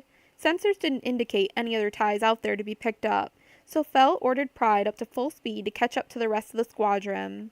A minute later, the tiny holographic image of Admiral Grelax materialized on his comm board.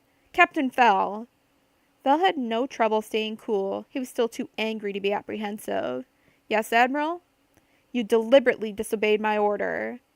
"I retrieved our fighters, Admiral, and their pilots. I considered that important." Grelax's little image bristled. "Captain, this decision on your part could wind up costing you your command. I shall make a full report." Fel swallowed, but his gaze did not waver. "And I shall, of course, make my full report," he said. "As per regulations, I intended to offer all the facts of the battle as I observed it." Grelax stared at Fel for a long moment. Neither gaze wavered. Finally, the Admiral nodded. "As you wish, Captain." The tiny image vanished. Suntar Fel dropped into a seat, resisting the urge to hold his head in his hands. Were the lives of those TIE pilots worth a career? It was entirely possible he was about to find out. Suntar Fel sighed. Life could be very complicated at times. But then a thought occurred to him, and it cheered him considerably. At least I didn't have to execute Base Delta Zero. That's worth something, too.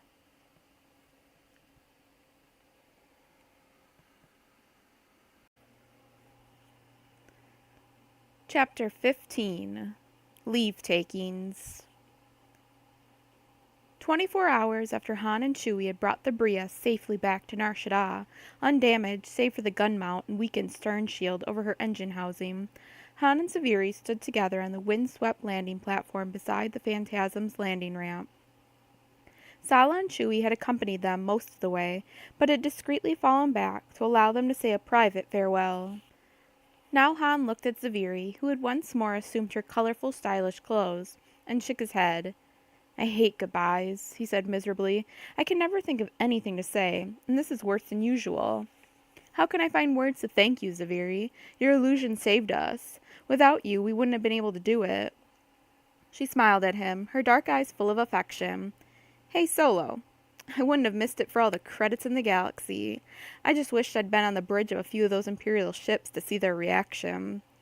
Han laughed. They had to have been surprised, that's for sure. Impulsively, he reached out and took her hands, then found himself hugging her fiercely. "I'm gonna miss you," he said, his voice muffled by her hair. "Just when I thought I'd gotten used to living without you, here I have to do it all over again. It ain't fair, Severi." When he pulled back a bit, she reached up and kissed him firmly on the mouth. "Don't worry," she said with a smile. "Sala won't mind. She's a classy lady." "She is," he agreed. "We think a lot alike." Severi nodded. "I hope you two are happy, Solo. You take care of each other, okay?" Han nodded. "You too." "I will, Solo. Don't forget me." "Never," he said, his throat tight. "I could never forget you, Severi." Severi pulled away, and he let her go. She ran up the ramp, into her ship, and did not look back.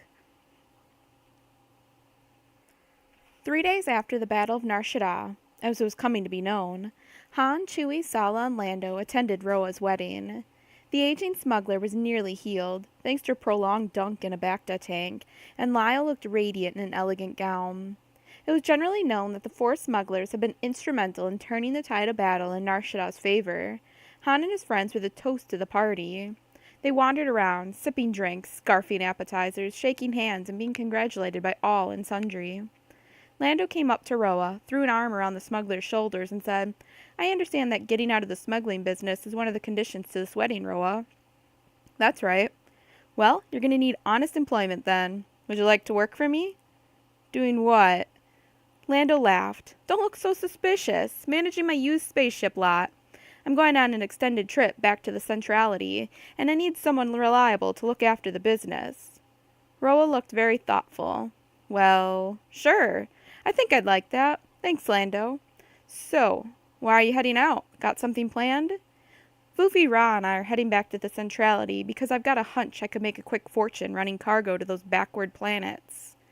And, Lando smiled and stroked his fledgling mustache, if that doesn't work, there are always the casinos in the Ocean system. It'll do me good to polish up my sabacc game. When you don't play, you get rusty. The games here on Nar Shaddaa are pretty small, credit ante. I need some real high-stakes action to get ready for the real action. Han, who had been wandering past, stopped when he heard Lando's speech. Sabacc game?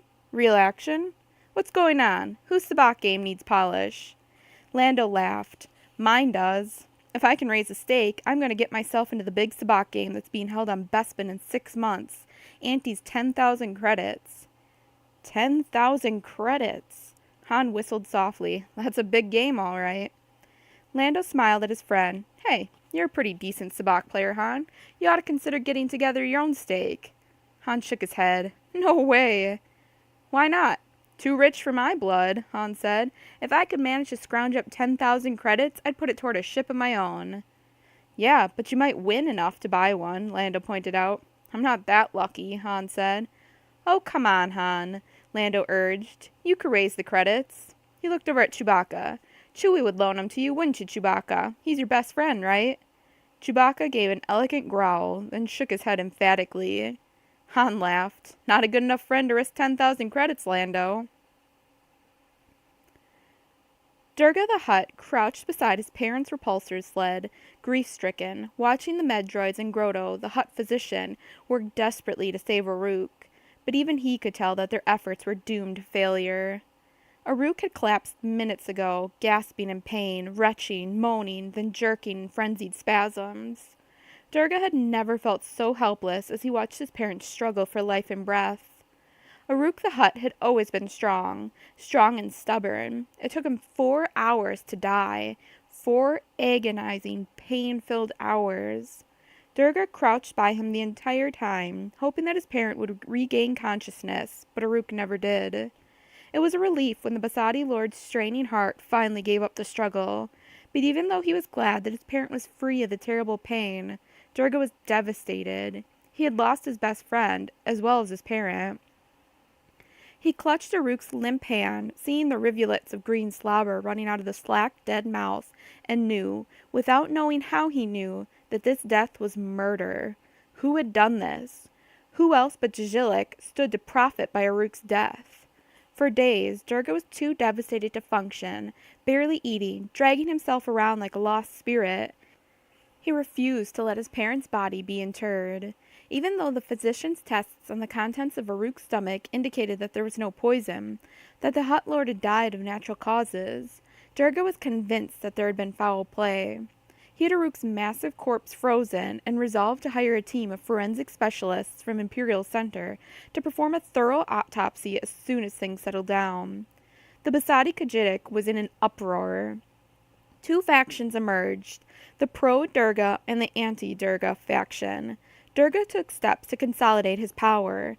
He contacted an infamous crime syndicate, Black Sun, that was owned and commanded by the powerful Prince Caesar, and explained to the prince how their organizations might prove beneficial to each other. Over the next 3 weeks, 3 powerful Basadi lords died, 2 in shuttle crashes, one by drowning when his river barge struck an uncharted rock and sank. After that, the anti-Durga faction became far less vocal. While he waited for the forensic specialists to arrive from Imperial Center, Durga made a list of possible suspects. Surely there would be some clue, somewhere, as to who had done this, and how. Durga resolved to start with the financial records. As a Hutt, he understood finances, and profit. He would check the finances of every member of Djilik, then go on to Basadi, then the other clans. He would look for a pattern. There was always a pattern of finances, if one knew how to see it. Slowly, day by day, the young Hutt Lord found the strength to carry on without his parent. Someone is going to pay for this, he vowed every morning when he looked at Aruk's hollow hanging on the wall in his chamber, and they will pay dearly.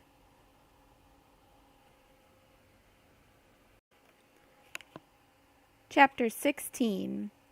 The Payoff. This time around, the snooty administrative aide waved Han into Admiral Greelanx's private sanctum without question. It was obvious to Han that his arrival was eagerly awaited. The Corellian smiled grimly as he walked in. He supposed he'd be glad to see someone who was going to give him a fortune, too. The Admiral was standing by the viewport, staring out moodily. He turned as Han came in, nodded, but did not smile. "Did you bring them?" he asked. "Yes, sir, they're all here, exactly as specified," Han said.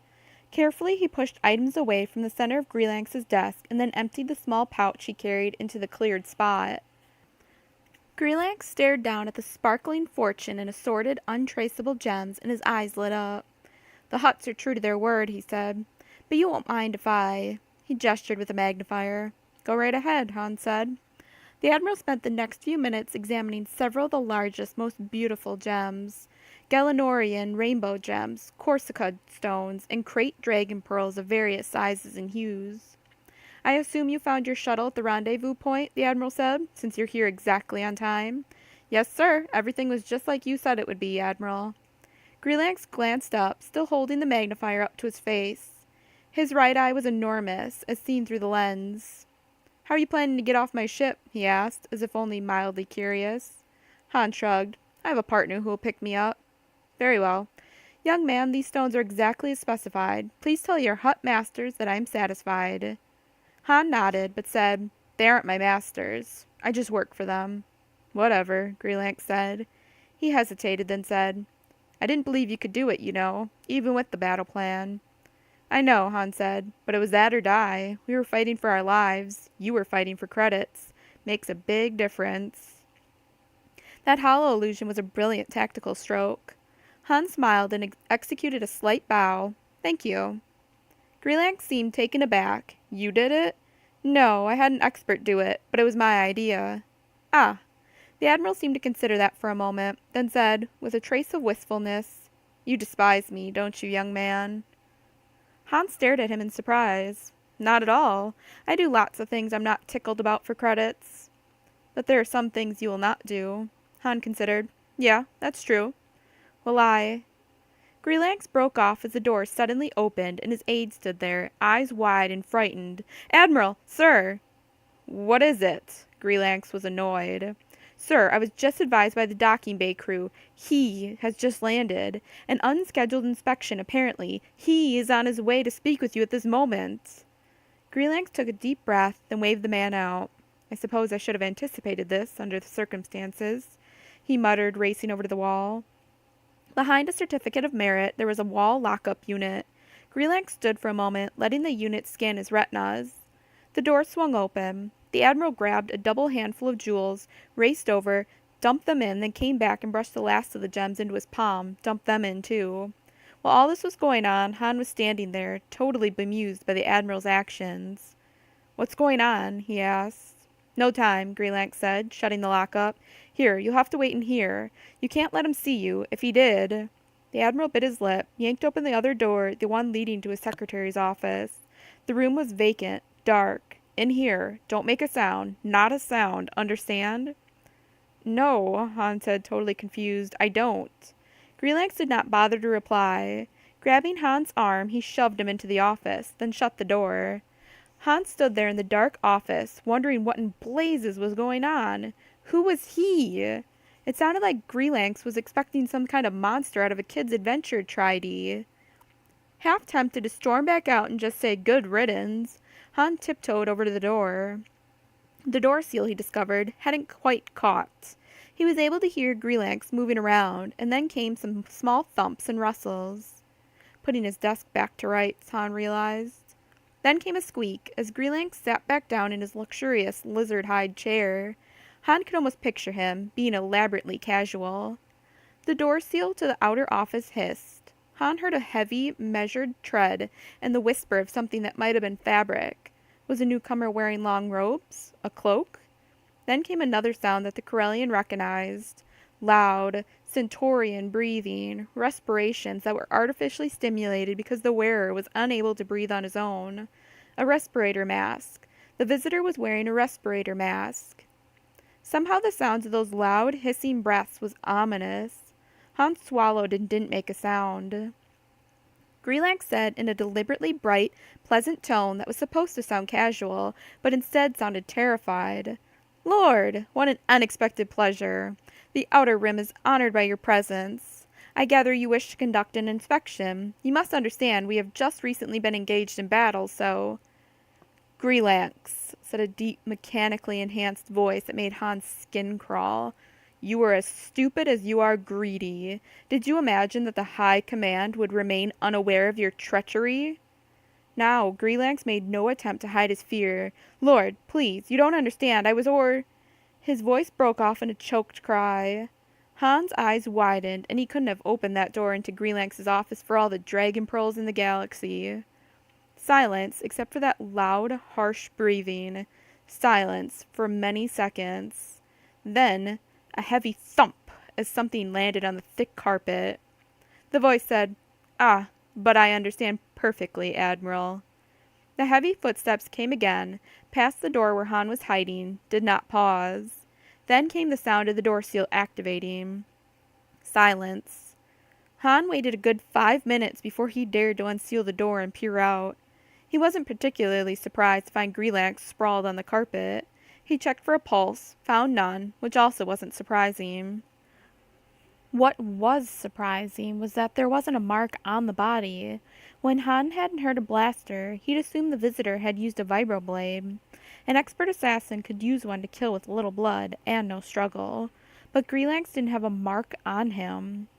Han stood there, looking down at the Admiral's dead features, which were frozen in a look of utter terror. He shivered. Who was that guy? Han looked over to the wall, took a cursory glance at the lockup, but it was as he had expected, a good unit, retinally activated, and even if he were to dig Greelanx's eyeball out of its socket, a grisly task all right, the Admiral had already been dead too long. The retinal patterns wouldn't work right. "I'm getting out of here," Han decided. He walked back, stepped over Greelanx's outflung hand, and then stopped when something his toe had kicked rolled across the carpet. Han stooped, grabbed it exultantly, a crate dragon pearl. Small, but it seemed to the naked eye flawless. Opalescent black, a valuable color. Sealing the jewel in an inside pocket, Han hurried out. 10 minutes later, he'd finished making his preparations for his escape. He stood by the hatch on the life pod deck, hastily finishing a rewiring job on the pod ejection controls. Then he pressed a button, and the life pod hatch hissed open softly. He froze as he heard a step, then a familiar voice. "Stop right there, Han. Turn around. Slowly." Han did so, and found, as he'd expected from the voice, his old friend, Tedros Bajalm. The man stood there, holding a blaster aimed at Han. "What are you doing here? I saw you in the corridor, saw you go into the Admiral's office. Why were you talking to the Admiral? What's going on?" "They're going to think I murdered Greelanx," Han realized. "They'll shoot me first and ask him questions later." "Hey, Tedros, take it easy," he said, smiling crookedly. He took a slow, careful step forward. "You know you couldn't shoot your old pal." "Stop it right there, Solo," Bajalm said, but his hand wasn't quite steady on the blaster's grip. They had, after all, been close friends. "What are you doing wearing that uniform? Who are you?" "Hey, pal, you got questions. Let's go somewhere and talk about this," Han said. "I can answer every—" Breaking off in mid-word, Han flung himself at Tedros, using a very dirty Corellian street-fighting trick. Bajal went down, then lay on the deck, wheezing for breath, his eyes accusing. Han stooped down, appropriated his old friend's blaster. He went down on one knee beside his friend. "Listen to me, Tedros," he said softly. "You're not going to die, though you won't be real comfy for a while. I want you to know something. I didn't do it, okay? Just remember that later on. And you know something, Tedros? You're too nice a guy to stay in this lousy, massacre-happy Imperial Navy. Take my advice and get out while you can." With that, Han stunned Tedros, then stepped over his friend's unconscious form. Hastily, he dragged Bajalm into one of the other life pods, making sure the hatch wasn't fastened, so there was no way he could accidentally be ejected. Then he ducked through the hatch of the life pod he'd rewired. Moments later, he was ejected into space. He'd rigged the life pod so it would look like an accidental ejection. Not surprising under the circumstances. After all, the Destiny had just been through a battle. He worried for a while that the imps might retrieve his pod, but they did not. Han figured that Greelanx's murder was occupying everyone's attention. Chewie picked him up an hour later as he drifted, still puzzling over what had happened to Greelanx. The Wookiee scooped Han's stolen life pod into the Bria's cargo bay, whining and growling that they had to get out of here fast. There were recon ties prowling around. Han agreed. Hastily, he and Chewie headed for the bridge. They were halfway there when they heard the whomp. Seconds later, another followed, this one so strong it knocked both of them to the deck. "Chewie, we're under fire," Han yelled. "Get to the gun mount." Han hastily slipped into the pilot's seat, saw two recon ties circling back for a second pass, and then he saw the blinking red light on his control board. "Chewie, reactor overload. They hit us right in that weak shield. We've got to abandon ship." Leaping up, he ran to the gun turret, then grabbed the Wookiee and began dragging him out. Chewbacca shook his head, arguing, but Han screamed, "Run, you big oaf! This ship is gonna blow!" When they reached the cargo deck again, the Wookiee was hesitant about crawling into the Imperial life pod, but Han insisted. "Don't you get it, Chewie? The Bria's finished. This is our only chance. Now get inside and put on this respirator mask." Once Chewie was safely inside, Han hastily donned a spacesuit, then opened the cargo bay doors wide. Whump! Whump! Whump! "Give up," Han thought, at the ties as he attached an anti-grav unit to the life pod, then floated it over to the cargo door. "We're doomed anyhow." Tapping on the viewport, he gestured out what he planned. Chewie, now wearing the respirator, nodded. Then in one smooth motion, Han slid the pod toward the opening, just as Chewie popped the hatch and yanked him inside. The entire sequence took maybe 6 seconds. Not enough time for explosive decompression to rupture tough Wookiee hide. A second later, the hatch was closed and dogged, and atmosphere was again filling the pod. The pod had barely cleared the cargo bay doors when the Bria blew up. The concussion knocked the little life pod spinning. Han braced himself, half expecting one of the ties to attack them, but as he'd hoped, their escape was covered by the explosion. The life pod was very, very cramped. Han managed to get his helmet off, then he and Chewie just crouched there, almost in each other's arms, and stared at each other, then back at the flaming debris that had been their ship. "Lando isn't going to like this," Han said ruefully. The Bria had been a cranky, temperamental ship, but he'd kind of gotten used to her. Chewie growled softly in Wookiee. Han looked at him and shrugged. "What do we do now?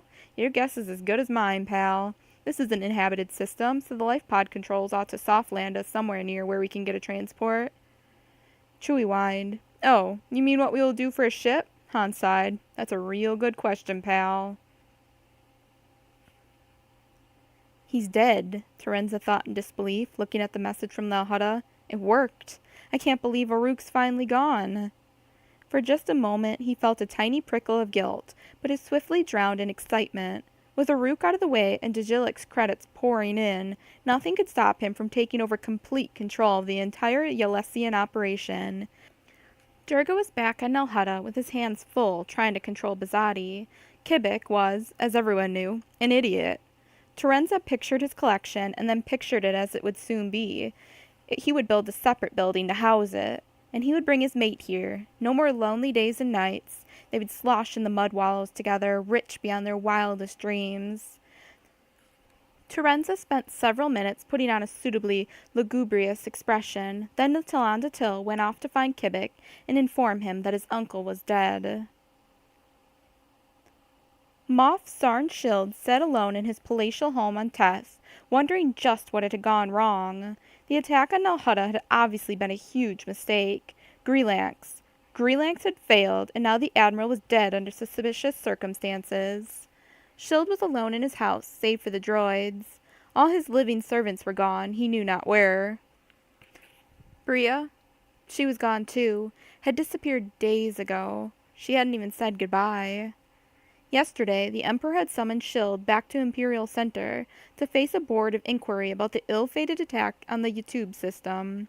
Palpatine's message had made it clear that the Emperor was most displeased. Shield sat alone, struggling to comprehend it all. Scant days ago, he'd been on top of the galaxy. Now he couldn't even remember why he'd done the things he'd done. It was almost as though he'd been possessed by an alien entity. Schild stared down at his ornate desk.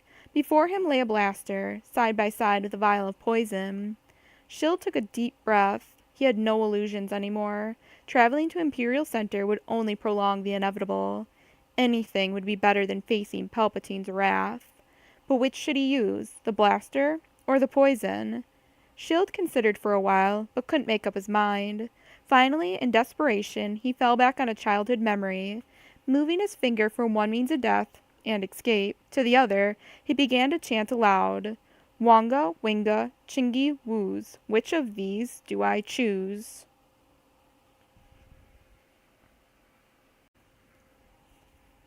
Epilogue.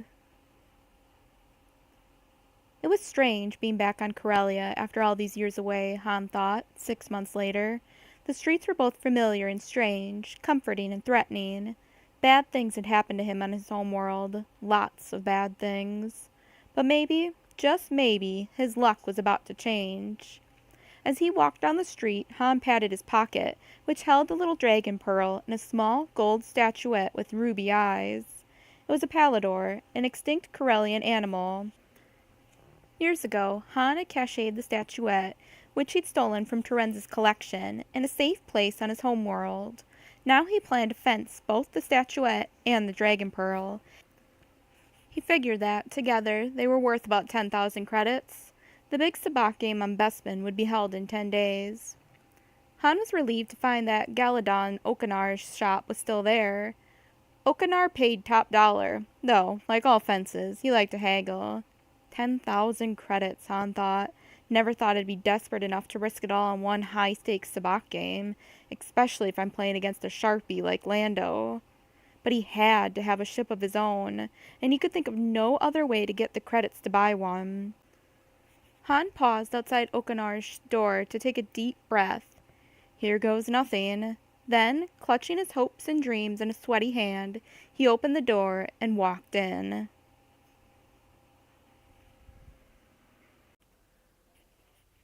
About the author. Anne C. Crispin is the best-selling author of more than 16 books, including 4 Star Trek novels and her original Starbridge science fiction series. Her first appearance in the Star Wars universe came when her friend Kevin Anderson asked her to write 2 short stories for the Star Wars anthologies Tales from the Mos Eisley Cantina and Tales from Jabba's Palace.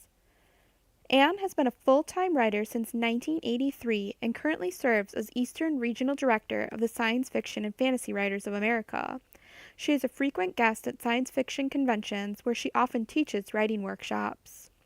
She lives in Maryland with her son Jason, 5 cats, a German Shepherd, 2 Appaloozas, and Michael Capobianco, a writer of hard sci-fi.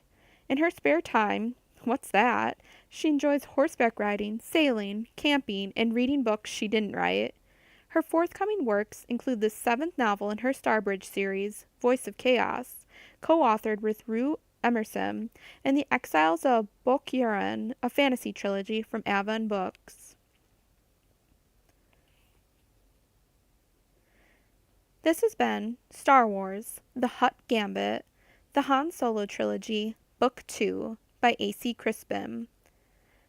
Thank you for listening. If you enjoyed my reading of this audiobook and would like to contribute, you can head on over to www.patreon.com/theexpandeduniverselives forever. The link is also in the video's description.